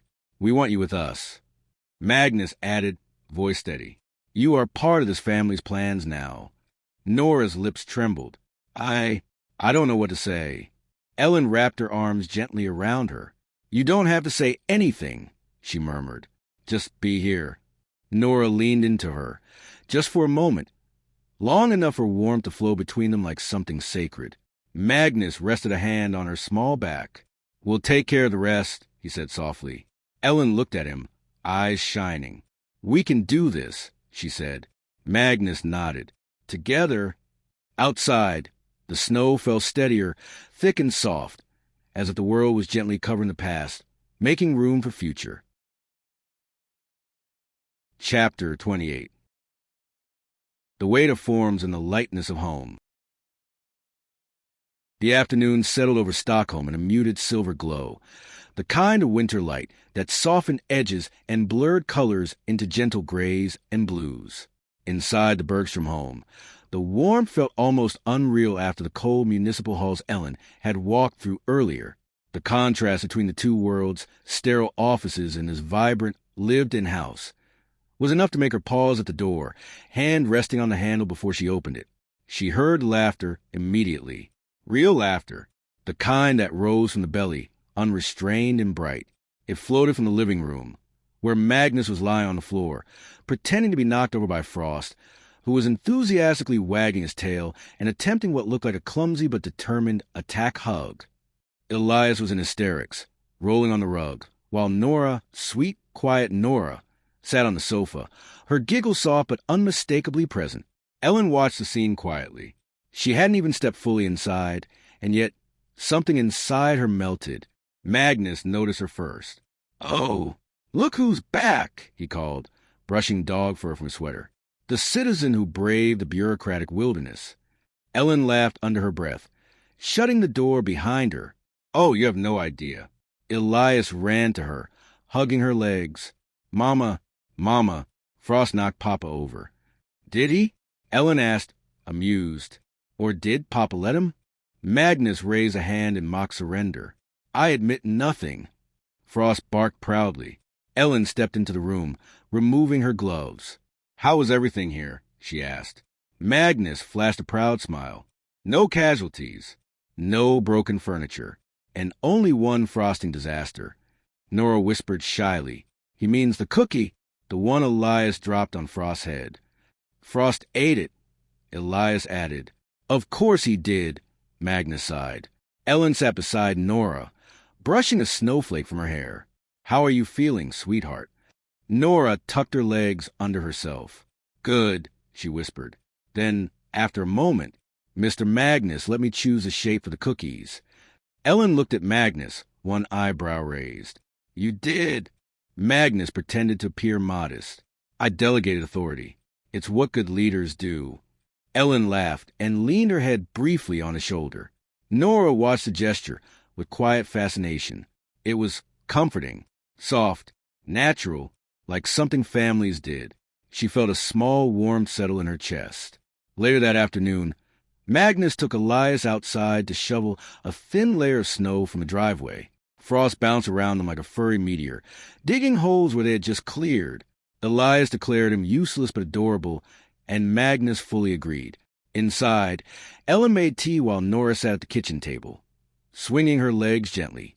"Do you want to know what I found out today?" Elin asked softly as she set the teacups down. Nora lifted her head, eyes wide. "For the trip?" Elin nodded. "Yes, and don't worry," she added quickly, seeing a flicker of fear across the girl's expression. "Everything is all right." Nora calmed slightly. "I spoke with a very kind woman at the municipal office," Elin continued. "She explained that we can get you a temporary travel card, but we need a copy of your birth certificate." Nora blinked. "My birth certificate?" Elin nodded. "It's just a paper that says you were born here. And since you were, we can get it quickly." Nora's fingers curled around the edge of the table. "So I can come with you?" Elin smiled. "Of course you can. There's just some paperwork to do first, but nothing scary."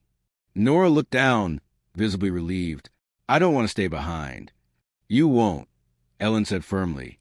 There was a long pause. Then Nora whispered, "I didn't think people did this much work for me." Elin reached across the table, placing her hand gently over Nora's. "You're worth every step," she whispered. Nora swallowed hard, eyes shining. "But what if something goes wrong? What if they say no?" Elin squeezed her hand lightly. "Then Magnus and I will find another way. But right now, everything looks promising. Truly." Nora nodded slowly. "Okay." Elin served the tea. They sat together in the kitchen, the quiet between them soft and warm. As evening approached, the house filled with the comforting aroma of vegetable stew and baked bread. Magnus returned inside with Elias, both dusted with snow like small and large snowmen. Frost barged in behind them, shaking snow off his fur in all directions. "No, Frost!" Magnus shouted, dodging the spray. "Too late," Elin said, laughing. "He's already redecorated the hallway." Elias ran toward Nora with bright eyes. "Do you want to see the snow before we built?" Nora nodded eagerly. They rushed back to window. Outside in the backyard stood a small snow fort, uneven, lopsided, but proudly shaped by a 6-year-old's imagination. Magnus had helped, clearly, but had done his best to let Elias be the architect. "It's beautiful," Nora murmured. Elias puffed out his chest. "I know." Magnus ruffled his hair. Dinner was lively, warm, full of small jokes and gentle moments. Nora ate quietly but with greater comfort, occasionally glancing at Elin or Magnus before taking another bite. Frost snored under the table, belly full of stolen crumbs. After dinner, Magnus offered to take care of the dishes, a rare celestial event, Elin teased. Elin took the children to the living room, where the Christmas tree glowed in soft light. Nora sat on the rug beside Frost, the tree lights reflected in her eyes, turning them into tiny stars. Elin settled on the sofa with a blanket. "Do you like the tree?" she asked. Nora nodded. "It feels like it's watching over us," she whispered. Ellen's eyes softened. "Maybe it is." Nora leaned her head against Frost's side. The dog shifted to rest his chin on her lap. "Elin," she whispered. "Yes, sweetheart." "Do you think Mama can see me right now?" Ellen's breath caught. "I think she sees you," she said softly. "And I think she's proud." Nora wiped a single tear. "I hope so." Elin knelt beside her immediately. She would be. "You're brave and kind and so strong." Nora looked at her. "Do you really think so?" Elin brushed her cheek. "With all my heart." For the first time, Nora leaned into her completely, a pure, small embrace. Elin held her gently, protectively, as if she were something fragile and precious. And she was. When Magnus joined them, drying the last dish with a towel, he paused at the sight. The tree lights, Nora leaning against Elin, Frost asleep beside them, Elias drawing stars on the rug with his finger, his family growing in ways he never expected. Elin looked up at him. Their eyes met. "We can do this," she said softly. Magnus crossed the room, kissed the top of Nora's head gently, and whispered, "Yes, we can." And the room, lit by golden lights and the soft sound of sleeping breaths, felt like the safest place in the world. Chapter 29. The last school day before Christmas. Dawn spread gently over Stockholm, tinting the snow in soft shades of peach and rose. The Bergström house woke slowly, wrapped in a quiet excitement that hummed beneath the surface. It was the last school day before the Christmas holidays, 2 full weeks before Christmas Eve, and Elias had been talking about his school's festive day for the past 3 mornings. When Magnus entered the kitchen, still buttoning his shirt and smoothing his hair, Elias was already bouncing in place like a spring wound too tightly. "Mama, Papa, we need to leave early. I need to show Nora the gingerbread house, and the big star, and the hot juice." Magnus chuckled, pouring himself coffee. "It's called glögg, Elias, and nobody needs it at 7 in the morning." Elias gasped, "Papa, everybody needs glögg at 7 in the morning." Elin laughed from beside the stove. Nora sat quietly at the table, stirring her oatmeal, but her eyes were wide, bright, full of the kind of anticipation she didn't quite know how to name. She had never been to a school fest. She had never been to a school, period. She watched Elias talk nonstop about classmates and games and decorations, absorbing every detail. Magnus crouched to Nora's level, adjusting the scarf around her neck. "You ready to come with us?" he asked gently. Nora hesitated.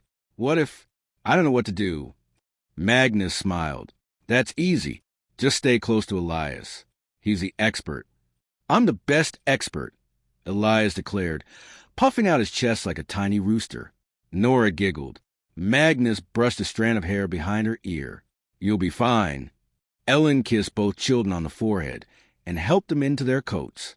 "Nora, I'll come join you right after I finish at the municipal office," she said.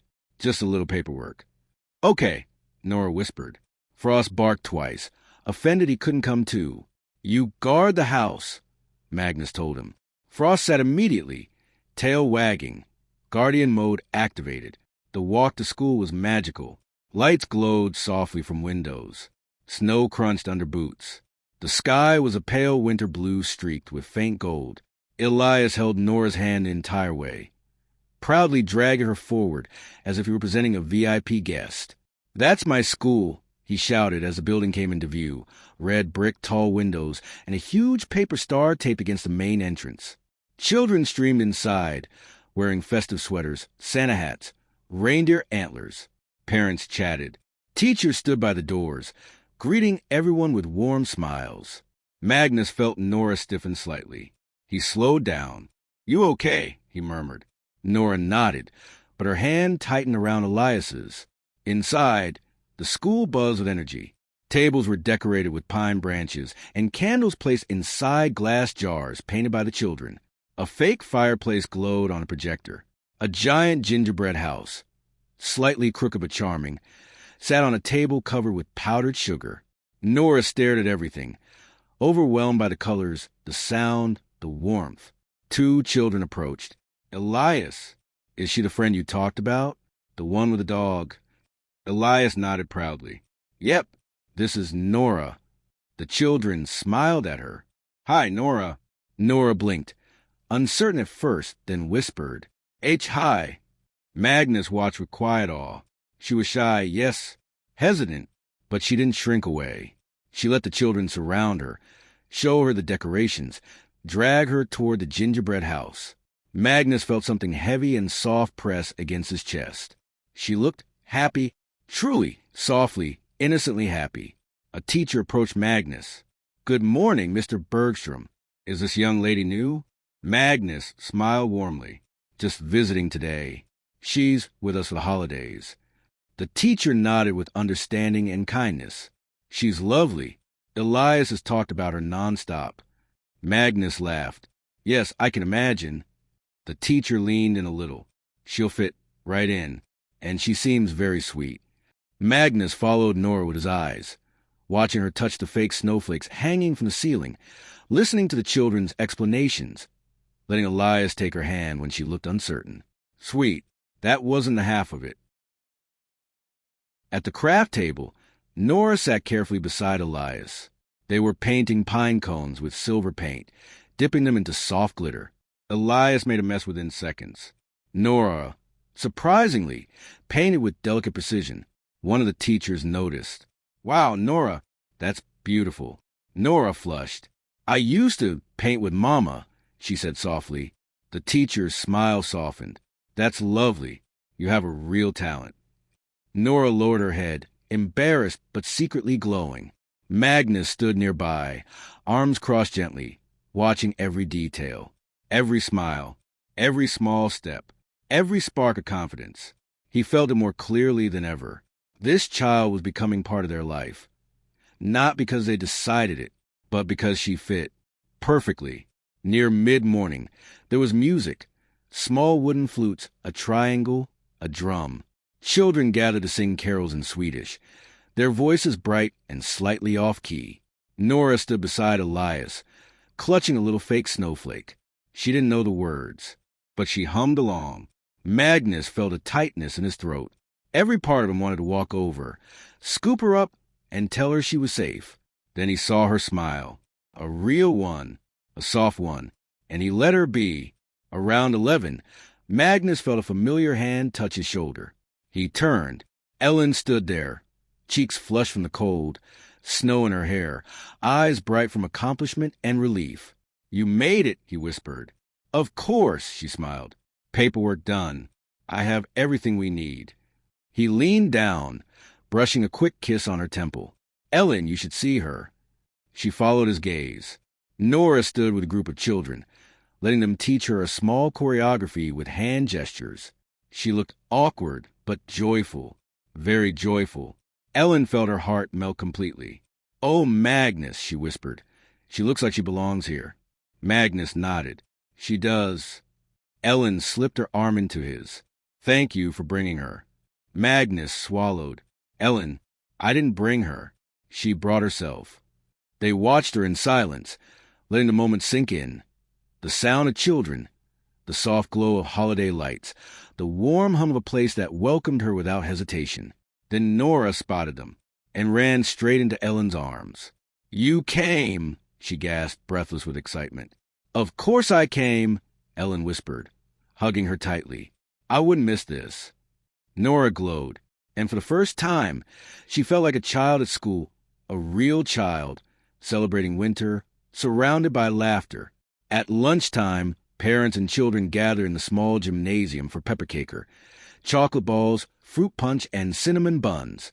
Nora held a plate that Elias kept refilling for her. Magnus introduced her to a few parents. "This is Nora," he said simply. Nobody questioned. Nobody stared. They smiled. They greeted her.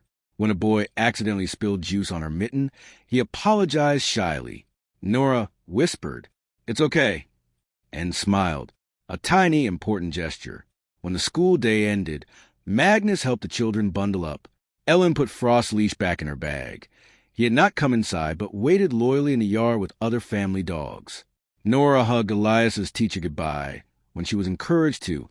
It was a shy, brief hug, but she did it. Outside, the sky had turned pale gold. Snowflakes drifted down like falling kisses.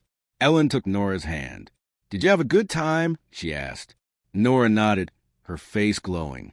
"I didn't know school could be like that," she whispered. Ellen brushed her cheek. "What did it feel like?" Nora looked up at her, eyes shimmering, like something I didn't know I missed. Magnus looked at her, heart full. "Would you like to come again?" "Not for lessons, just for events. When they have them." Nora nodded. "Yes, I like that."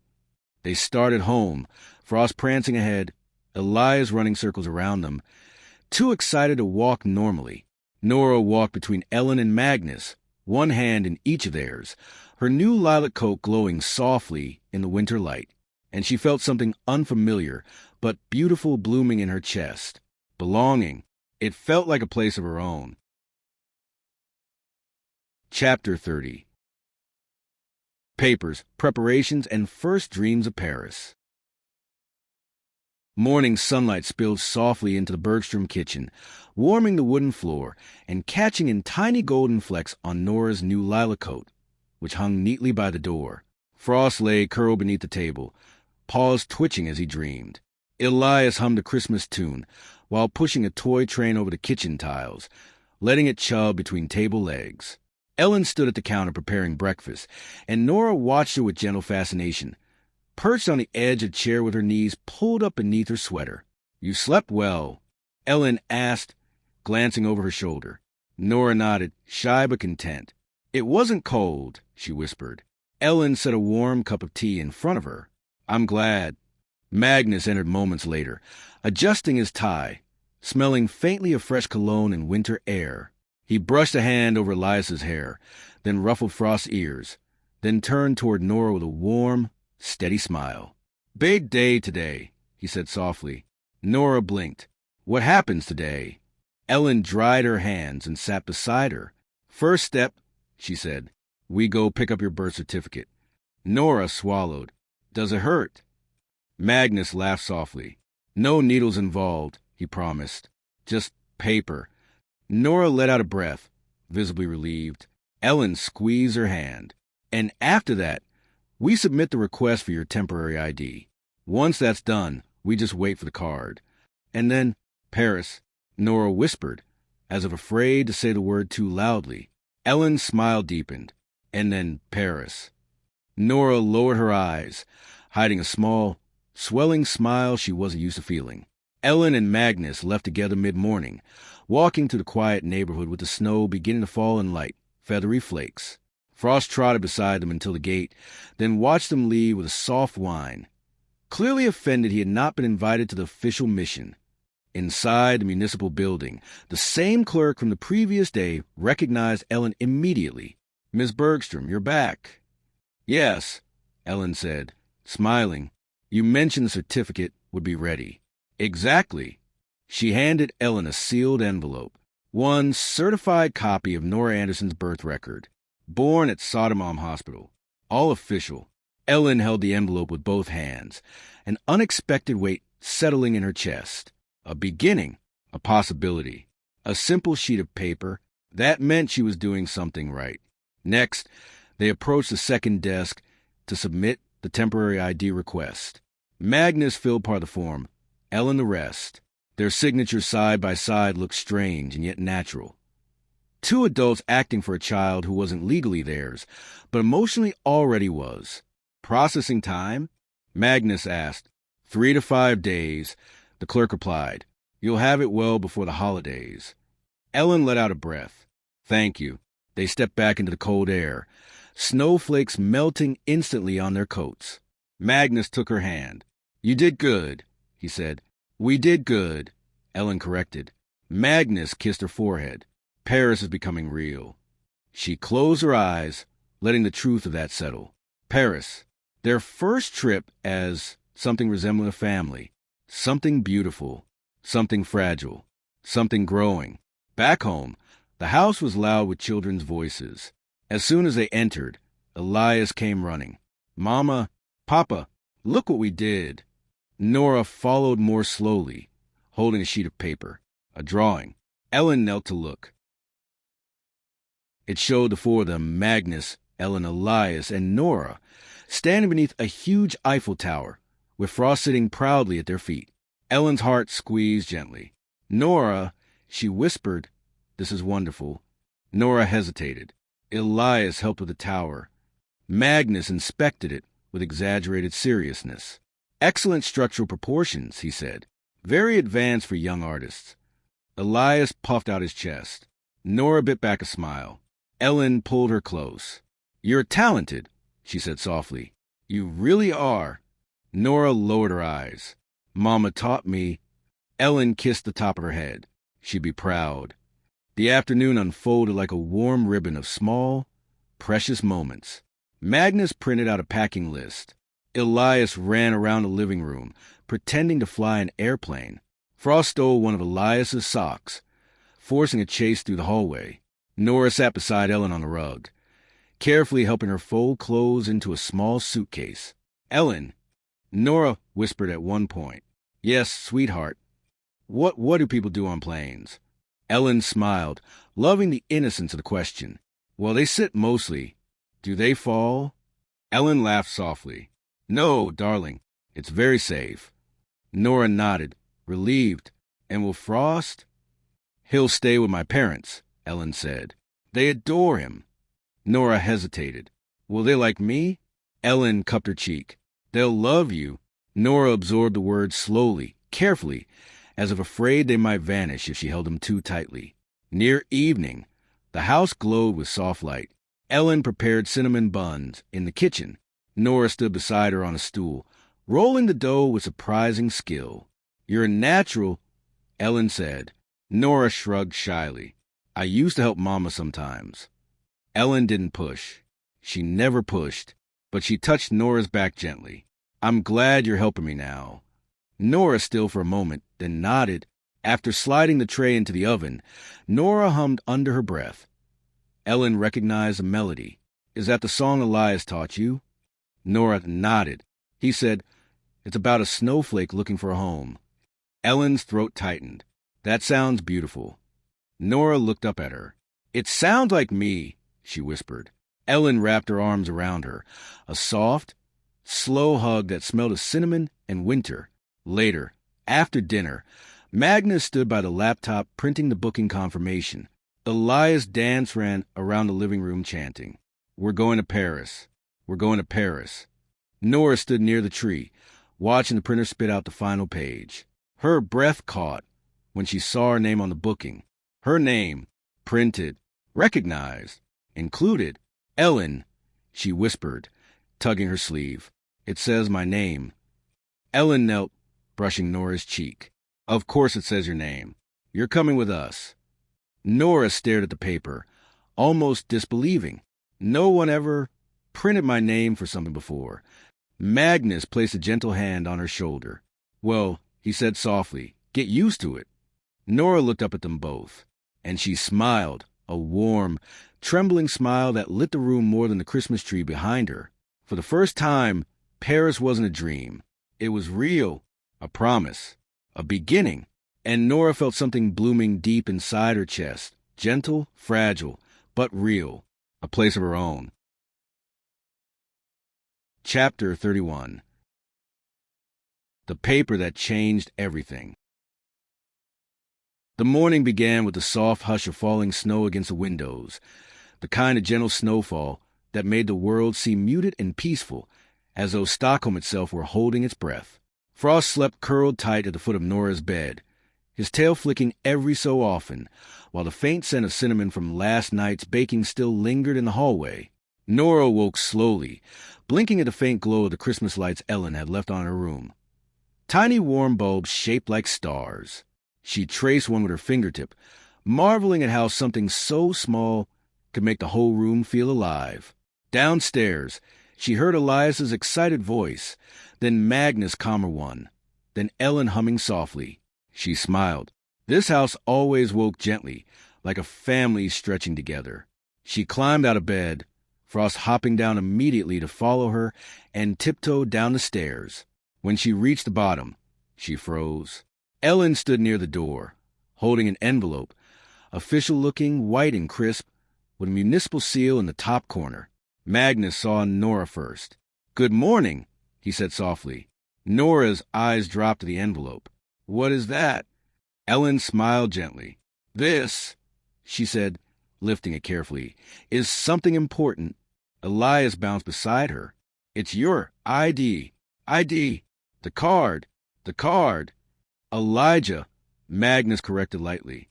"Elias." "What did I say?" Elias protested. Magnus laughed under his breath. Elin approached Nora and knelt to her level. "It came early," she said. 3 days early, actually. They processed it faster than we expected. Nora swallowed. "My card? The one that tells people who I am." "Yes," Elin whispered. Nora stared at the envelope, her hands trembling slightly. Can I open it?" "It's yours, sweetheart," Elin murmured. "Of course you can." Nora took the envelope slowly, carefully, as though afraid it might crumble in her hands. She slipped her finger under the flap, tearing it gently, and pulled out a small white card. Her breath caught. Her name, her date of birth, her photograph taken the day before, a tiny silver stamp in the corner. She ran her thumb over the embossed seal. "It's real," she whispered. Magnus rested a hand on her shoulder. "Yes," he said, "it's very real." Nora stared a moment longer, the weight of it settling over her like snow falling softly on open palms. "I never had something like this," she whispered. Elin cupped her cheek. "You do now." Nora closed her fingers around the card and pressed it to her chest. "Thank you," she murmured. "Thank you so much." Magnus cleared his throat softly. "Well," he said, "now we can go to Paris." Elias squealed, nearly tripping over Frost. "Paris, Paris, Paris." Nora laughed, a small, startled laugh, and Elin felt something bloom inside her chest. A beginning, not spoken yet, not official, but real. The rest of the morning passed in a warm blur. Nora followed Elin into the living room, where a pile of cozy blankets lay on the sofa. "What's all this?" Nora asked. Elin grinned. "Tonight, we're having a movie night. We promised Elias we'd watch his favorite Christmas film." Elias popped his head from behind the sofa. "The one with the snow monster." Magnus shook his head. "She means the one with the train. Elias." Elias waved his hand. "It's all the same. Snow, magic, loud noises." Nora giggled. Elin sat beside her on the sofa as they folded blankets together. "Do you like movies?" she asked. Nora hesitated. "I've seen some, in the shop windows, but not really on a couch." "Well," Elin said warmly, "tonight we fix that." Nora's eyes brightened. Frost hopped onto the sofa beside her, settling firmly on her lap, as if claiming her as his viewing partner for the night. In the early afternoon, Magnus came downstairs holding a small paper bag. "Elin," he called, "can I talk to you for a second?" She followed him into the hallway. He unrolled the top of the bag. Inside was a small notebook, pale blue, with silver edges and little embossed stars. "For her?" Elin whispered. Magnus nodded. "She's been drawing so much, and writing things on scraps of paper. I thought maybe this would make her feel like she has something of her own." Elin touched the notebook gently. "It's perfect." They returned to the living room, where Nora and Elias were attempting to stack pillows into what Elias called a cinema fortress. Magnus stepped forward and cleared his throat. "Nora," he said softly. She turned curious. "I got something for you." She blinked. "For me?" Magnus nodded and handed her the little bag. Nora looked inside, gasped softly, and pulled out the notebook. Her fingers ran slowly over the cover. "It's beautiful," she whispered. Magnus crouched to her height. "You can draw in it," he said, "or write thoughts, or anything you want. It's yours." Nora clutched the notebook to her chest as if it were something fragile and precious. "Thank you," she murmured. I've never had a book just for me." Elin leaned forward. "Now you do." Nora held the notebook like a treasure, then sat on a rug and opened the first page. She wrote a single line, carefully, slowly. "My first trip." Elin felt her throat tighten. It was the beginning of something that mattered. The rest of the day unfolded in quiet preparation. Magnus checked the flight details. Elin laid out clothes for packing. Elias made a Paris plan, which included: eat a chocolate croissant, hug Mickey Mouse, ask if the Eiffel Tower is climbable by something sparky, make sure Nora smiles at least 10 times. Nora didn't know which of those items made her stomach warm the most. She helped Elin fold sweaters, asking shy questions about airports. Are there dogs at airports? Do planes need keys? Will the sky be bumpy? Elin answered everything with patience and warmth. As night fell, the living room glowed with Christmas lights. They prepared popcorn, bundled themselves under blankets, and pressed play. The movie began, a train rushing through snow. Nora leaned into Elin's side. Elias leaned into Magnus. Frost sprawled across all their feet like a furry bridge. And as the film glowed on the screen, Nora wrote a second line in her notebook, tiny and neat. "I think maybe this is what safe feels like." Later, as the children slept, Elin and Magnus met in the hallway outside the bedrooms. The house was quiet except for the soft hum of the heating and Frost's distant snoring. She wrote something. Magnus whispered. Elin nodded. "She's starting to trust this." Magnus leaned against the wall, crossing his arms. "Paris is going to be good for her," he said. "For all of us." Ellen's eyes shimmered. She's beginning to dream again. Magnus took her hand, thumb brushing her wedding ring. "And we're beginning to dream with her." The snow outside thickened, covering the world in a soft white blanket. Inside, Nora slept holding her new notebook to her chest. The temporary ID card lay on her bedside table, its silver seal catching the faint light. A small paper, a small beginning, but enough to change everything. Chapter 32. The day before departure. The final day before the trip dawned pale and quiet, the sky the color of soft winter linen. Snowflakes drifted lazily outside the windows, slow and serene, as if the world itself was preparing for something gentle and important. Inside the Bergström home, however, the atmosphere buzzed with a warm, excited energy. Elias had woken everyone at 7:30 sharp by proclaiming, "It's almost Paris Day," at the top of his lungs. Frost responded by howling in unison. Nora, startled at first, had begun to laugh, clutching her pillow and blinking sleep from her eyes as excitement crept into her chest. Elin entered the children's room, smiling. "Well, it appears someone is ready for the holiday." "I've been ready for 15 years, Elias declared. "You're 6, Magnus replied from the door, coffee in hand. "Exactly," Elias countered. Nora giggled as Elin helped her into a soft cream sweater and warm leggings. Frost circled her feet, sensing something different in the air, his tail wagging with both excitement and confusion. Downstairs, the house transformed into a small travel headquarters. Suitcases lay open on the living room rug. Elin sorted clothes into neat piles. Magnus checked flight confirmations for the 5th time. Elias organized his Paris adventure kit. Nora folded her brand new clothes carefully, making sure nothing wrinkled. "Do I need everything?" Nora asked, holding one of her sweaters to her chest. Elin looked at her gently. "Just the things that make you feel comfortable and warm." Nora nodded with seriousness far beyond her age. She placed the sweater inside the suitcase with almost ceremonial care.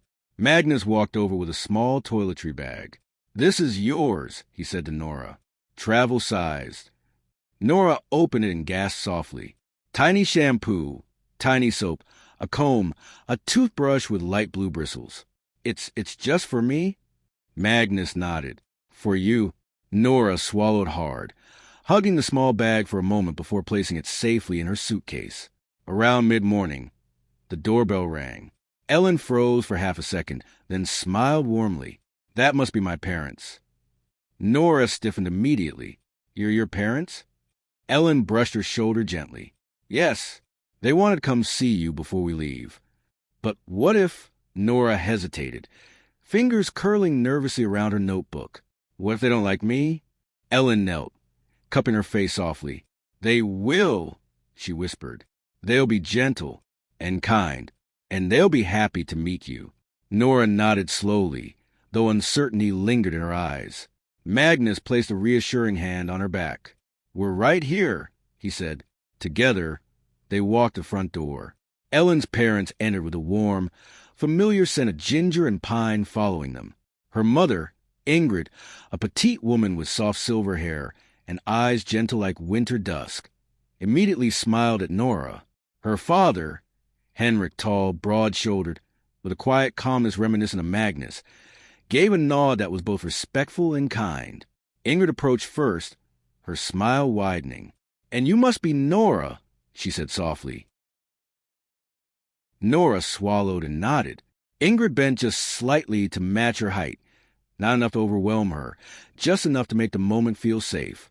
"It is so lovely to meet you, dear." Nora blinked, surprised by how warm the woman's voice sounded. Henrik stepped forward next. "Welcome," he said simply, gently. Nora whispered a tiny, "Thank you." Frost broke the tension by running between them, wagging his tail furiously and demanding attention. Henrik laughed. "Ah, Frost, I see you remember us." Frost pressed his face into Henrik's knee. Elias tugged Nora's hand and whispered, "They're really nice. Don't worry." Nora nodded, her shoulders relaxing a little. Ingrid sat beside Nora on the sofa, speaking softly. "So, you're going to Paris," she said, hands folded neatly in her lap. "What a beautiful adventure." Nora blushed. "It's my first trip." Ingrid's eyes softened. "That makes it even more special."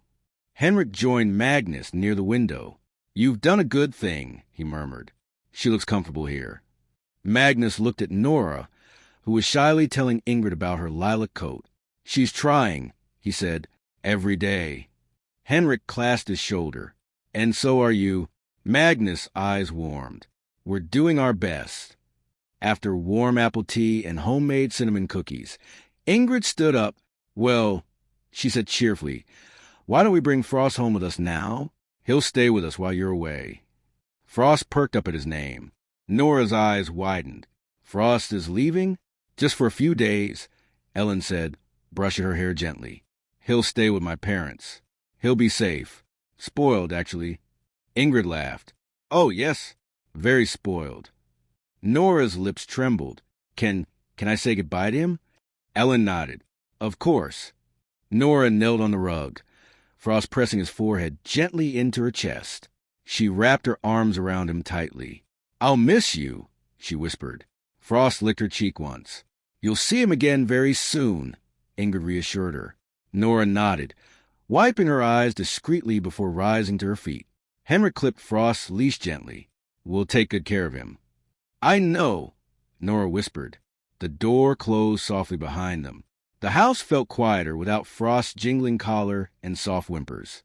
Nora stared at the empty rug for a moment, but then Elias grabbed her hand. Come help me pack Mickey Mouse into the suitcase. Nora blinked. Won't he get squished? No, he's invincible. Nora giggled as Elias dragged her upstairs. Elin and Magnus exchanged a glance, soft, warm, full of pride. That evening, the final preparations continued. Elin confirmed the passports and IDs. Magnus checked the alarm for the next morning. Elias taped his Paris adventure plan to his suitcase. Nora carefully placed her notebook in the outer pocket of her backpack. Later, while brushing her teeth, Nora looked at her reflection. Same hair, same face, same small girl. But something inside her felt changed, as if she were stepping into a world she had only ever seen from far away, a world she now had permission to enter. Before bed, Elin sat beside Nora on her bed, smoothing the blanket over her legs. Are you excited? Elin asked. Nora nodded. And a little scared, she admitted. That's normal, Elin said. First trips are always like that. Nora hesitated. Do you think Mama will be happy for me? Elin brushed her cheek with infinite tenderness. I think she'd be very proud. Nora closed her eyes. Elin kissed her forehead. Sleep well, sweetheart. We have a big day tomorrow. Later, Magnus peeked in. Nora looked up sleepily. You ready for an early morning? She nodded. I think so. Magnus smiled. We'll take care of everything. You just hold our hands. That's all you need to do. Nora smiled softly. Okay. Magnus squeezed her hand gently, then switched off the light. Outside, snow continued falling in quiet layers, covering the city in a peaceful blanket. Inside, 2 suitcases stood ready by the door. Nora slept clutching her new notebook, and Paris waited quietly on the horizon, a dream turning real. Chapter 33. The first flight, the first lights. The morning of their departure arrived wrapped in darkness and soft cold. The sky over Stockholm was still sleepy, a deep indigo streaked with faint silver as the first hint of dawn struggled to rise. The Bergström home glowed warmly from within, lights already on, casting gentle reflections onto the snow outside. Elin moved to the kitchen in a quiet rhythm, preparing a quick breakfast, toast, warm milk, small cinnamon rolls left over from last night. She hummed softly under her breath, glancing every few seconds toward the hallway. It was a big day, a beautiful day, and for Nora, a day she never imagined could exist. Footsteps padded down the stairs. Magnus appeared first, hair slightly tousled, suitcase already in hand. Behind him, Elias descended the steps 2 at a time, eyes wide with excitement. It's Paris Day, he shouted. Sure, Magnus whispered with a smile. We don't want the neighbors thinking we're moving to another continent. We are, Elias argued, a different continent of happiness. Nora appeared last, still sleepy, still small in her soft cream sweater, but her eyes shone with something new, something like anticipation mixed with disbelief. Elin smiled and opened her arms. Good morning, sweetheart. Nora walked into her embrace without hesitation. Is it really today? She whispered. It's today, Elin said. We're going. Nora's small fingers tightened around Elin's sleeve. Magnus pointed at the table. Eat something before we go. Planes like passengers who've had breakfast. Less turbulence. Papa, Elias sighed. That's not science. Magnus shrugged. Feels like science. Nora giggled softly. The day had begun. The car ride to the airport was long and quiet. Streetlights flashing past the windows like soft yellow stars. Nora sat between Elias and Elin in the back seat, clutching her notebook and her travel bag. Snow fell steadily, decorating the world in white, as if wishing them well on their journey. As the airport came into view, tall glass walls shining in the early light, Nora's breath caught. Is that the airport? She whispered. Elin nodded. Yes. It looks like a giant house made of ice. Magnus glanced at her through the rear-view mirror. You should see it from the inside. They walked through the sliding doors, and the world expanded. Bright lights, tall ceilings, screens flashing departures, people with suitcases rolling in every direction. Nora froze, eyes enormous. So many people, she whispered. Elin held her hand gently. We'll stay together. Always. Nora nodded. Magnus handled the check-in counter efficiently, handing over passports and Nora's new temporary ID with a calm professionalism that seemed to impress even the airline worker. Going to Paris? The woman asked with a smile. Yes, Magnus replied. Nora stared at her, amazed that a stranger could say Paris, as if it were normal. The woman leaned toward Nora. Have you ever been on a plane? Nora shook her head. Well, the woman said, stamping the documents, you're going to love it. Nora clutched Elin's hand tighter. At security, she stepped into the scanner nervously, but Elin guided her gently, and Magnus waited on the other side with a reassuring smile. You did great, he said. Nora exhaled slowly. The world felt suddenly big, and she was inside it. When they reached the gate, Elias pressed his face against a large window. Look, that's our plane. Nora followed his finger. It was enormous. Silver, gleaming, its wings spread out like a metallic bird. She swallowed hard. Elin, does it always look that big? Yes, Elin whispered. It's supposed to. It won't fall, right? Magnus crouched beside her. No, planes are some of the safest machines ever built. And we'll be with you, Elin added. Nora nodded, but her heart raced. Still, when boarding began, she walked bravely between them, holding both their hands. Inside the aircraft, she gasped softly. Rows of seats, little lights, coats hanging over armrests, people settling in with excited chatter. She climbed into her seat beside Elin and buckled her belt tightly.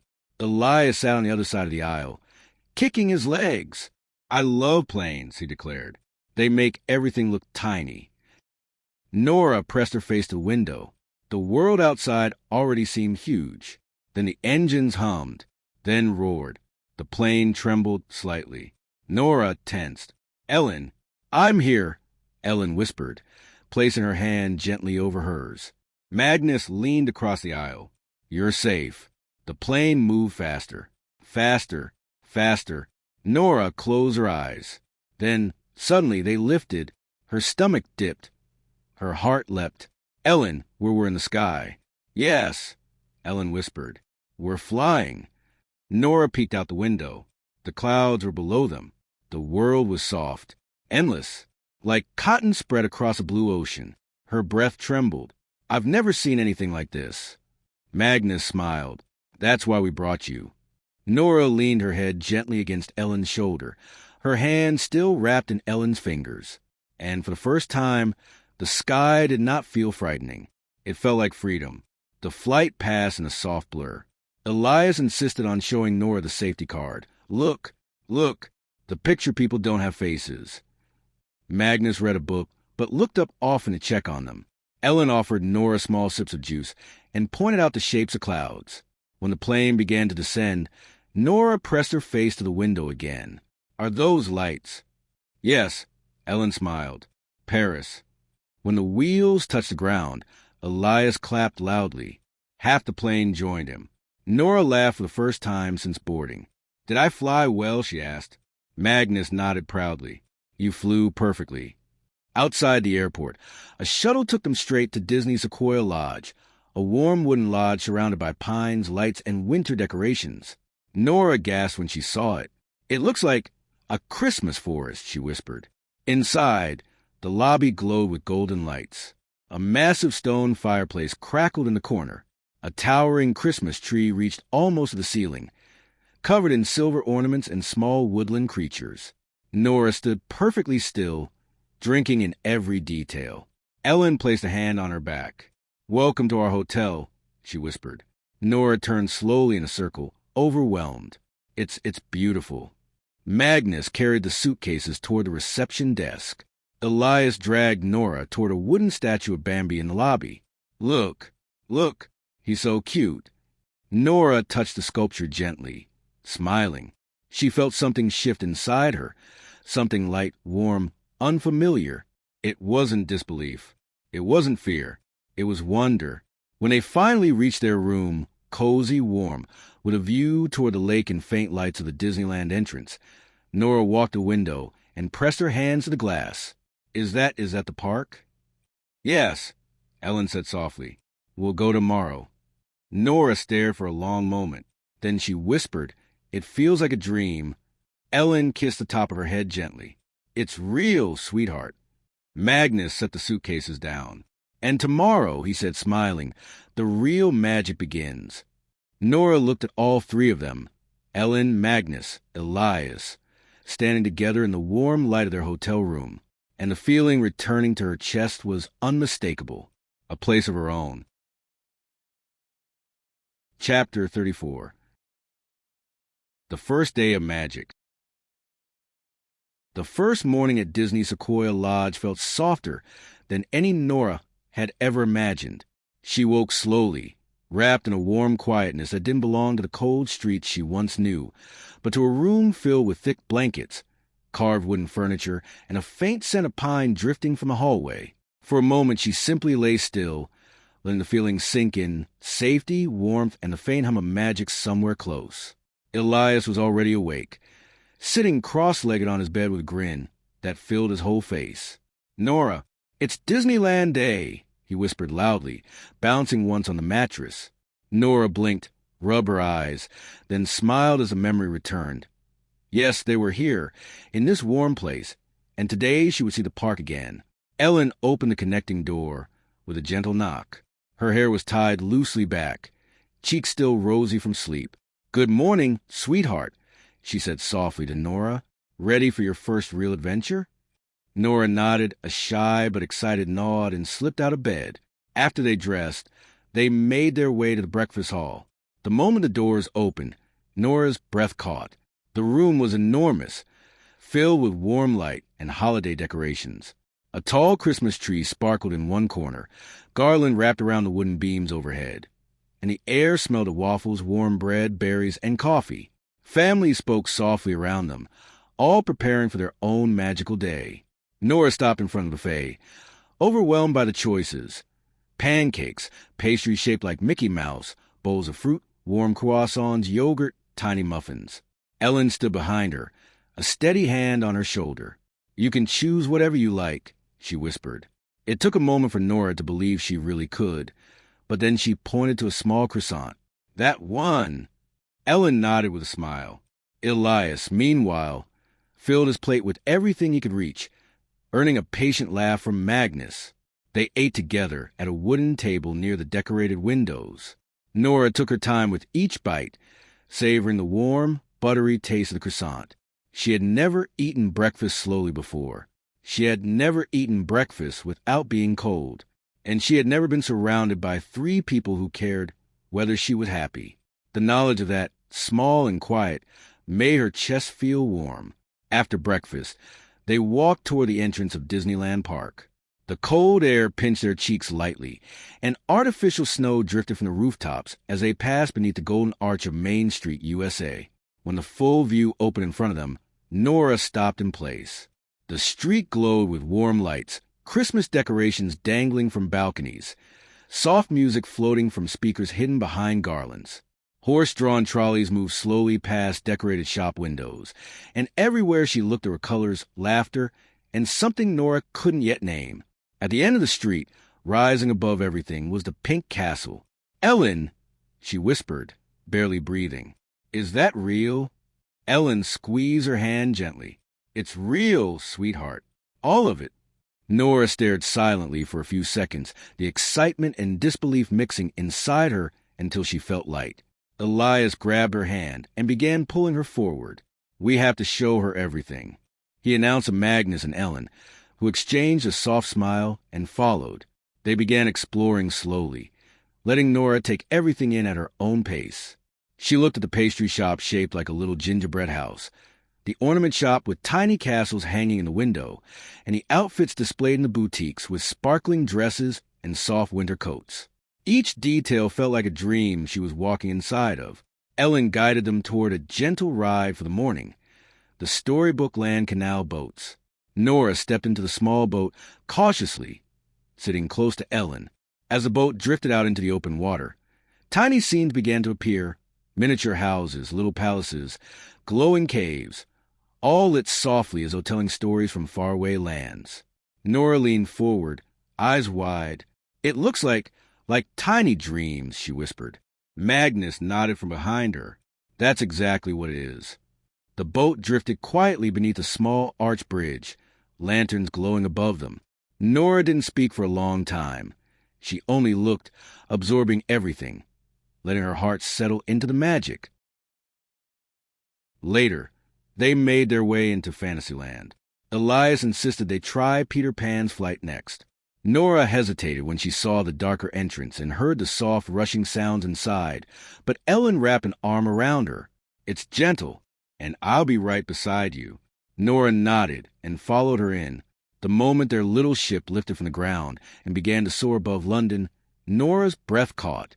The tiny city lights glittered below, the stars twinkled above, and the ship glided smoothly through the night sky. She reached instinctively for Ellen's hand. "Ellen, we're flying again." "Yes," Ellen whispered, kissing her hair. "Together." When the ride ended, Nora stepped out smiling, cheeks warm, eyes bright. They paused for lunch near the castle, sitting on a bench with warm sandwiches while the winter sun glowed faintly overhead. Nora kept glancing at the castle towers, their pink stone shimmering. "Can we go inside?" she asked quietly. "Of course," Magnus said. Inside the castle, colorful stained glass windows painted the floor with red, blue, gold, and green. Nora touched the colors on the stone as though they were something alive. "It feels like walking inside a rainbow," she murmured. In the afternoon, they watched the Christmas parade. Nora sat in Ellen's lap, wrapped in a warm scarf, as floats passed by covered in lights and snowflakes. Dancers in sparkling costumes twirled along the street, and characters she had only seen in pictures waved from above. When Mickey passed, Nora gasped softly, eyes shining. "He's real," she whispered. Elias responded immediately, scandalized. "Of course he's real." Ellen held Nora close, feeling her heartbeat quicken with joy. As night approached, they returned to Main Street for the evening show. The castle lit up in deep blues and soft pinks, lights dancing across its surface, while artificial snow floated gently through the air. When the fireworks began, Nora stood still, her hands in both Ellen's and Magnus, watching the sky bloom with color.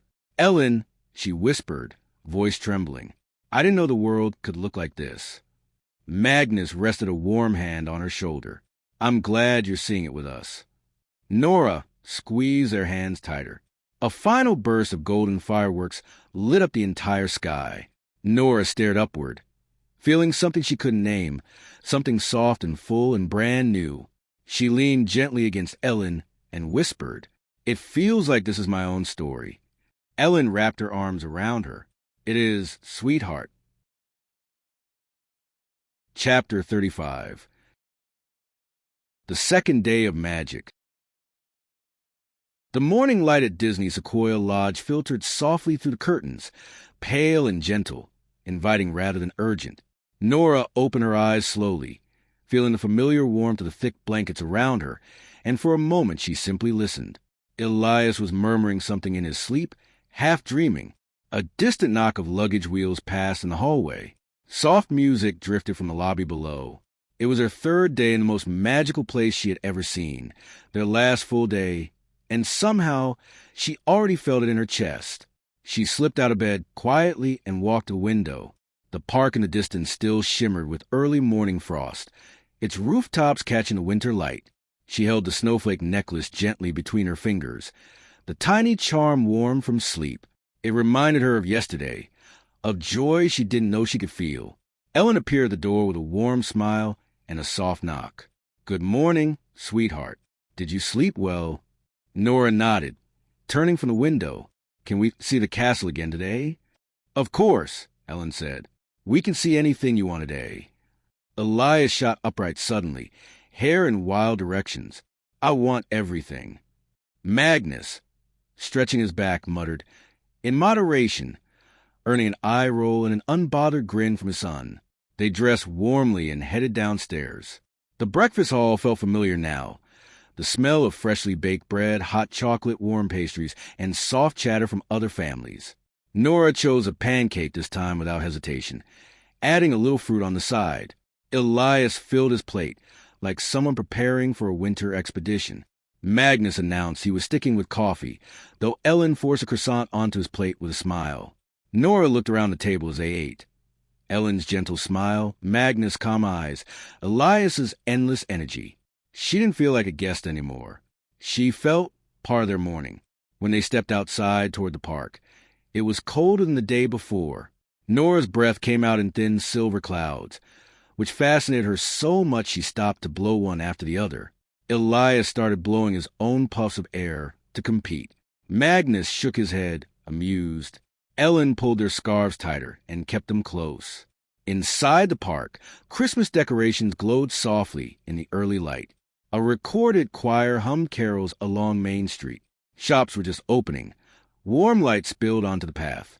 Nora held Ellen's hand, her pace slow, eyes everywhere, like she wanted to memorize every detail.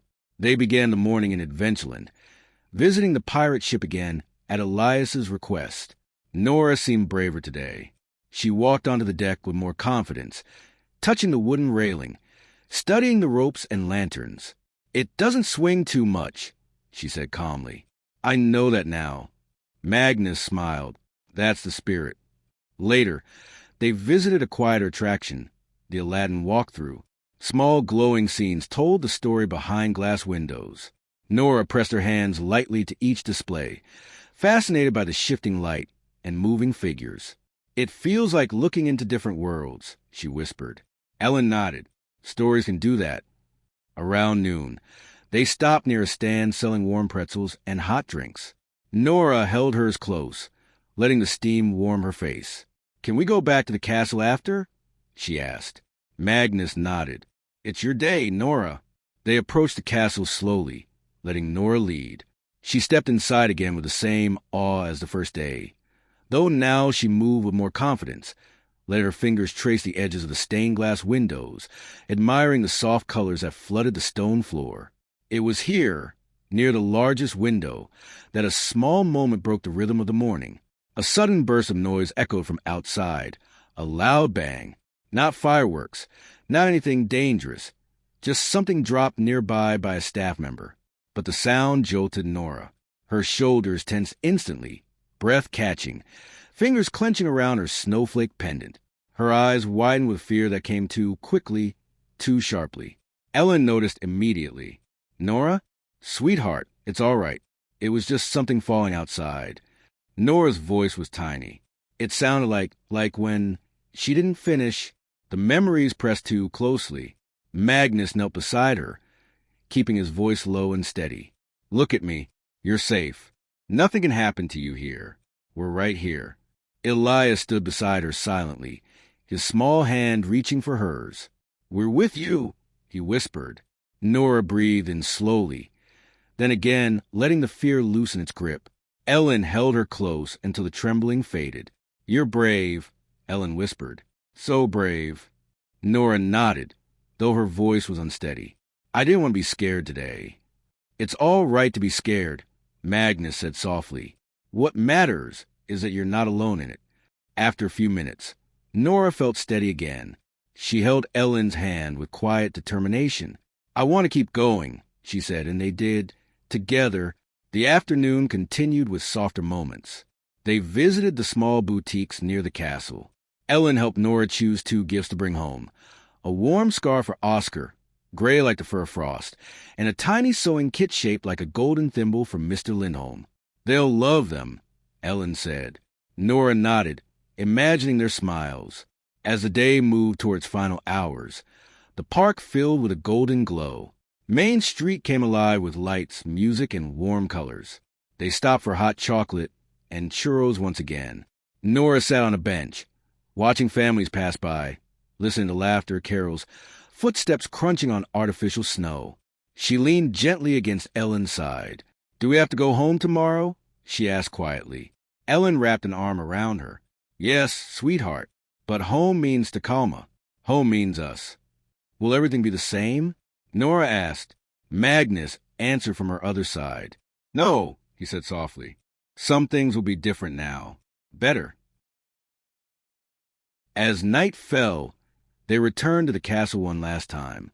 The evening show began with a slow crescendo of music, lights rising from the base of the towers. Snow drifted again from above. Fireworks burst in soft colors, blues, golds, pale pinks. Nora held both Ellen's and Magnus' hands, Elias leaning against her shoulder. She stared up, letting the lights reflect in her eyes. When the final brilliant sparkles faded, she whispered, "I don't want this to end." Elin kissed her forehead. "Magic doesn't end, Nora. It just comes home with you." Back in their room at the lodge, Nora sat for a moment on her bed, the snowflake necklace warm against her heart. She opened her notebook and wrote a single sentence before closing it again. "Today, I wasn't afraid to be part of them." Then she slipped under the blankets, the sound of distant music still drifting in her mind, and fell asleep with a soft smile. Chapter 36. The last day and the return. Nora woke to a softer kind of light, the kind that didn't rush through the curtains but rested there quietly, as if waiting for her eyes to open. She lay still for a moment, letting the warmth of the blanket settle around her. The room was calm. Elias was still asleep, curled on his side with one hand under his cheek. Outside, somewhere far below, a faint murmur of luggage wheels and distant voices revealed that other families were already preparing to leave. The realization came slowly. This was their last morning at Disneyland Paris. Nora sat up gently, touching the tiny snowflake pendant around her neck.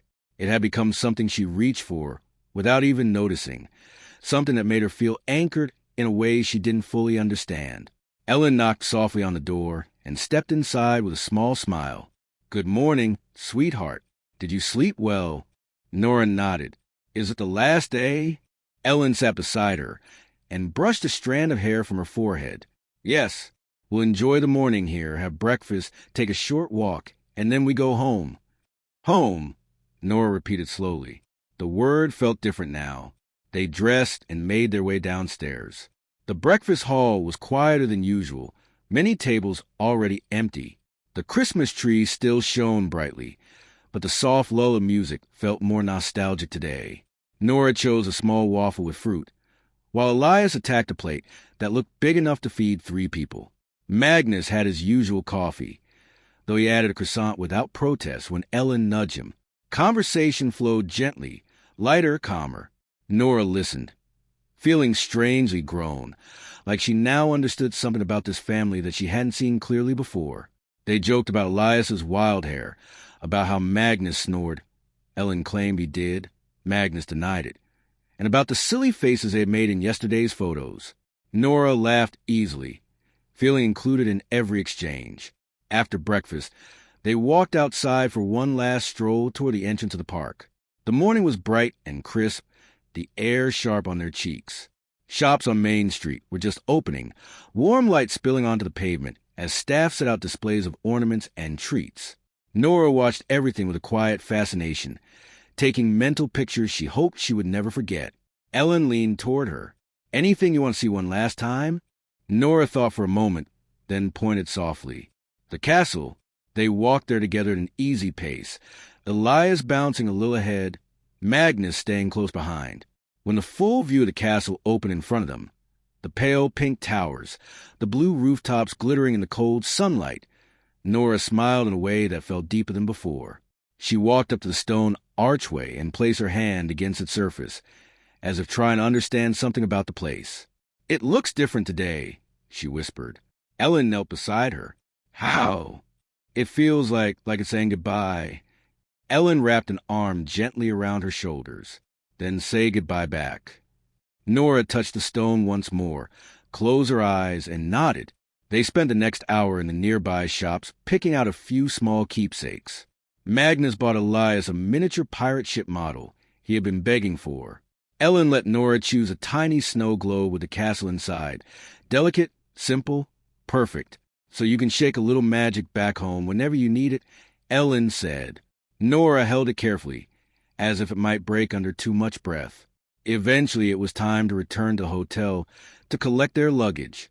The lobby was brighter now, more crowded. Nora held Ellen's hand tightly as they walked back to their room, to gather their things. Magnus checked the time and spoke with a low calmness. "The shuttle leaves in 10 minutes. We should head down." Nora looked at her suitcase. Small, tidy. The clothes Elin had bought her neatly folded. She ran her hand along the zipper before closing it. It felt strange packing things that weren't from the streets. Things that were hers because people cared. As they walked through the lobby for the last time, Nora turned her head slightly, looking back at the tall Christmas tree, the wooden beams, the warm lights. She whispered something almost too quiet to hear. "Thank you," then followed the family outside. The shuttle ride to the airport was quiet. Nora watched the city through the window, letting the early traffic and soft gray sky wash over her. Paris felt bigger now, more real, no longer a postcard, but a place she had lived in, even for a short while. She traced her finger on the window, forming little shapes in the faint fog of her breath. At the airport, the rhythm of travel returned. Announcements, rolling suitcases. Families called each other, long lines. Nora stayed between Elin and Magnus, feeling shielded from the cold rush of people. When they reached the large glass windows overlooking the plains, Nora pressed her palms to the glass. "Elin, do we fly again?" "Yes, sweetheart." "Is it scary the second time?" Elin held her hand. "A little less, because you already know you'll be safe." The check-in went smoothly. Security took longer, but Nora stayed calm, holding tightly to Ellen's hand. When they finally reached the gate, Elias dropped into a chair dramatically. "Traveling is exhausting," he declared. Magnus nodded. "You're not wrong." When their group was called, Nora took a deep breath. She remembered the first flight, the fear as the plane lifted, the tightness in her chest. This time she stepped forward with quieter steps, but not shaky ones. Magnus guided her into the row of seats. Elin sat beside her, like before. As the plane began to move, Nora squeezed Ellen's hand. "Still scared?" Elin murmured. "A little," Nora whispered, "but not like the first time." "You're very brave." "I'm just not alone now." The engines roared. The plane lifted. Nora closed her eyes, but this time she didn't hold her breath. She breathed through it slowly, counting in her mind. When she opened her eyes again, the world below had softened into a patchwork of white clouds. The flight passed gently. Elias slept for most of it, his head resting against Magnus' arm. Nora leaned against Elin, watching the sky with a calm she had never known. When the plane finally landed in Stockholm, Nora felt a familiar cold creep through the air, but also something else. Something warm and steady, like she had carried a piece of Paris inside her chest. Outside the airport, Magnus loaded the suitcases into the car. Elias chatted nonstop about the pirate ship model. Nora climbed into the back seat next to him, clutching her snow globe. As they drove toward the city, the winter streets of Stockholm came into view. Quiet, gentle, familiar. Nora watched the lights pass by, her heart strangely full. "Elin," she asked softly. "Yes, sweetheart." "When people go somewhere and then they come back," Nora hesitated. "Can home become a different place than it was before?" Elin turned slightly in her seat, her voice warm. "Yes, Nora. Sometimes home changes because we change. And does it mean this is my home now?" Nora whispered. Magnus answered softly from the driver's seat. "Yes, it does." Something in Nora settled. No fireworks, no grand moment, just a quiet truth that fit exactly right. She leaned her head on the window, watching the snow begin to fall, and allowed herself to believe it. Chapter 37. Home again, but not the same. The return to Stockholm brought with it a quietness that felt different from the cold Nora once knew. The sky was pale and washed with soft winter light, the air crisp, the streets familiar, yet changed in her mind. As Magnus parked the car in front of their home, Nora held her snow globe gently, watching the faint sparkles settle inside it. Beside her, Elias was already unbuckling his seatbelt, too excited to stay still. "We're home," he announced, pushing open the car door before Magnus could even turn off the engine. "Home." Nora repeated the word silently, letting it settle. It didn't hurt anymore. It didn't feel wrong. It felt warm. Elin stepped out and stretched, inhaling the cold Stockholm air. "All right, you too," she said, looking at Nora and Elias. "Inside, warm up, and then we'll unpack." Magnus lifted the suitcases from the trunk, while Elias ran ahead to open the door. Nora followed more slowly, stepping into the house with a soft sense of wonder. The warm wooden floors, the faint scent of cinnamon from Ellen's candles, the tall windows. Everything felt familiar, yet she was seeing it for the first time with new eyes. It was a home she belonged to now, not because someone told her so, but because she felt it. Elin placed a hand on her shoulder. "Do you want to help me with the suitcases?" Nora nodded. "Yes." Together they brought the smaller bags into the hallway, while Magnus set the larger ones near the stairs. Elias had already darted to his room to check if his pirate ship model had survived the trip. In the warm quiet of the entrance, Nora turned to Elin. "Can I give the gifts today?" To Oscar and Mr. Lindholm, Elin smiled gently. "Of course. They'll be happy to see you." Nora felt something flutter softly in her chest, a mix of nervousness and excitement. She changed quickly into her warm winter clothes, slipping her snowflake necklace under her sweater. When she came downstairs, Magnus was putting on his coat. "I'll walk with you," he said. "It's cold, and Frost will chase you home anyway." Nora laughed softly. "Okay." They stepped outside. Snow fell in tiny flakes, drifting gently across the quiet street. Nora held the small bag with the gifts carefully, her fingers wrapped around the handles as if carrying something precious. Magnus walked beside her with slow, steady steps. "It's good to be back, isn't it?" Nora nodded, breathing in the cold air. "I missed it, even if we were only gone a few days." Magnus' voice softened. "That's what home does." They reached Oscar's bakery first. The windows glowed with warm light, and even from outside Nora could smell fresh bread. She pushed the door open, and the bell above it chimed loudly. Oscar looked up from behind the counter. Big, broad-shouldered, apron dusted with flour. His face lit instantly. "Hey, look who's back," he exclaimed. "My little winter sparrow." Nora felt her cheeks warm as she approached the counter. "I brought you something," she said shyly, holding out the neatly wrapped package. Oscar blinked. "For me?" She nodded. "I saw it in Disneyland. It made me think of you." He opened it slowly. Inside was the soft gray scarf Nora had chosen. Simple, warm, elegant. Oscar stared at it for a long moment, then looked back at her with an expression she had never seen on him. Something tender. Something almost proud. "Well, look at that," he murmured. "You picked this for me? You little angel." Nora smiled. Oscar leaned over the counter and mussed her hair gently. "Thank you, Nora. I'll wear it every day." He glanced at Magnus. "She's glowing, Magnus. Look at her." Magnus nodded. "Paris did her good." Oscar huffed. "Paris, eh? And you didn't bring me back a baguette from the source? Shameful." Nora laughed, a clear, bright sound that filled the bakery. After a warm goodbye, they stepped back into the snow and made their way toward Mr. Lindholm's shop. The small tailor's window was decorated with miniature candles and embroidered stars. Nora pushed the door gently.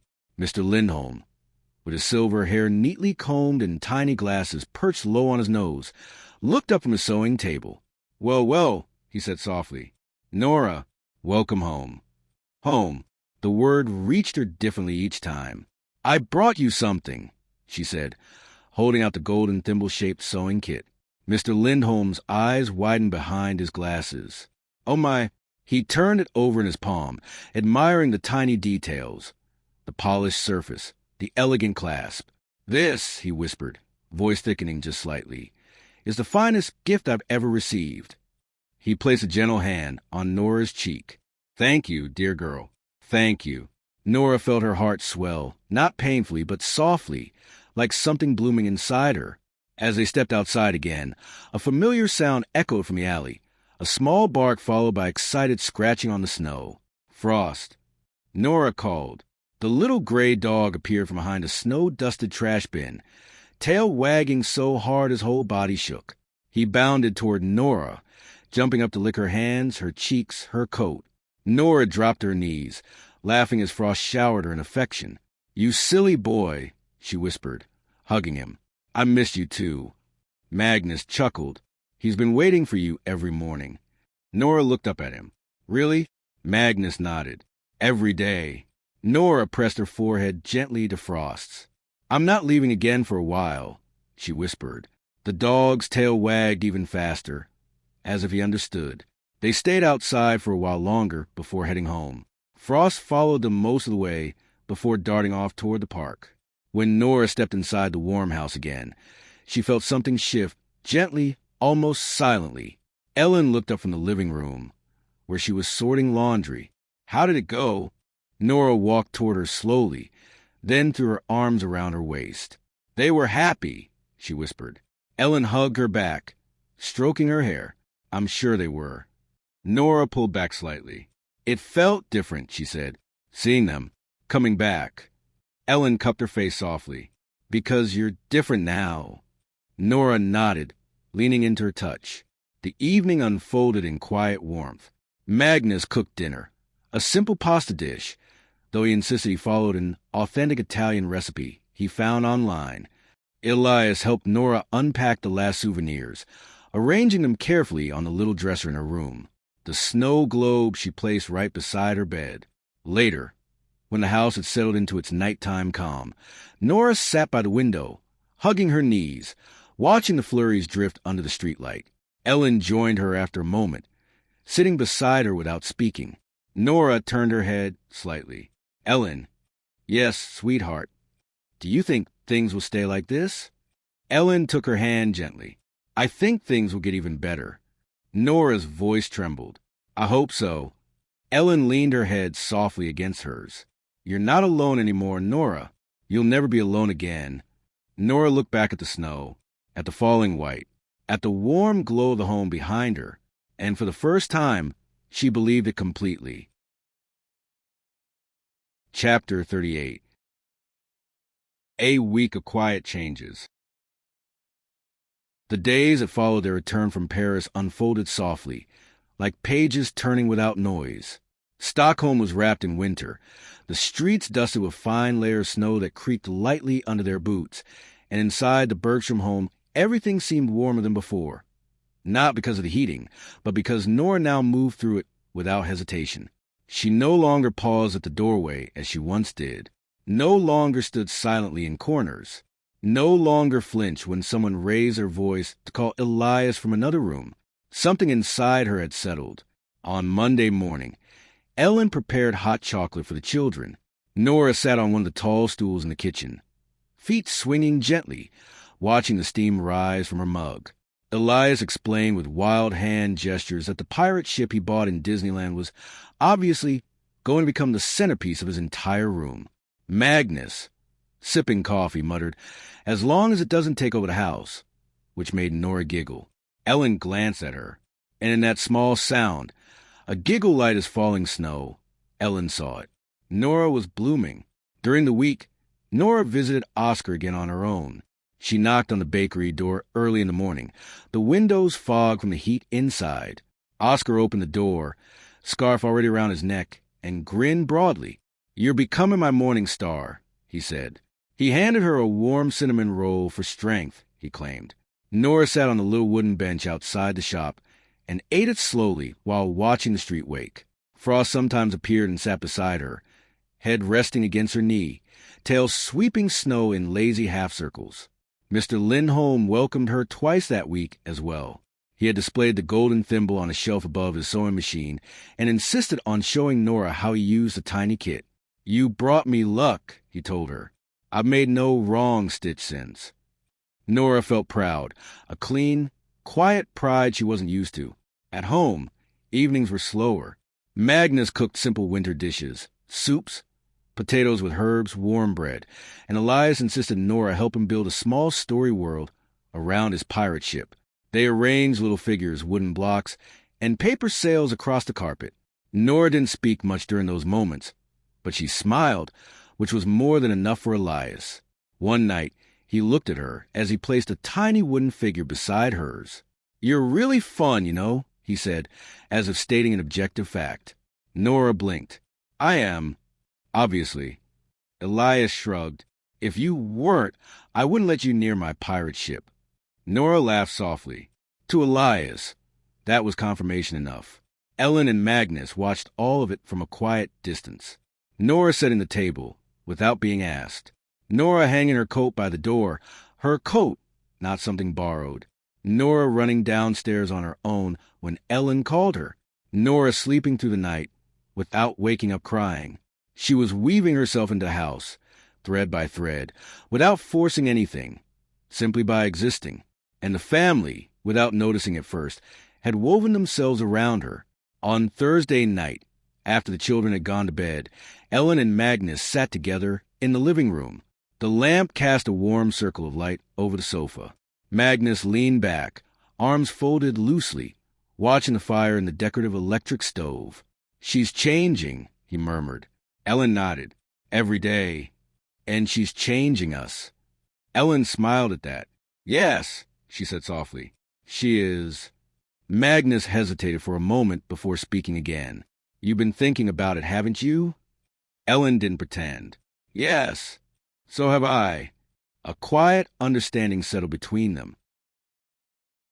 Not a decision. Not yet, but the shape of one, clear, steady, inevitable. Magnus rubbed his hands together slowly. "We just need to make sure it's right. For everyone." "I know," Elin replied, "but she's already part of us. You see it too."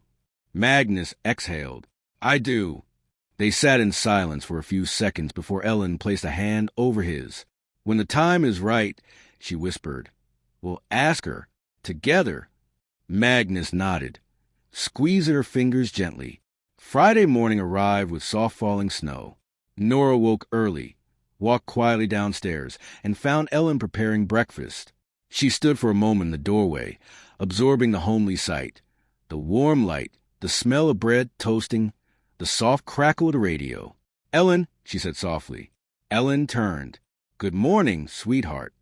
Nora approached and slipped her arms around her waist, a gesture so natural now. Ellen's heart tightened. "I'm glad we're home," Nora whispered into her sweater. Elin kissed the top of her head. "Me too." That evening, Elin gathered Magnus and Elias in the living room, while Nora was upstairs organizing her notebooks.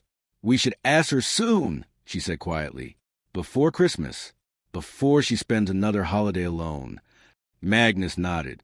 "I agree." Elias lifted his head from halfway behind his pirate ship. "Ask her what?" Magnus exchanged a look with Elin, and Elin spoke gently. "Ask her if she wants to be part of our family. For real." Elias blinked, processing.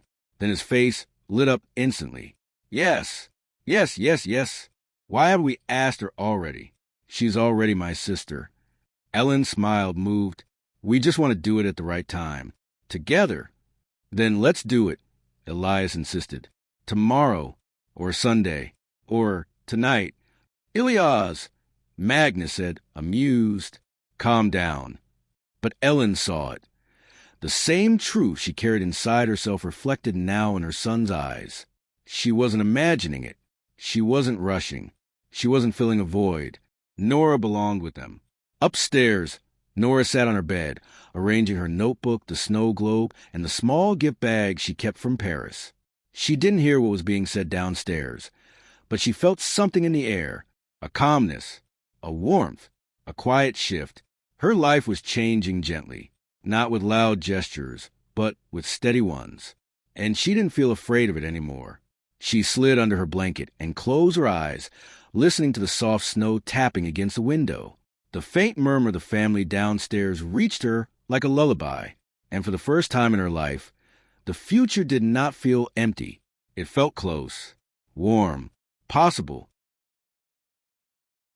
Chapter 39. The night she chose home. Saturday arrived with quiet stillness, the kind of winter calm that wrapped the city in a soft, white hush. From the kitchen window, Nora watched the snow drift lazily from the sky, each flake swirling in its own gentle dance. She sipped warm milk from a mug Elin had placed in her hands earlier, feeling the familiar warmth settle into her chest. Behind her, the house moved in a slow, peaceful rhythm. Magnus was in the living room preparing the fireplace, though it was electric. He liked adjusting the settings as if tending to real flames. Elias was upstairs, supposedly cleaning his room, though the thumps and tiny battles and noises suggested something far more imaginative. Elin approached Nora quietly, brushing back a lock of her hair. "It's a cozy day, isn't it?" Nora nodded. "I like quiet days." Elin smiled gently. She wanted to say more, much more, but held back. Tonight needed to be perfect, and she didn't want Nora sensing anything too early. The day unfolded in soft motions. Magnus suggested a family walk to the park, Frost joining them halfway and jumping excitedly around Nora as if announcing her return to the entire neighborhood. Nora laughed, deep and unguarded, tossing snow gently into the air just to watch Frost leap after it. Elin walked beside Magnus in a calm silence. "Are you sure we're ready?" he whispered. Elin nodded, her eyes on Nora. "Look at her. She's been ready longer than we have." Magnus agreed, but his heart still beat a little faster than usual. In the afternoon, Elin began preparing dinner. Something simple but warm. Creamy potato soup, roasted vegetables, warm bread from Oscar's bakery. Elias dragged Nora into the living room to help him build a secret snowy fortress out of blankets while Frost supervised. Magnus stayed close to Elin in the kitchen, chopping vegetables carefully. "You're nervous," Elin said, smiling at the way he gripped the knife like it might jump from his hand. "So are you," he replied. "Yes," she admitted, "but it's a good kind of nervous." He exhaled slowly. "I just want to get it right." "You will?" Their eyes met, a quiet agreement, strong and steady. By the time dinner was ready, the house glowed with the gentle warmth of lamps and the soft amber flicker of the electric fireplace. Elias called Nora to the table, and Frost curled himself beneath her chair, tail thumping happily. Nora sat between Magnus and Elin, feeling wrapped in the soft of a family.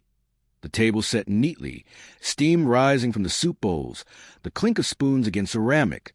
It felt special, more special than she could explain, like something invisible in the air had softened. Elin kept glancing at Magnus. Magnus kept glancing back. Nora didn't notice at first, too focused on Elias's dramatic reenactment of a pirate ship battle.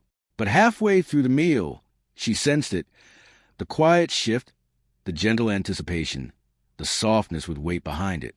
Elin put her spoon down. Magnus did the same. Elias sat up straighter, almost vibrating. Nora blinked, confused. Did I do something wrong?" "No," Elin whispered. "Not at all, sweetheart." Magnus cleared his throat gently, folding his hands on the table. "Nora," he said softly, "we want to talk to you about something important." Nora's heart fluttered. She sat still, hands small in her lap. Elin reached across the table, palm open. Nora placed her hand on it immediately, instinctively. Ellen's voice trembled just slightly. She wasn't nervous because she doubted. She was nervous because this moment mattered. "A few weeks ago," Elin began softly, "you came into our lives in a way none of us expected. And since then, you've brought warmth into this house. Laughs, light, love." Magnus nodded. "You've changed us, Nora. You've become part of everything we do." Elias leaned forward, unable to stay silent any longer. "You're my sister," he said plainly.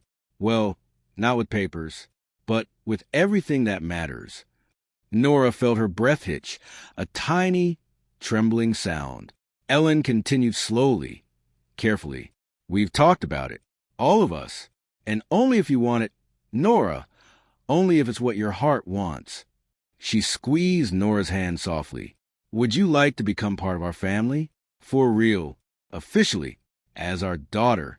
Silence, the soft kind, the one that holds its breath. Nora looked at each of them slowly. Ellen's hopeful eyes, Magnus' steady warmth, Elias's bright expectation. Frost lifted his head under the table, sensing the shift. For a moment, Nora couldn't speak. Her throat tightened. Her eyes glistened. Her fingers trembled. Then she whispered, barely audible, She swallowed, breath shaking. "I thought." Elin leaned closer. "Yes, sweetheart." Nora's voice broke into a tiny, emotional whisper. I thought I was already part of this family. The room changed. Something invisible, but enormous, wrapped around them all at once. Elin covered her mouth with one hand, tears shining instantly. Magnus exhaled a breath he didn't know he'd been holding. Elias climbed off his chair and hugged Nora without waiting a second. Elin came around the table, kneeling beside Nora, wrapping her arms around her tightly, carefully. Magnus joined them, his large warm hand resting over theirs. Nora closed her eyes, letting herself sink into the embrace, into the warmth, into the belonging, into the truth she had carried quietly for days. A family, her family, at last. Chapter 40. The morning after the yes. Nora woke before anyone else. For a moment she lay still, eyes half open, unsure if the warm glow in her chest was lingering from a dream or something real. The house was quiet, wrapped in the soft hush of early winter morning. A faint bluish light seeped through the curtains, touching the room gently. Then she remembered the dinner table, Ellen's trembling voice, Magnus' steady warmth, Elias's excitement that couldn't be contained, and her own words that had slipped out from somewhere deep and fragile. I thought I was already part of this family. A soft flutter of warmth moved through her at the memory. Nora sat up slowly, hugging the blanket to her chest. Frost's collar jingled faintly outside, as if he already sensed she was awake. She climbed out of bed, her feet brushing the soft carpet, and stepped into the hallway. Downstairs, the house was still half asleep. Only the kitchen light glowed. Ellen stood by the counter, wearing a soft robe, hair tied loosely, a mug of coffee between her hands. When she saw Nora, her whole expression softened in an instant. "Good morning, sweetheart," she whispered. Nora walked toward her quietly. She didn't say anything. She didn't need to. Ellen opened her arms, and Nora stepped into her embrace as naturally as breathing. Ellen held her close, stroking her hair with slow, gentle motions. "You slept well." Nora nodded. "Yes, I felt safe." Ellen closed her eyes for a moment, overwhelmed by the simple truth of those words. "I'm glad," she murmured. They sat together at the table. Ellen poured warm milk into a small mug for Nora. The aroma filled the kitchen, mixing with cinnamon and the faint scent of freshly baked bread from Oscar's shop down the street. A few minutes later, Magnus arrived, hair messy, still half asleep. "Morning," he muttered before stretching, then looked at Nora with a smile. "Hey, kiddo." Nora smiled back, small, shy, but real. He sat, reached across the table, and gently ruffled her hair. "How's our girl this morning?" Nora felt her heartbeat quicken, not from fear, but from something entirely new. Our girl. She liked how it sounded. She liked it more than she could explain. Elias thundered down the stairs next, bursting into the kitchen like a snowstorm. "Nora, are you still my sister today? You didn't change your mind, right?" Magnus sighed. "Elias..." Ellen laughed softly. Let her breathe. Nora giggled. "I didn't change my mind." "Good," Elias declared, throwing his arms around her shoulders. "Because I already told Frost. And he said yes, too." As if on cue, Frost scratched at the back door, tail wagging wildly when Magnus opened it. He ran straight to Nora, licking her hands in an enthusiastic morning greeting. The day already felt different, brighter, warmer. The hours passed in a quiet Sunday rhythm. Magnus took the children to the park, Frost zigzagging through the snow, while Elias pretended to be a pirate captain, leading his crew across frozen seas. Nora followed beside them, leaving small footprints in the fresh snow. She watched Elias' wild imagination, laughed at Frost's silly leaps, and lifted her face to the cold sunlight. Everything felt clean, new, possible. Meanwhile, Ellen stayed home to begin the realistic part of the journey. She opened her laptop, logged into Municipal Portal, and reviewed the adoption steps once more, this time with a clearer purpose. She printed out the first forms, placed them neatly in a folder, and added sticky notes with reminders. A small smile curved her lips as she did it. It was happening, for real, when Magnus returned with the kids. Cheeks red from the cold, they found Ellen sitting on the living room carpet with papers neatly arranged around her. "What's this?" Magnus asked, though he already knew. Elin tapped the stack gently. The beginning? Nora watched the adults quietly. Something tugged inside her, a sense of awe, fear, joy, everything tangled together. "Is that for me?" she whispered. Elin nodded and patted the sofa beside her. "Come here, sweetheart." Nora sat, small and careful, hands clasped. Elin held up the first sheet, the official cover form requesting a preliminary adoption review. "This is the first step," Elin said softly. "Not the final one. But it means we're starting the journey. Together." Magnus came behind them and placed his hands on both their shoulders, steady and warm. Elias plopped onto the rug in front of them, eyes shining. Nora looked at the paper with a mix of wonder and disbelief. "So, this will make me officially part of the family?" Magnus nodded. "Yes, it will take a little time, but not too long, and we'll be with you in every step." Nora exhaled softly, the kind of breath someone releases when a long-held fear finally loosens its grip. "Okay," she whispered. A small smile formed. "Okay." Elin kissed the top of her head. That evening, after dinner, the family gathered near the fireplace. Nora lay against Elin's side, while Magnus read a book and Elias played with Frost on the carpet. Everything felt gentle, soft, safe. Nora's eyelids grew heavy, her breathing slow and steady. Elin stroked her back, whispering, "Sleep, sweetheart," before drifting off completely. Nora murmured something that Elin barely heard, but that filled her entire heart with warmth. "This is the first time I know what tomorrow feels like." Elin blinked, tears warming her eyes, and she whispered back, "Tomorrow will be beautiful." Chapter 41. The First Steps Toward Forever. Monday morning arrived with a quiet glow, the kind of soft winter light that spread gently across the kitchen tiles and made everything feel calmer than usual. Nora sat at the table with a bowl of oatmeal, stirring it slowly, watching the steam rise in delicate spirals.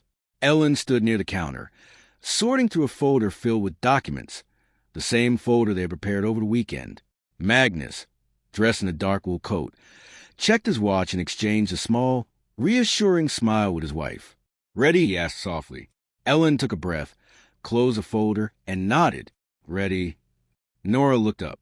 "Are you going now?" Elin walked over and crouched beside her. "Yes, sweetheart. We're taking the first set of documents to the municipal office." Nora's fingers curled softly around her spoon. "Will it take long?" "Not too long," Magnus answered. "And we'll be back before lunch." Nora nodded, though something quiet tugged at her chest, something small and uncertain. Elin noticed immediately. "You'll stay with Elias. And Frost will stay too. You'll have a good morning here, okay?" Nora swallowed and whispered, "Okay." Elias, still in pajamas, cereal crumbs around his mouth, leaned toward her. "We're going to build the biggest snow fortress ever while Mama and Papa are gone." Nora blinked. "Inside?" "Of course inside," he replied. "It's freezing out there."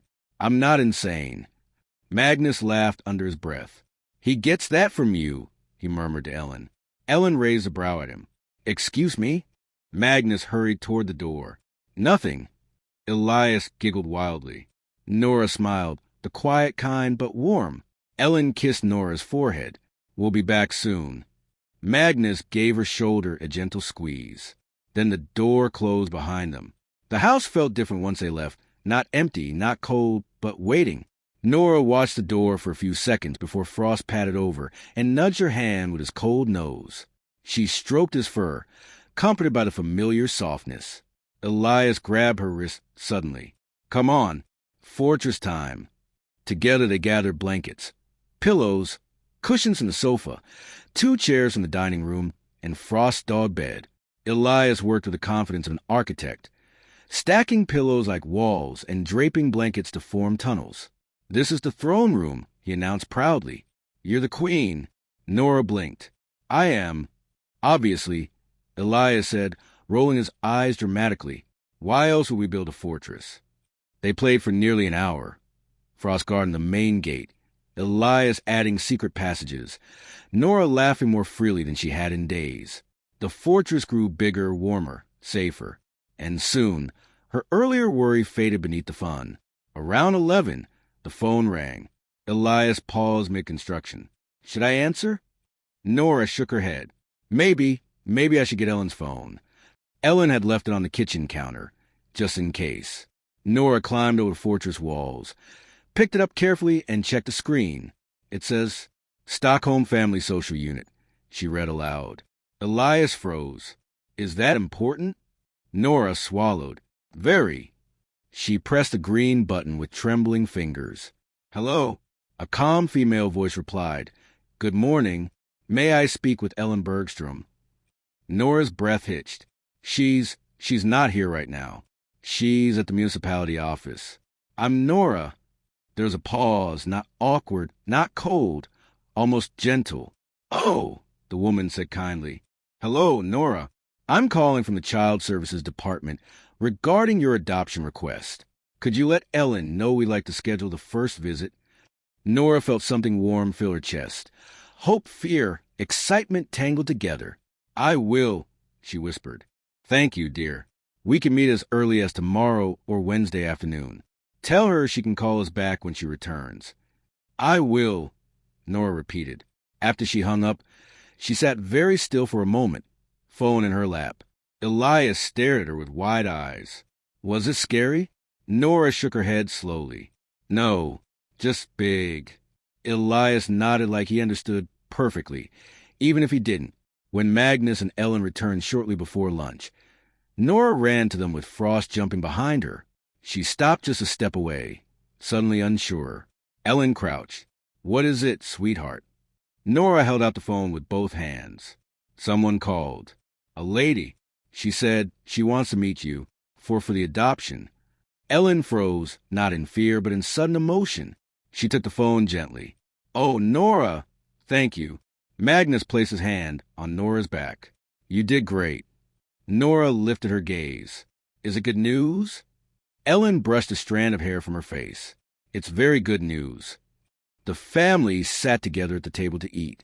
Nora listened closely as Elin returned the call and scheduled the visit for Wednesday afternoon.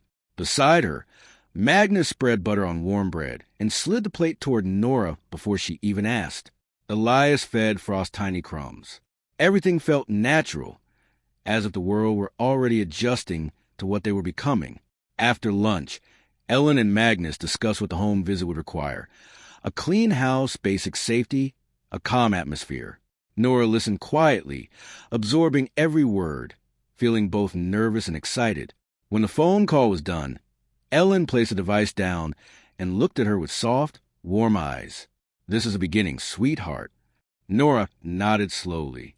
I want this. I really do. Magnus smiled. Then we'll walk every part of the journey with you. Later in the afternoon, as snow continued to fall in soft spirals, Nora entered her room and sat on the bed. She opened her notebook, the pages still holding fragments of her time in Paris. Little drawings of the castle, small lines of thoughts she hadn't been brave enough to say out loud. Now she wrote something new. Maybe forever isn't scary when someone holds your hand. She traced the letters with her fingertip, breathing slowly. Outside her window, Frost barked in the yard. Elias called her to help rebuild the fortress. And from downstairs, the sound of Elin and Magnus talking about Christmas travel drifted through the quiet. Everything was changing, but this time, nothing felt uncertain. It felt like the first steps of a promise. Chapter 42. The visit that changed everything. The morning of the visit arrived wrapped in a thin veil of winter hush, the kind of quiet that made every sound sharper, every heartbeat slower. Nora woke before the alarm, her eyes opening to the pale light melting through the curtains. Frost lay curled at the foot of her bed, tail twitching in his sleep. For a moment she watched him, letting his steady breathing calm her own. Today wasn't just any day. Today someone would come to decide whether she could stay. She touched the small snowflake pendant around her neck, warm from sleep, and whispered to herself, "It's going to be okay." Downstairs, Elin was already awake. She stood at the kitchen counter, nervously arranging bowls of fruit and warm pastries she had bought early that morning. Magnus reviewed the checklist they had prepared. Financial documents, medical certificates, the temporary ID for Nora, proof of residence, background reports. Elias sat at the table already dressed, bouncing his legs so quickly the whole chair shook. "Mama," he whispered, "should I wear a tie?" Elin smiled despite her nerves. "No tie, darling. Just be yourself." "What if myself is too much?" Magnus lowered the papers. "Then tone yourself down by 30%. Elias gasped, "30!" Nora giggled softly from the doorway, and the tension in the room eased instantly. Elin turned toward her. "Good morning, sweetheart." "Good morning," Nora whispered. "Is it today?" Elin crossed the kitchen and crouched before her. "Yes, it's today. But listen to me. There's nothing you need to worry about. You just need to be you." Nora nodded, swallowing the knot in her throat. "I'll try." Magnus stepped toward her, placing a gentle hand on her shoulder. "We already know what they'll see. A brave little girl with a heart big enough for this entire family." Her cheeks warmed at his words. By mid-morning, the house looked almost too perfect. Magnus had vacuumed twice. Elin had fluffed every pillow. Elias had been forbidden from touching anything. Frost had been brushed until he looked like a tiny gray cloud. At 10:27, a car pulled up outside. At 10:28, Ellen's breath caught. At 10:29, Magnus exhaled slowly and whispered, "Here we go." A soft knock came at the door. Nora's hands tightened slightly around the hem of her sweater. Elin opened. A woman stood on the doorstep, tall, mid-50s, calm face, dark hair pulled into a neat bun. She wore a warm gray coat, a soft scarf, and carried a leather folder in one hand. Her expression was neither stern nor overly warm, but something in her eyes held a softness that eased the room. "Good morning," she said. "You must be Elin." "Yes, welcome. Please come in," Elin replied. Magnus approached, offering a polite handshake. "Magnus Bergström." "Nice to meet you," the woman answered. "I'm Katarina Holm from the Stockholm Child Services Unit." Her gaze shifted to Nora. "And you must be Nora." Nora swallowed. "Yes, good morning." Katarina smiled, not the broad, forced smile adults often gave children, but quiet, respectful one. "It's very nice to meet you, Nora." Frost sniffed her shoe. Katarina chuckled softly. "And hello to you, too." They moved to the living room, where the morning light spilled gently onto the carpet. Katarina opened her folder, her manner calm and professional. She asked questions about routines, school plans, upbringing, daily habits. Elin answered with steady confidence. Magnus added what she forgot. Elias sat on the couch trying to look serious, which only made him look even more like a small tornado attempting meditation. Nora sat beside Elin, back straight, hands resting in her lap. Every now and then, Elin brushed her fingers gently against Nora's hand, a silent reminder. "I'm here." At one point, Katarina turned to Nora directly. "Nora, would you like to tell me how you feel here?" Nora hesitated. Elin placed her hand softly on her back. Nora breathed in. "I feel safe." She paused, eyes drifting to floor. "And warm. And like I'm not alone." Katarina nodded slowly. "Those are very important things." Nora looked up again. "I've never had those before." Ellen's heart squeezed painfully. Magnus cleared his throat, swallowing hard. Katarina took a few notes, her expression thoughtful, touched. "And your room," she continued gently. "Do you like it?" Nora nodded. "It's the first place that feels like it's mine." Frost patted over and placed his chin on Nora's knee, as if providing moral support. Elias leaned closer and whispered, "You're doing great." Katarina's gaze softened. "You seem very loved here," she said. Nora blinked, her voice barely audible. "I am." After the formal questions, Katarina asked to see the house. Elin guided her through each room, explaining routines and safety measures. Magnus opened drawers and cupboards with the seriousness of a man presenting evidence in a crime show. Elias tried to help and was promptly told to stand still in one place for 2 minutes, which he considered a near-death experience. Finally, they returned to the living room. Katarina closed her folder and smiled. "Well," she said, I can already tell you this. The initial outcome of this visit is very positive. Elin exhaled sharply. Magnus placed a hand over his chest instinctively. Nora blinked. Does that mean I can stay? Katerina's smile deepened. It means we see no obstacles to continuing the process. The next steps will be mostly administrative. And if everything goes as I expect, you'll have good news very soon. Nora's breath trembled. She gripped Ellen's sweater, her voice tiny. Thank you, she whispered. Katerina stood. Thank you for welcoming me, and for taking such good care of her. Magnus accompanied her to the door. Elin placed one arm around Nora gently as they watched her leave. When the door finally closed, the silence held for one long heartbeat. Then Elias burst. We passed. We passed. We passed. Magnus laughed. Elin wiped a tear she didn't know she had shed. Frost barked wildly, spinning in circles. Nora stood still for a moment, then turned into Ellen's arms, hugging her tightly. Is this real? She whispered. Yes, sweetheart. Elin murmured against her hair. It's real. Magnus wrapped his arms around them both. It's the beginning of forever, he said softly. And this time Nora believed him. Chapter 43. The Road to Christmas. Snow fell softly over Stockholm the morning they were set to leave, covering the streets in a white stillness that felt almost sacred. Nora watched it from the living room window, her breath fogging the glass, her hands slipping into the sleeves of her sweater for warmth. Frost sat beside her, tail thumping lazily on the floor, as if sensing something special in the air.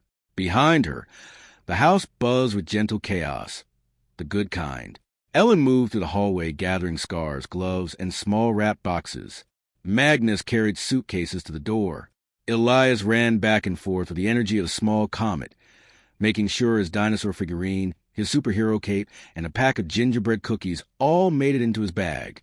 Nora, he called from the stairs, do you have your presents? Yes, she answered softly, touching the little gift bag she had prepared days earlier. Inside were the presents she had chosen in Paris. A gray scarf for Oscar, a tiny golden thimble for Mr. Lindholm, and a soft keychain shaped like a winter fox for Frost Collar. But in her hands now, she held two new gifts, the ones Elin had helped her wrap last night, for people she had never met. Ellen's parents, the grandparents. Her heart fluttered as she looked at them. What if they didn't want gifts from her? What if they didn't want her? Elin noticed her stillness immediately. She walked over, gently cupping Nora's cheek with a warm hand. What is it, sweetheart? Nora hesitated. Do you think they'll like me? Ellen's expression softened with an ache, so tender it almost hurt to look at. Oh, Nora, she whispered. They're going to love you. Truly, completely. You don't have to be anyone but yourself. Magnus stepped beside them, looping the scarf around his neck. My mother cried with joy on the phone, he added. She said she can't wait to meet you. Nora's lips parted slightly. You told them? We told them we're bringing someone very special. Elin said. The rest we'll say tonight. Nora breathed out slowly, nervous, excited, unsure. But beneath it all, she felt something new, a spark of anticipation. The family left mid-morning, the car warm and filled with soft music. Snowflakes clung to the windows as they drove out of the city, passing frozen lakes, rows of pine trees dusted in white, and little villages decorated for Christmas. Nora sat in the back seat between Elias and Frost, her scarf tucked up to her chin. Elias showed her how Frost formed snowflake shapes on the glass. Frost rested his head on her lap, occasionally lifting it to lick her hand, as if to say, I'm here. Elin turned from the passenger seat. Are you warm enough, sweetheart? Nora nodded. Yes. Magnus glanced at her through the mirror. We'll arrive before lunch. Mama usually has the entire table ready even when she says she won't cook too much. Elin snorted softly. Your mother has never cooked, not too much in her life. Last year we could have fed the whole neighborhood for 3 days. A very delicious 3 days, Magnus replied. Nora smiled. The car continued down the snowy road, and as they drove, Nora let her thoughts drift. What would the house look like? Would there be a big Christmas tree? Would the grandparents hug her?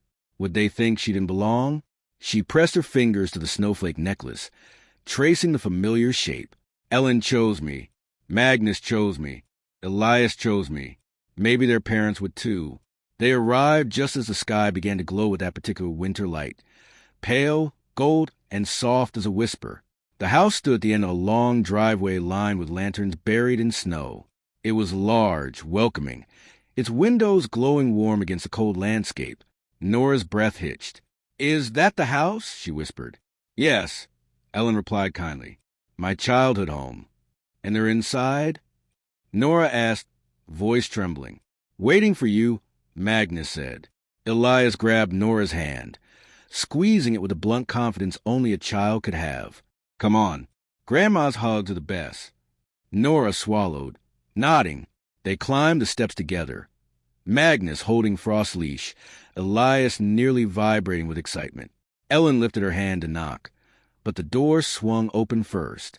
A woman with silver hair pulled back in a soft bun and warm eyes rushed forward, her face lighting up the moment she saw Nora.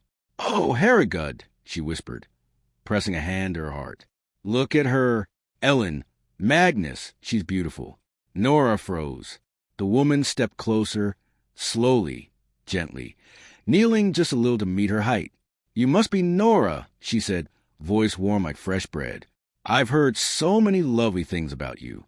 Nora nodded timidly. "Hello. I'm Ingrid," she said softly. "But you can call me Grandma Ingrid if you want." The world tilted. Nora's heart stumbled. Ellen's hand found her shoulder. Nora whispered, barely breathing, "Can I really?" Ingrid's eyes shone. "Of course, dear." She opened her arms, offering, not pulling, not forcing. Nora stepped forward and fell into the first grandmotherly embrace she had ever felt. Ingrid held her as though she were something precious, something long awaited, something loved. When they pulled back, a tall man with warm eyes and a thick winter sweater stepped forward. "And I'm Henrik," he said with a gentle smile. "Grandpa Henrik, if you like." Nora stared at him, stunned. Grandparents. The word felt almost impossible. Yet here they were, real, smiling, welcoming. Henrik placed one large, warm hand over her small shoulder and said, "We're so happy you're here, Nora." The words hit her like a soft thunderclap. She tried to speak, but her voice trembled too much. So instead, she nodded, pressing her lips together as her eyes filled. Elin pulled her close, kissing her hair. Magnus ruffled her head gently. Elias whispered, "See? Told you they'd love you." They stepped inside. Warmth wrapped around them instantly. The smell of cinnamon, roasted apples, pine branches, and something sweet in the oven. The living room glowed with soft lights. A tall Christmas tree stood near the window, decorated in gold and white, shimmering gently. Nora stared at it, breath caught. "It's beautiful," she whispered. Henrik smiled. "It's even more beautiful now that you're here." Nora's throat closed. No one had ever said words like that to her. Not once. Not ever. They spent the next hour settling in. Frost exploring the house. Ingrid offering hot chocolate. Elias dragging Nora to show her the giant basket of gingerbread his grandmother had baked for an army. Magnus helped Henrik with the suitcases. Elin placed a small gift bag Nora had prepared on the hallway table. Soon, they gathered in the living room. Ingrid looked at Magnus and Elin, sensing something important. "Before we start lunch," she said softly, "you said there was something you wanted to tell us." Elin took Nora's hand. Magnus inhaled deeply. Nora felt their grip tighten around hers. Warm, steady, full of meaning. Elin spoke first. "Mama, Papa, we wanted to tell you that we've taken the first step." Henrik leaned forward. "First step of?" Magnus continued. "We filed the official request. We started the adoption process." Ingrid's hand flew to her mouth. Her eyes filled instantly. Henrik blinked hard, breath trembling. Nora stood still, tiny, fragile, hopeful, between them. Ingrid rose slowly. She walked to Nora, knelt, and placed her hands gently on her cheeks. "Oh, my dear girl," she whispered, "you're already part of this family. Adoption Or not. Henrik stepped close and placed a warm hand on her back. "You are home," he said. Something inside Nora broke open, not in pain, but in relief, so deep it felt like light pouring through her chest. She cried, quietly, freely, for the first time without fear. Elin wrapped her arms around her. Magnus joined. Elias wedged himself in. Ingrid and Henrik encircled them all. It felt like being held by the whole world, like being chosen, like being loved, not for what she did, not for surviving, not for being brave, but simply for being Nora. Lunch was warm, loud, joyful. Nora tasted dishes she had never seen before, listened to stories from Elin's childhood, watched Frost chase a ball in the hallway, laughed at Henrik's jokes, and felt her heart open a little more with each passing moment. This wasn't just a visit. It was the beginning of belonging, the beginning of forever. Chapter 44. Christmas in their arms. Nora woke to the soft crackling sound of a fireplace and the faint scent of cinnamon drifting through the air. For a moment, she didn't know where she was. The blankets were thick, the pillows soft, the room warm and quiet. Outside the window, snow drifted gently past the glass, glowing pale in the early light. Then she remembered. She was in the home of Elin's parents. Ingrid's home, Henrik's home, a home where someone had called her "dear girl" and meant it. She sat up slowly, brushing her hair behind her ear, letting the warmth settle around her like a promise. Frost lifted his head from the rug near the radiator, tail wagging softly as he stretched and padded toward her. "Hi, Frost," she whispered, scratching behind his ears. "We're really here." Footsteps sounded in the hallway, soft, careful. A moment later, Ingrid pushed the door open gently and smiled when she saw Nora wake. "Good morning, sweetheart. Did you sleep well?" Nora nodded. "Very well, thank you." Ingrid walked in and sat at the edge of the bed. "We're so happy you're here for Christmas." Truly, the words warmed something deep in Nora she didn't know how to name. "Breakfast is ready," Ingrid added. "Everyone's waiting. Come when you're ready, no rush." Nora got dressed slowly, choosing the soft cream sweater Elin had bought her weeks earlier, the one she kept folded like treasure. She touched the snowflake pendant around her neck, took a breath, and followed Frost out into the hallway. The kitchen was alive with smells: gingerbread fresh in the oven, warm apple porridge, roasted pecans, melted butter. Elin stood by the stove stirring a pot of warm milk, while Magnus set the table. Elias had powdered sugar on his nose for reasons no one understood. When Nora stepped inside, every face turned toward her. Ingrid smiled. Henrik waved. Elias shouted, "Nora, we saved you the best pancake." Elin walked over, brushing Nora's cheek. "Good morning, sweetheart." "Good morning," Nora whispered. She sat between Elias and Elin, Frost lying beneath her chair like a furry shadow. She felt surrounded, held safe. During breakfast, Henrik told stories from when Elin was a child. How she once tried to hide a baby squirrel in her jacket. How she had built a snowman taller than Magnus. How she had cried when her brother broke her favorite ornament. Nora listened wide-eyed. "You were brave," she whispered to Elin. Elin laughed softly. "I was trouble." "No," Ingrid corrected. "You were wonderful." Laughter filled the table. Warm, real, a kind of laughter Nora had only ever watched from far away. Now she was inside it. When they entered the living room, Nora stopped in her tracks.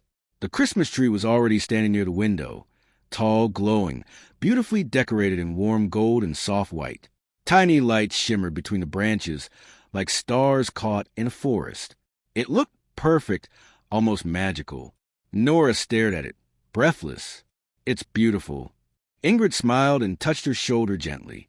"We decorated it last week," she said. "But—" She walked to a small wooden box under the tree, opened it, and took out a delicate ornament wrapped in soft paper.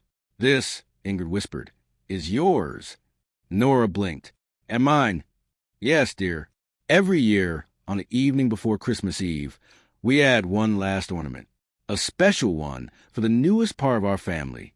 She unwrapped it gently and placed in Nora's hands a small porcelain angel, white as snow, wings shimmering with gold dust.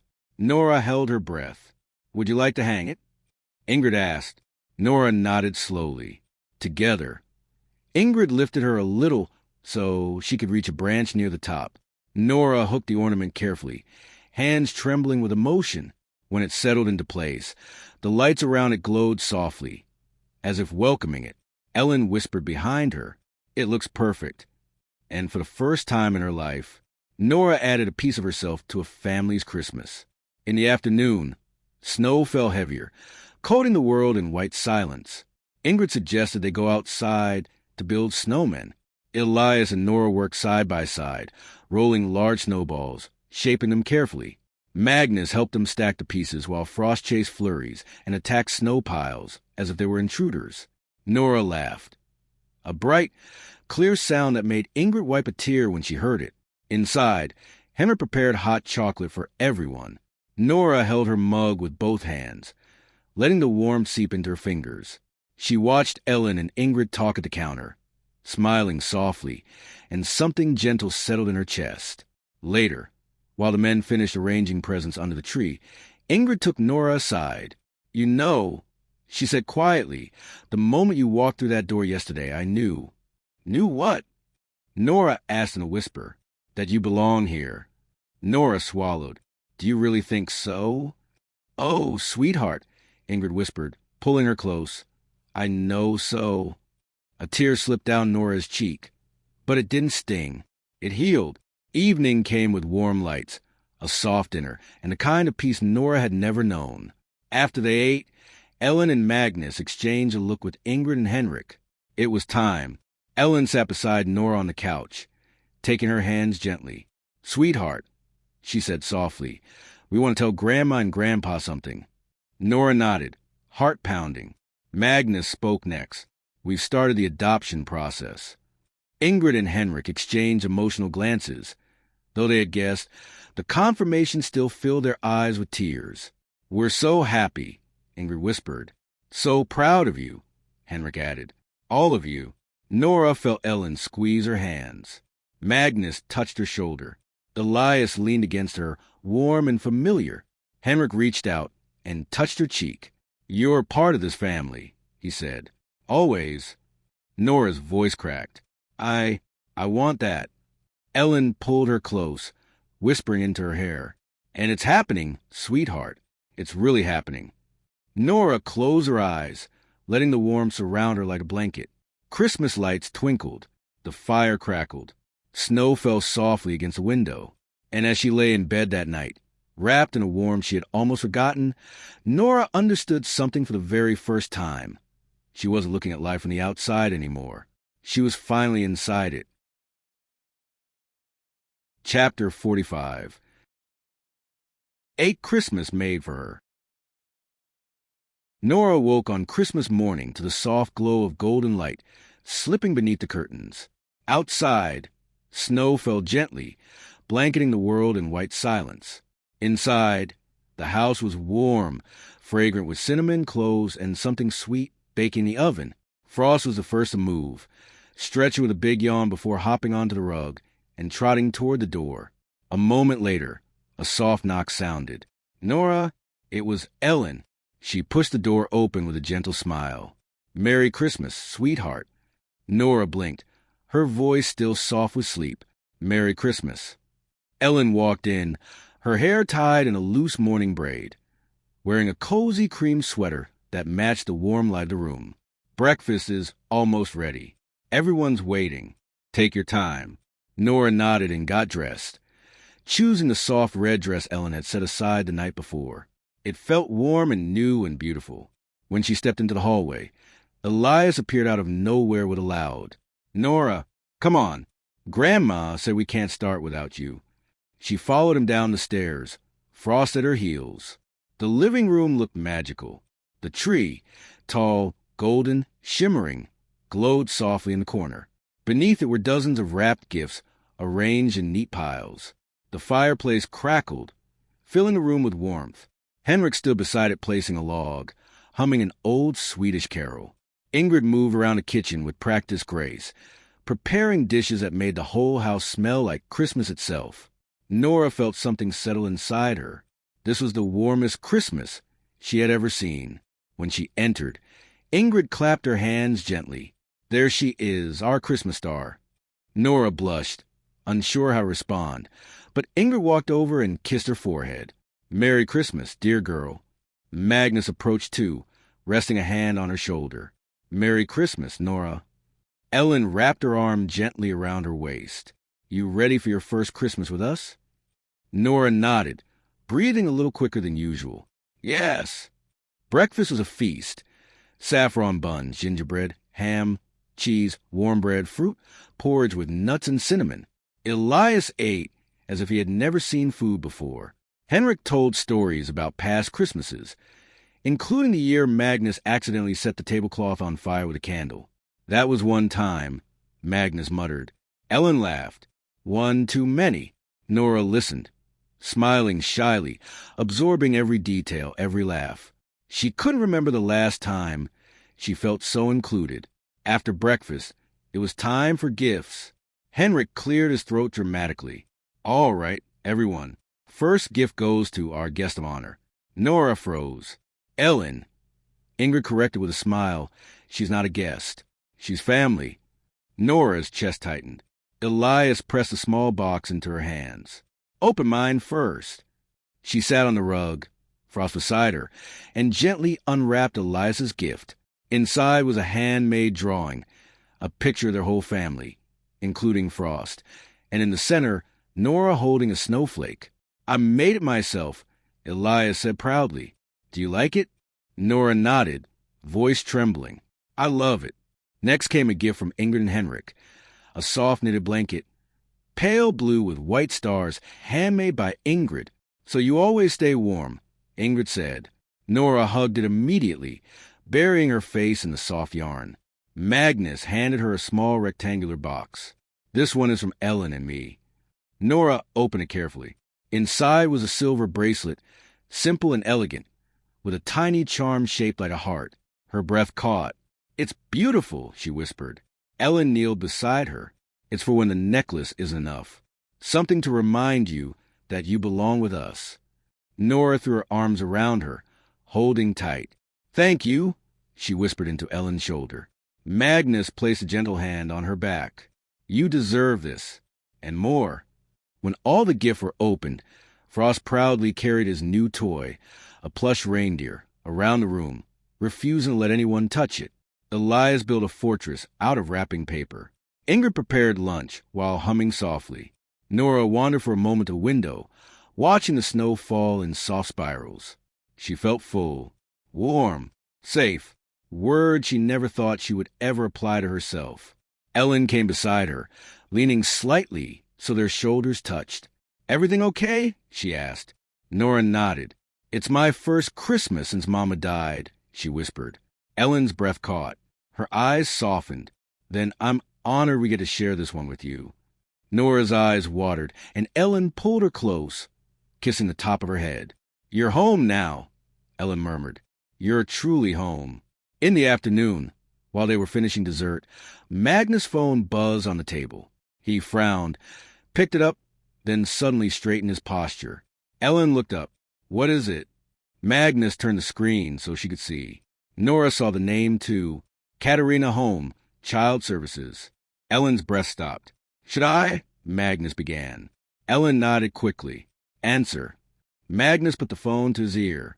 Hello? There was a pause. Then his eyes softened. Yes, of course. Thank you for calling today. Yes, I understand. Elin grabbed his arm. What? What is she saying? Magnus put the call on speaker. Katarina's voice filled the room. I wanted to wish you and your family a Merry Christmas and let you know that the preliminary review has been finalized. Ellen's hand flew to her mouth. Magnus held Nora's shoulder gently. Katarina continued, warm and steady. Everything looks excellent. The home environment, the interviews, Nora's situation, none present any obstacles. The case will move on to the final stage after the holidays. Nora blinked rapidly, her hands shaking. Katarina's voice remained soft. And Nora, you're doing wonderfully. I'm proud of you. Nora's voice cracked. Thank you. Merry Christmas, everyone. The call ended. Silence hung for a moment. until Ingrid exhaled a breath she didn't know she was holding. Henrik wiped his eyes. Elin hugged Nora tightly. Magnus whispered, "It's happening, sweetheart. It's really happening." Nora pressed her forehead into Ellen's shoulder, letting the warmth of the family surround her. Christmas had never felt like this before. Christmas had never felt like home. Chapter 46. The Christmas that belonged to her. Morning light spilled gently through the curtains, soft and golden, touching every corner of the guest room as if it knew this day carried a different weight.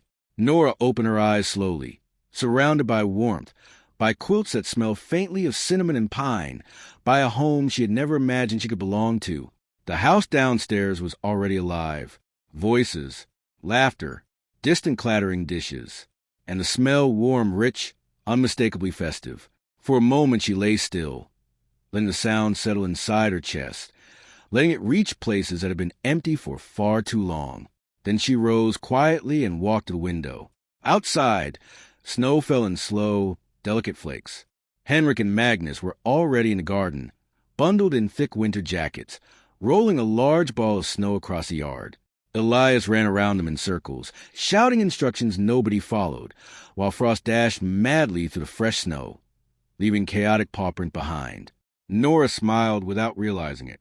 She dressed quickly and tiptoed downstairs. Ingrid saw her first. "God, July, Nora," she said warmly, opening her arms. Nora stepped into the hug, feeling the soft wool of Ingrid's sweater and the familiar scent of vanilla and warm bread. "God, July," Nora repeated shyly, her voice small but steady. Elin appeared next, hair tied loosely, cheeks rosy. "There you are, sweetheart. Merry Christmas." Nora leaned into her embrace too, and that was when it hit her. This wasn't a house she was visiting. This wasn't a morning she was watching from a distance. This was her Christmas. The dining room looked like something out of a storybook. A long wooden table stretched beneath a white cloth embroidered by Ingrid years ago. Branches of fir decorated the center, intertwined with candles, red ribbons, and tiny golden bells. Dishes covered every inch of space. Roasted ham glazed with honey-warm potatoes with butter and herbs, pickled herring, smoked salmon meatballs, and lingonberry sauce fresh bread still steaming, and cookies arranged in a tin box saffron buns, shaped like tiny spirals. Nora stood at the doorway and stared. Ingrid walked past with a tray of glasses and smiled softly. "Sit wherever you like, dear." Nora moved slowly toward a chair between Elias and Elin.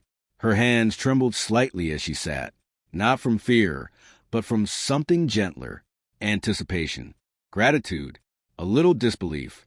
Magnus entered last, brushing snow from his shoulders. "Henrik says the snow is perfect today," he announced. "We'll build the biggest snowman the village has ever seen." Elias cheered. Nora felt her heart flutter. She had never built a snowman before. They ate slowly, warmly, talking over each other, laughing at small jokes, passing food around the table. Nora tried everything, savoring each bite like it was a treasure. She watched the others too, how Magnus cut his ham carefully, how Ingrid always served everyone before herself, how Elias talked with his whole body. Halfway through the meal, Henrik raised his glass. "To family," he said. Ellen's hand found Nora's under the table. "And to new beginnings," she added softly. Nora's throat tightened. She squeezed Ellen's hand back. After lunch, the world outside became their playground. Magnus showed Nora how to pack the snow properly. Henrik taught her how to roll it across the yard without breaking it. Elias insisted on making the snowman's nose out of a crooked carrot Frost kept trying to steal. At one point, Frost jumped into a pile of snow that was taller than him, disappearing entirely. Elias screamed, "He's gone! We lost him!" But Frost burst out a second later, covered in white powder, tail wagging wildly. Nora laughed, really laughed, until her stomach hurt. She helped shape the snowman's head, pressing the snow carefully, smoothing the edges. When it was done, the snowman stood tall and lumpy but perfect, with a scar from Henrik and two coal eyes that seemed almost alive. "It's beautiful," Nora whispered. Magnus placed a gentle hand on her shoulder. "So are moments like this." She looked up at him, cheeks pink from the cold, and nodded. As the afternoon light softened, they put on warm coats and walked together toward the village square. The Christmas market was alive with color. Lanterns glowed from wooden stalls. Children ran laughing between tables. A choir sang softly near the frozen fountain.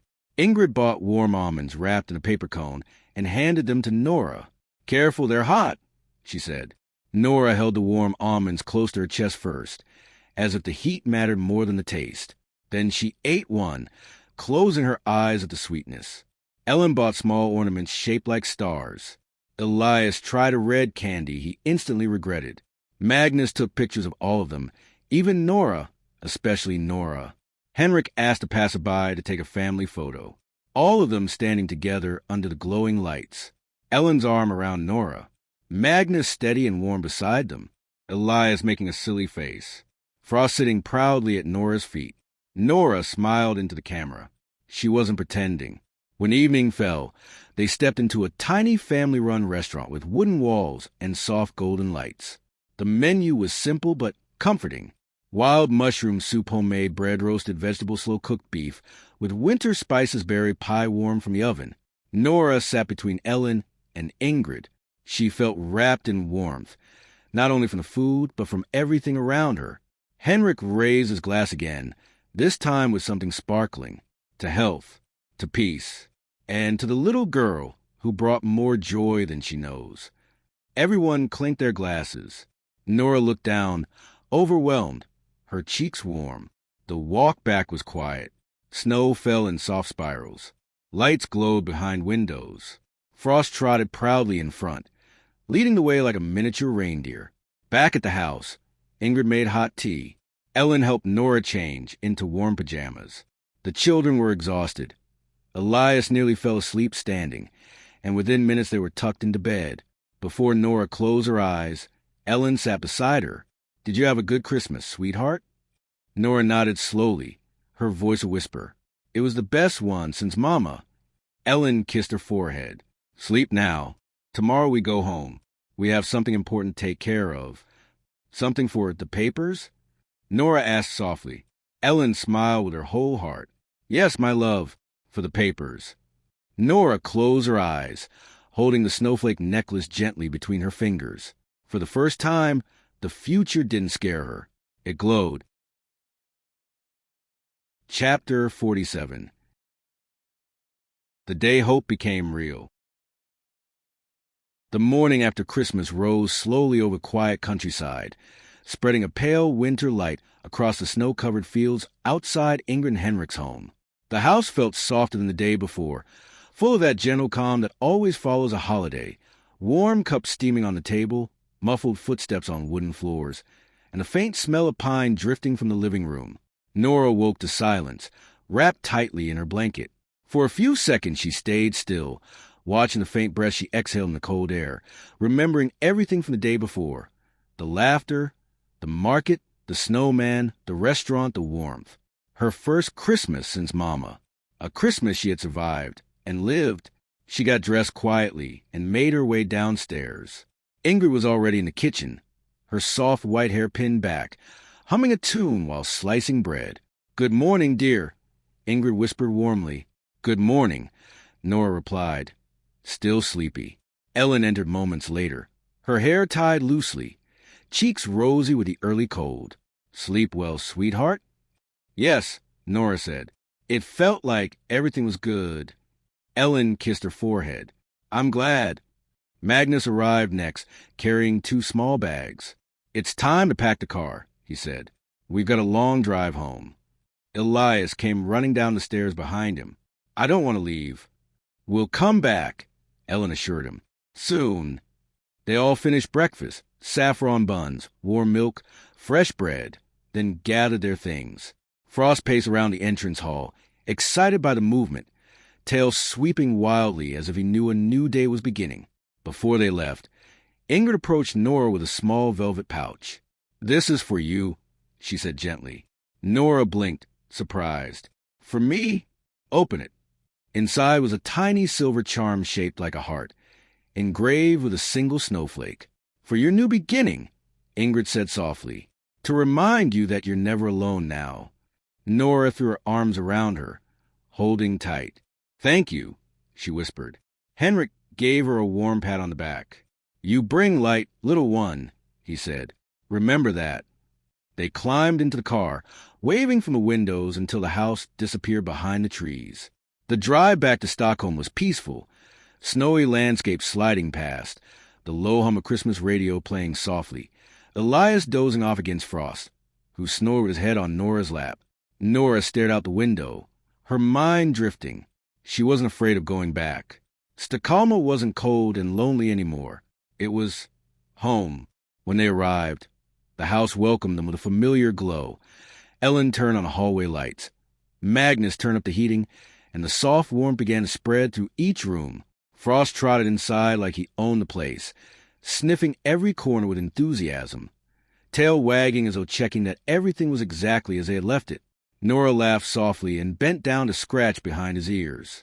"We're home, Frost," she whispered. The dog licked her cheek in answer. Elias tossed off his jacket and ran to his room. "My toys miss me," he shouted.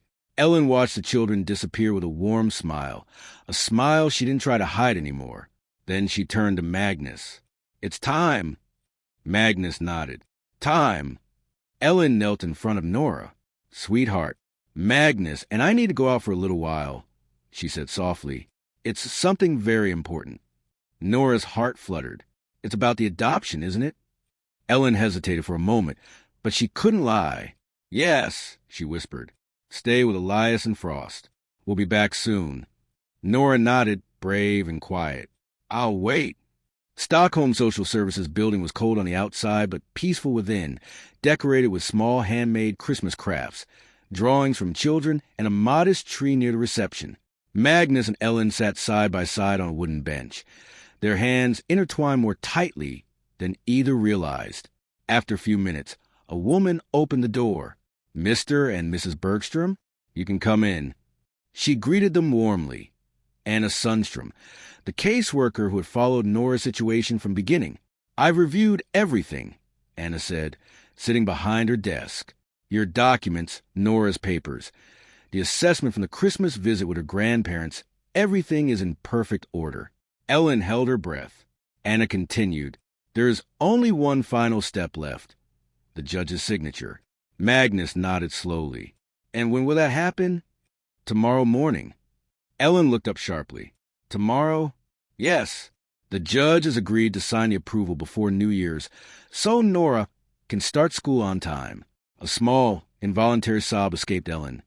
Quiet, but filled with relief, she covered her mouth, and Magnus placed a steadying hand on her back. Anna smiled gently.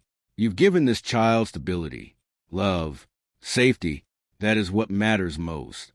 Magnus' voice was low. "So tomorrow?" Anna nodded. "Tomorrow, Nora will officially become your daughter." Elin cried softly then, not with fear, but with something close to joy. When they returned, Nora sat on the living room carpet with Elias, building a Lego castle. Frost slept curled beside her, one paw over Nora's foot. As soon as she saw Elin, she stood. "Elin." Elin knelt, shaking with emotion, tears shining in her eyes. "Nora," she whispered. "They said yes." Nora blinked. "Yes to what?" Magnus stepped closer, voice warm and steady. "To you staying with us," he said softly. "Not just for now, not for a little while. For good." Elin took Nora's hands in her own. "The adoption will be approved tomorrow morning, sweetheart. You're going to be our daughter." For a second, Nora didn't react. It was as if her mind couldn't catch up with the words. Then she exhaled a slow, trembling breath and whispered the only thing she could. "I already knew," she said. "I already knew I was home." Elin pulled her into her arms, holding her as if she'd been waiting a lifetime to do so. Magnus wrapped his arms around both of them. Elias threw himself into the hug. Frost barked, trying to squeeze his nose between all of them, and in the warmth of that small living room in Stockholm, Nora belonged. Fully, completely, forever. Chapter 48. The day her name found its place. Nora woke before the sun. The house was still quiet, wrapped in the soft stillness that only winter mornings carry. Frost lay curled at the foot of her bed, his slow breathing filling the silence. The faint glow of the night light brushed the room with a gentle amber color. She sat up slowly, hugging her knees. Today was the day that felt too big to fit inside her chest, the day that would decide the rest of her life. Footsteps approached the door, light careful. Elin knocked softly. "Sweetheart, are you awake?" Nora nodded, and Elin stepped inside. Her hair was tied back neatly, and she wore a soft cream sweater over dark trousers, looking calm and warm all at once. "Good morning," Elin whispered. "Good morning," Nora replied. Elin sat beside her on the bed, smoothing a wrinkle on Nora's pajama sleeve. "Ready for the big day?" Nora hesitated. What if I'm not good enough?" Ellen's heart tightened. She cupped Nora's face gently.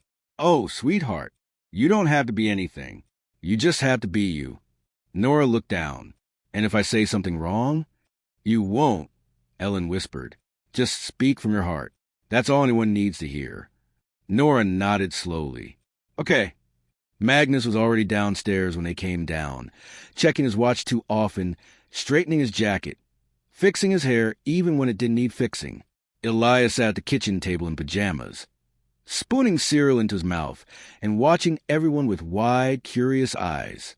"Can I come too?" he asked for the 10th time. Magnus smiled softly.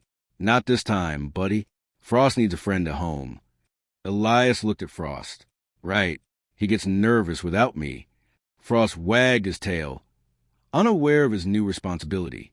Elin helped Nora dress, a soft blue dress, warm tights, a light cardigan. She braided Nora's hair with gentle hands, weaving it neatly behind her shoulders. "You look beautiful," Elin said. Nora's cheeks warmed. "Do I look good enough?" Elin rested her forehead against Nora's. "You look exactly like our daughter." Snow fell in slow white flakes as they stepped outside. The air was cold enough to bite gently at their cheeks. Magnus opened a car door for Nora, and she climbed inside quietly, holding Ellen's hand tightly as they drove through the city. The streets of Stockholm glowed with leftover Christmas lights, creating small pockets of magic among the bare trees and icy sidewalks. Nora watched the city pass by, the buildings blurred by falling snow. "Elin," she whispered. "Yes, sweetheart." "Will the judge like me?" Elin squeezed her hand. "She will see you. That's enough." The building was tall and solemn, but not unfriendly. Decorations made by children were taped to the walls. Paper snowflakes, drawings of houses, stick-figure families holding hands. They entered a quiet hallway. Nora's heart beat fast. A woman stepped out of a door, Anna Sundström, the caseworker. "Hello, Nora," she said warmly. "You look lovely today." Nora lowered her eyes shyly. "Thank you." "And you," Anna said, turning to Elin and Magnus, "look like two parents who haven't slept much." Magnus exhaled a tense breath. "You have no idea." Anna smiled and pushed open the door. "You can come in. The judge is ready." Nora's hand tightened around Ellen's. "I'm right here," Elin whispered. "I won't let go." The office was warm and softly lit. A tall woman in her 60s stood behind her desk, wearing glasses and a gentle expression. "Good morning," she said. "You must be Nora." Nora nodded timidly. The judge knelt to Nora's eye level. "I've heard many good things about you," she said softly. Nora blinked, unsure how to answer. "You like dogs," the judge continued. "Yes, Frost." "And you like school?" "I haven't been in a while." "Do you want to start again?" Nora hesitated. "With them," she whispered, pointing to Elin and Magnus. "Yes." The judge smiled warmly. "That's a very good answer." She stood, walked to her desk, and lifted a pen. "Nora," she said, turning back to her, "I only have one more question." Nora swallowed, holding her breath. "Do you want to stay with this family?" Nora's answer was immediate, soft, certain. "Yes, with them. I'm not scared." Elin covered her mouth with her hand, tears shining. Magnus looked down, blinking rapidly. The judge signed the papers with a slow, deliberate motion. "Then it's done," she said gently. "Nora is now officially Nora Bergström. Nora stood silent for a long second. Then she whispered, "So it's real? It's real," Magnus said, voice breaking. "You're ours, sweetheart," Elin added softly. "Forever," Nora exhaled, a trembling, relieved breath, and her shoulders relaxed as if she'd been holding the whole world up until now. Elin pulled her into a hug, so full of emotion it felt like a lifetime in the making. Magnus wrapped his arms around both of them, his chin resting on her hair. Anna Sundström wiped her eyes discreetly.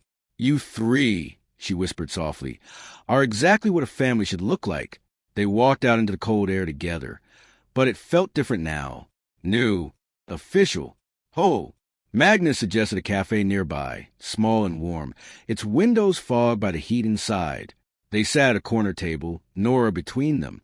Elin ordered hot chocolate for Nora. Magnus ordered pastries.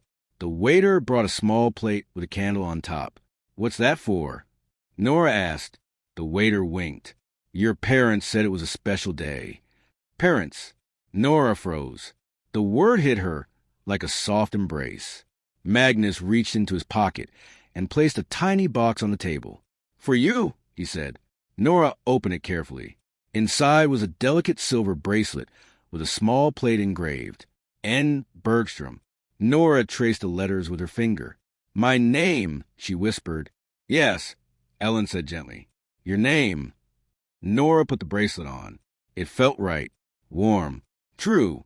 When they returned to house, Elias was already watching from a window. The moment the car stopped, he burst out the door. "Nora!" He ran to her and wrapped his arms around her. "Sister!" he shouted proudly. Nora laughed, hugging him tightly. Frost barked wildly, running in circles around them. Everything felt lighter, fuller, brighter. Inside the house, Elin hung up her coat and looked at Nora. Really looked at her. "Nora?" "Yes." "How do you feel?"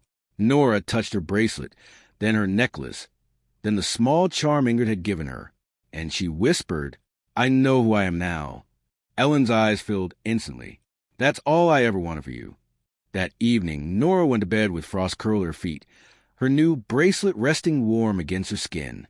She lay there listening to the quiet house, her house, and understood that this was the first night of the rest of her life.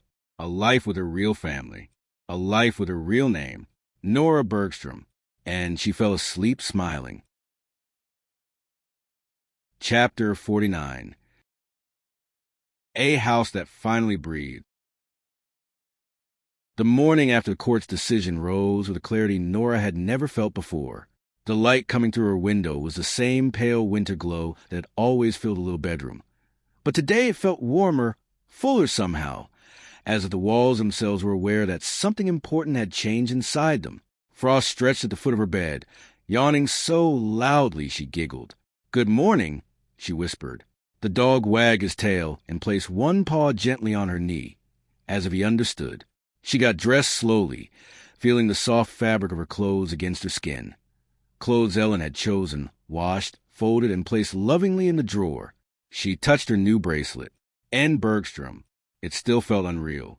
When she opened the door, the hallway smelled like breakfast, cinnamon, warm bread, and coffee. The kind of smell that made her chest fill with something she didn't have a word for yet. She stepped downstairs. Elin was setting plates on the table. Magnus poured juice. Elias was drawing something on a piece of paper with the intense focus of an artist lost in his masterpiece. The moment Nora appeared, the room shifted. Not dramatically, but subtly, like everything aligned into the right shape. Elin turned first. "There you are," she said softly. She walked over and wrapped her arms around Nora, a slow, warm hug that settled deep into her shoulders. "Good morning, sweetheart." "Good morning," Nora murmured, leaning into her. Magnus stepped closer, resting a big, steady hand on her back. "How does our daughter feel today?" Daughter. The word lit up something tender inside her. "I feel happy," she said quietly.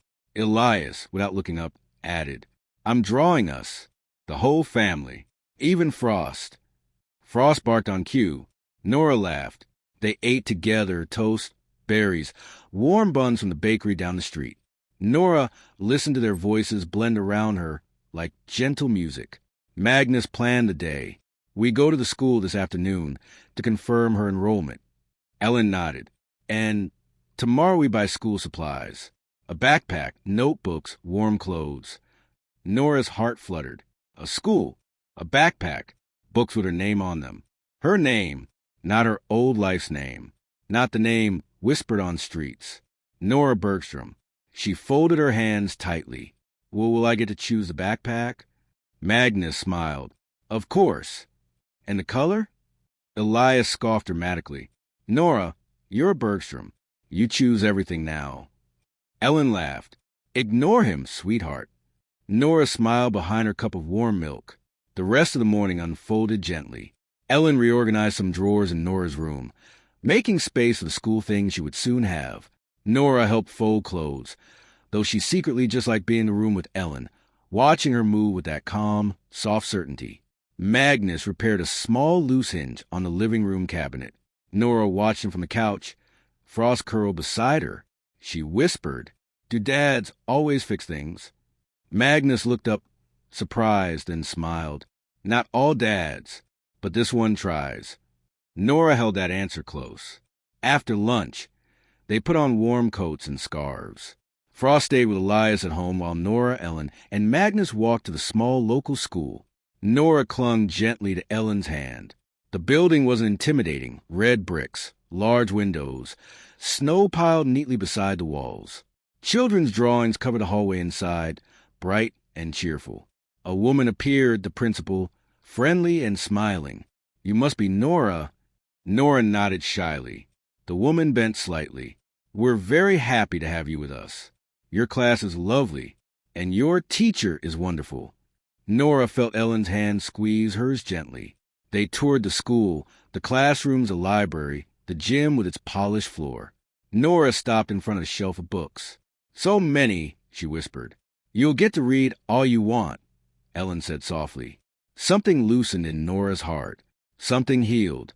Back home, Elias insisted on showing Nora his drawing. A big page filled with 5 figures.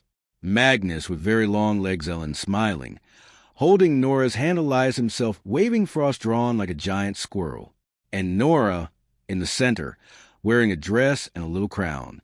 It's us, Elias said proudly. And you're the princess because you joined last. Nora stared at the drawing for a long moment. Can I keep it? It's yours, Elias said, as if the answer were obvious. She held it gently, afraid to wrinkle it. That night, after dinner, after Frost fell asleep snoring on the carpet, after Magnus turned off the living room lights, Elin walked Nora to her room. Nora climbed into her bed, pulling the blanket to her chin. Elin sat beside her. Did you have a good day? Nora nodded. It felt like the house was breathing. Elin smiled softly. What does that mean? That it wasn't quiet like before. It felt alive. Elin brushed a strand of hair from her face. It feels alive because you are here, sweetheart. Nora looked down at her bracelet. Will tomorrow still feel like this? Yes, Elin said without hesitation. And the day after, and every day. Nora believed her. She whispered one last thing before sleep pulled her under. I'm not scared of the days anymore. Elin kissed her forehead. You never have to be. Good night, my love.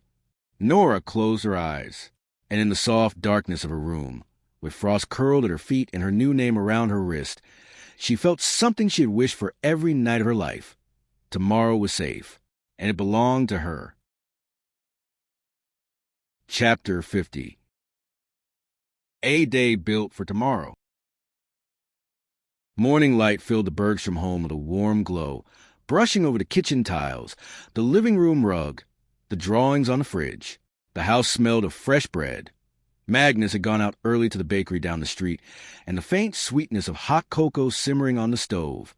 Nora came downstairs slowly, her hair still messy from sleep, Frost trotting behind her with soft, eager steps. Elin smiled the moment she saw her. Good morning, sweetheart. Ready for our day? Nora nodded, rubbing her eyes. Today we choose my school things, right? That's right, Elin said. Everything you'll need for next week. Magnus came in from the hallway, carrying a bag of warm pastries.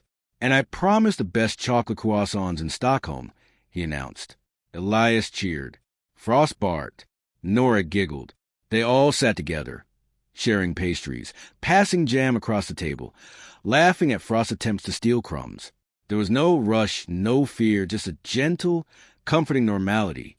For the first time in her life, Nora belonged to a routine. She didn't watch it happen from outside. She lived it.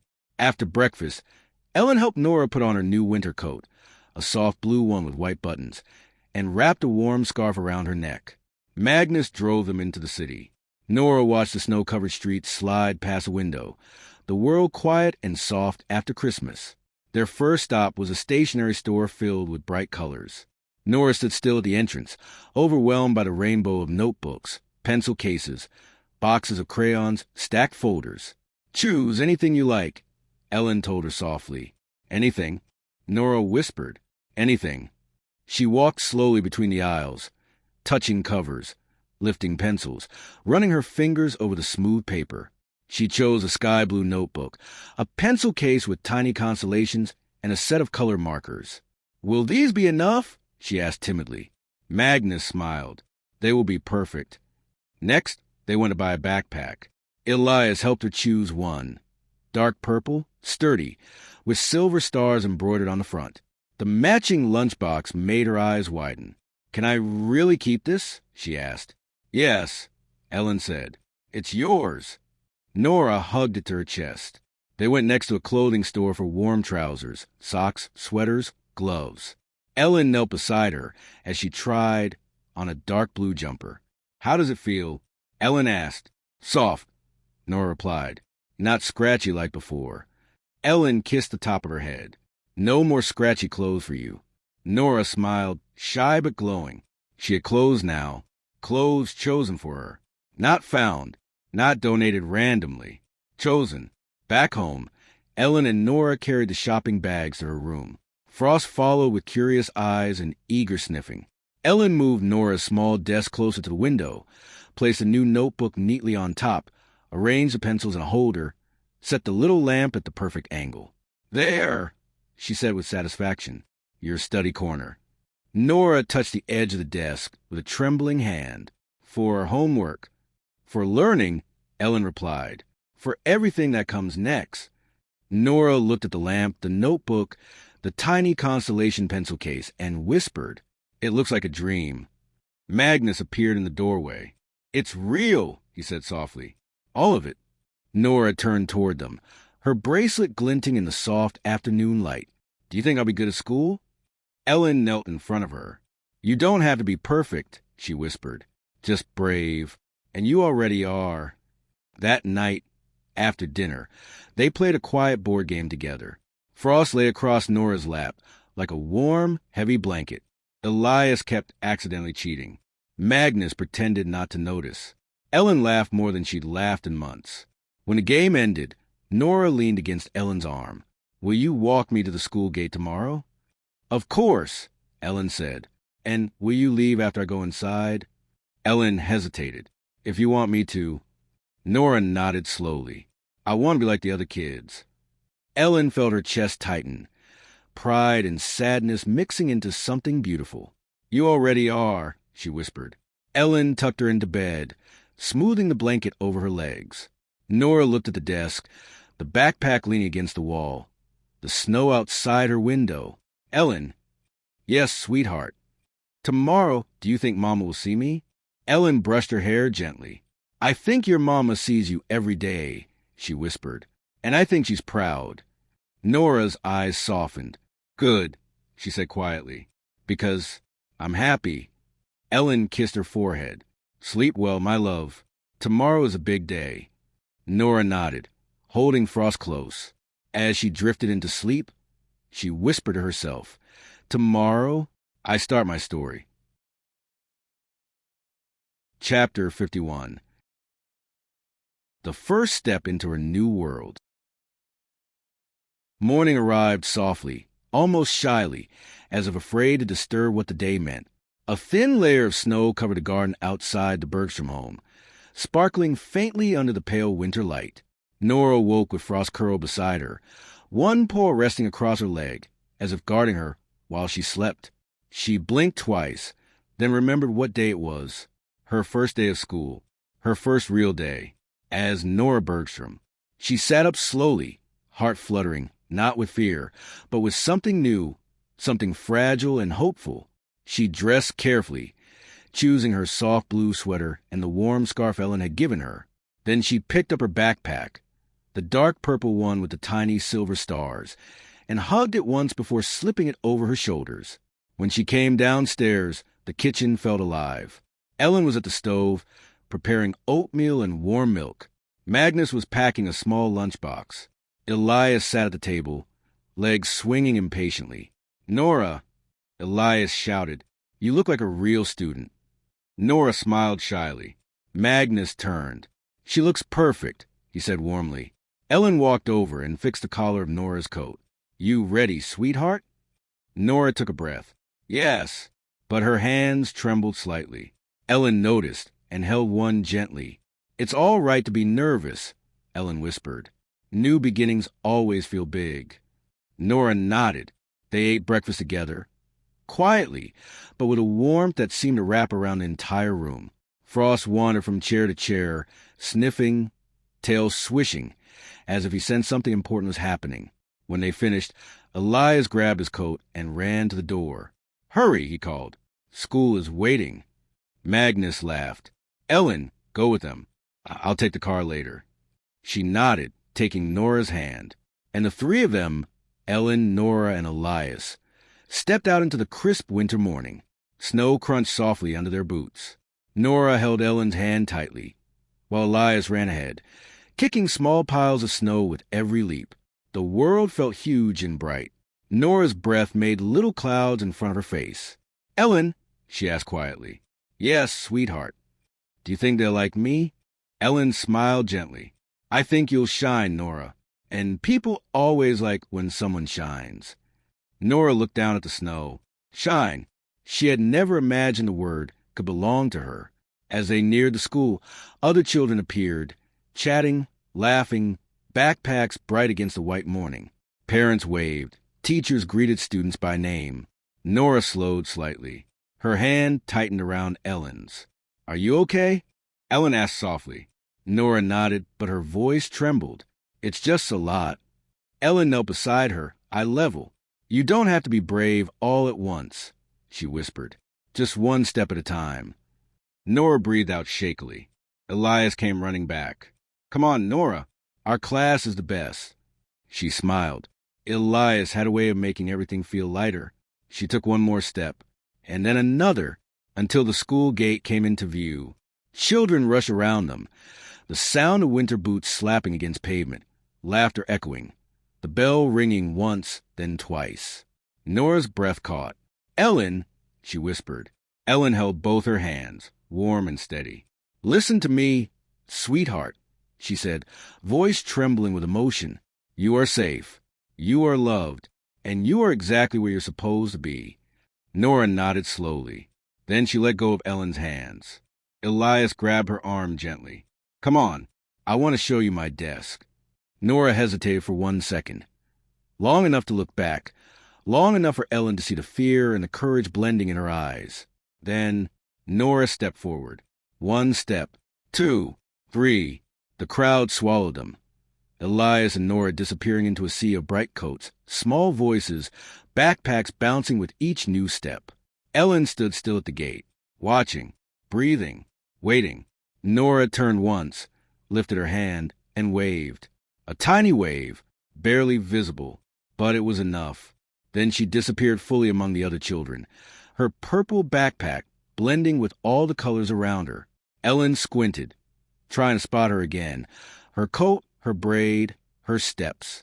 But she couldn't. Nora had merged effortlessly into the world she deserved. And Elin felt her chest fill, not with sadness, but with a fierce, overwhelming pride. A single tear slipped down her cheek.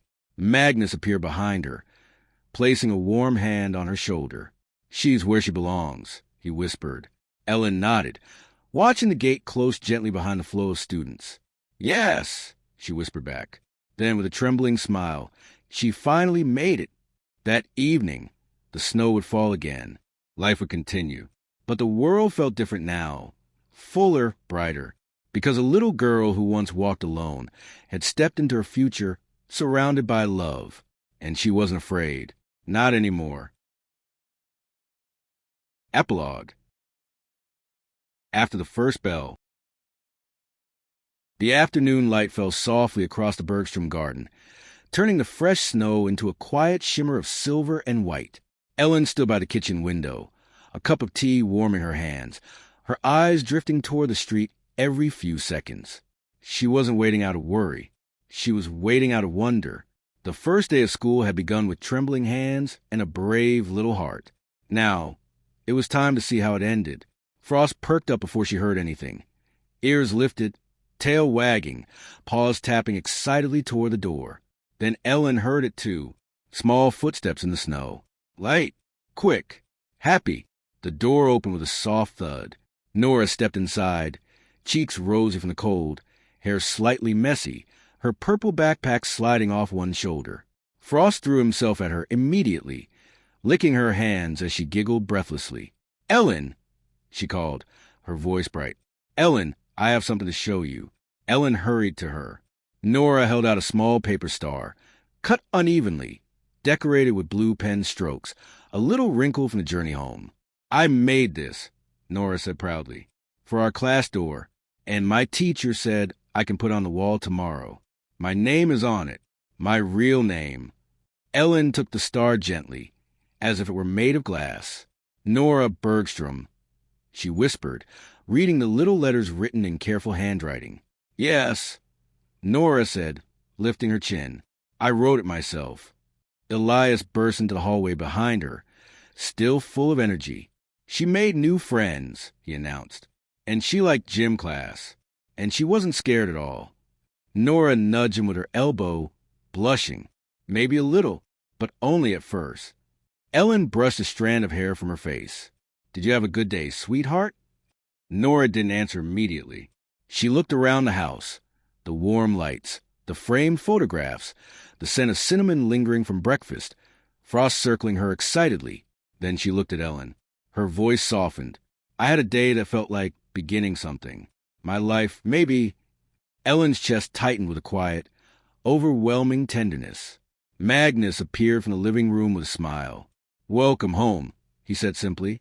Nora stepped forward and hugged him, small arms around his waist, face pressed against his sweater. Then she hugged Elin, too, with a warmth that needed no words. Finally, she knelt to Frost and pressed her forehead gently to his. "I'm home," she whispered. Elin felt a tear slip down her cheek. Soft, peaceful, full. She reached for Magnus' hand. In that moment, that simple, ordinary, perfect moment, she understood. Nora hadn't just entered school today. She hadn't just entered a house months ago. She had entered a family, a life, a future, and every step she took from now on would be taken with love beside her. Nora looked up, smiling. "Can we hang my star on the fridge?" she asked. Elin nodded, voice trembling. "Yes, sweetheart," she whispered. "Let's put it exactly where it belongs." Thank you for listening to A Christmas Miracle in the Snow by Jasmine Taylor. If this story warmed your heart, don't forget to subscribe to the Ink Tale for more emotional audiobooks, cozy winter tales, and unforgettable characters. If you'd like to support the channel and future audiobooks, you can buy me a coffee through the link in the description below. And if you'd like to support the author, you can find the book on Amazon below.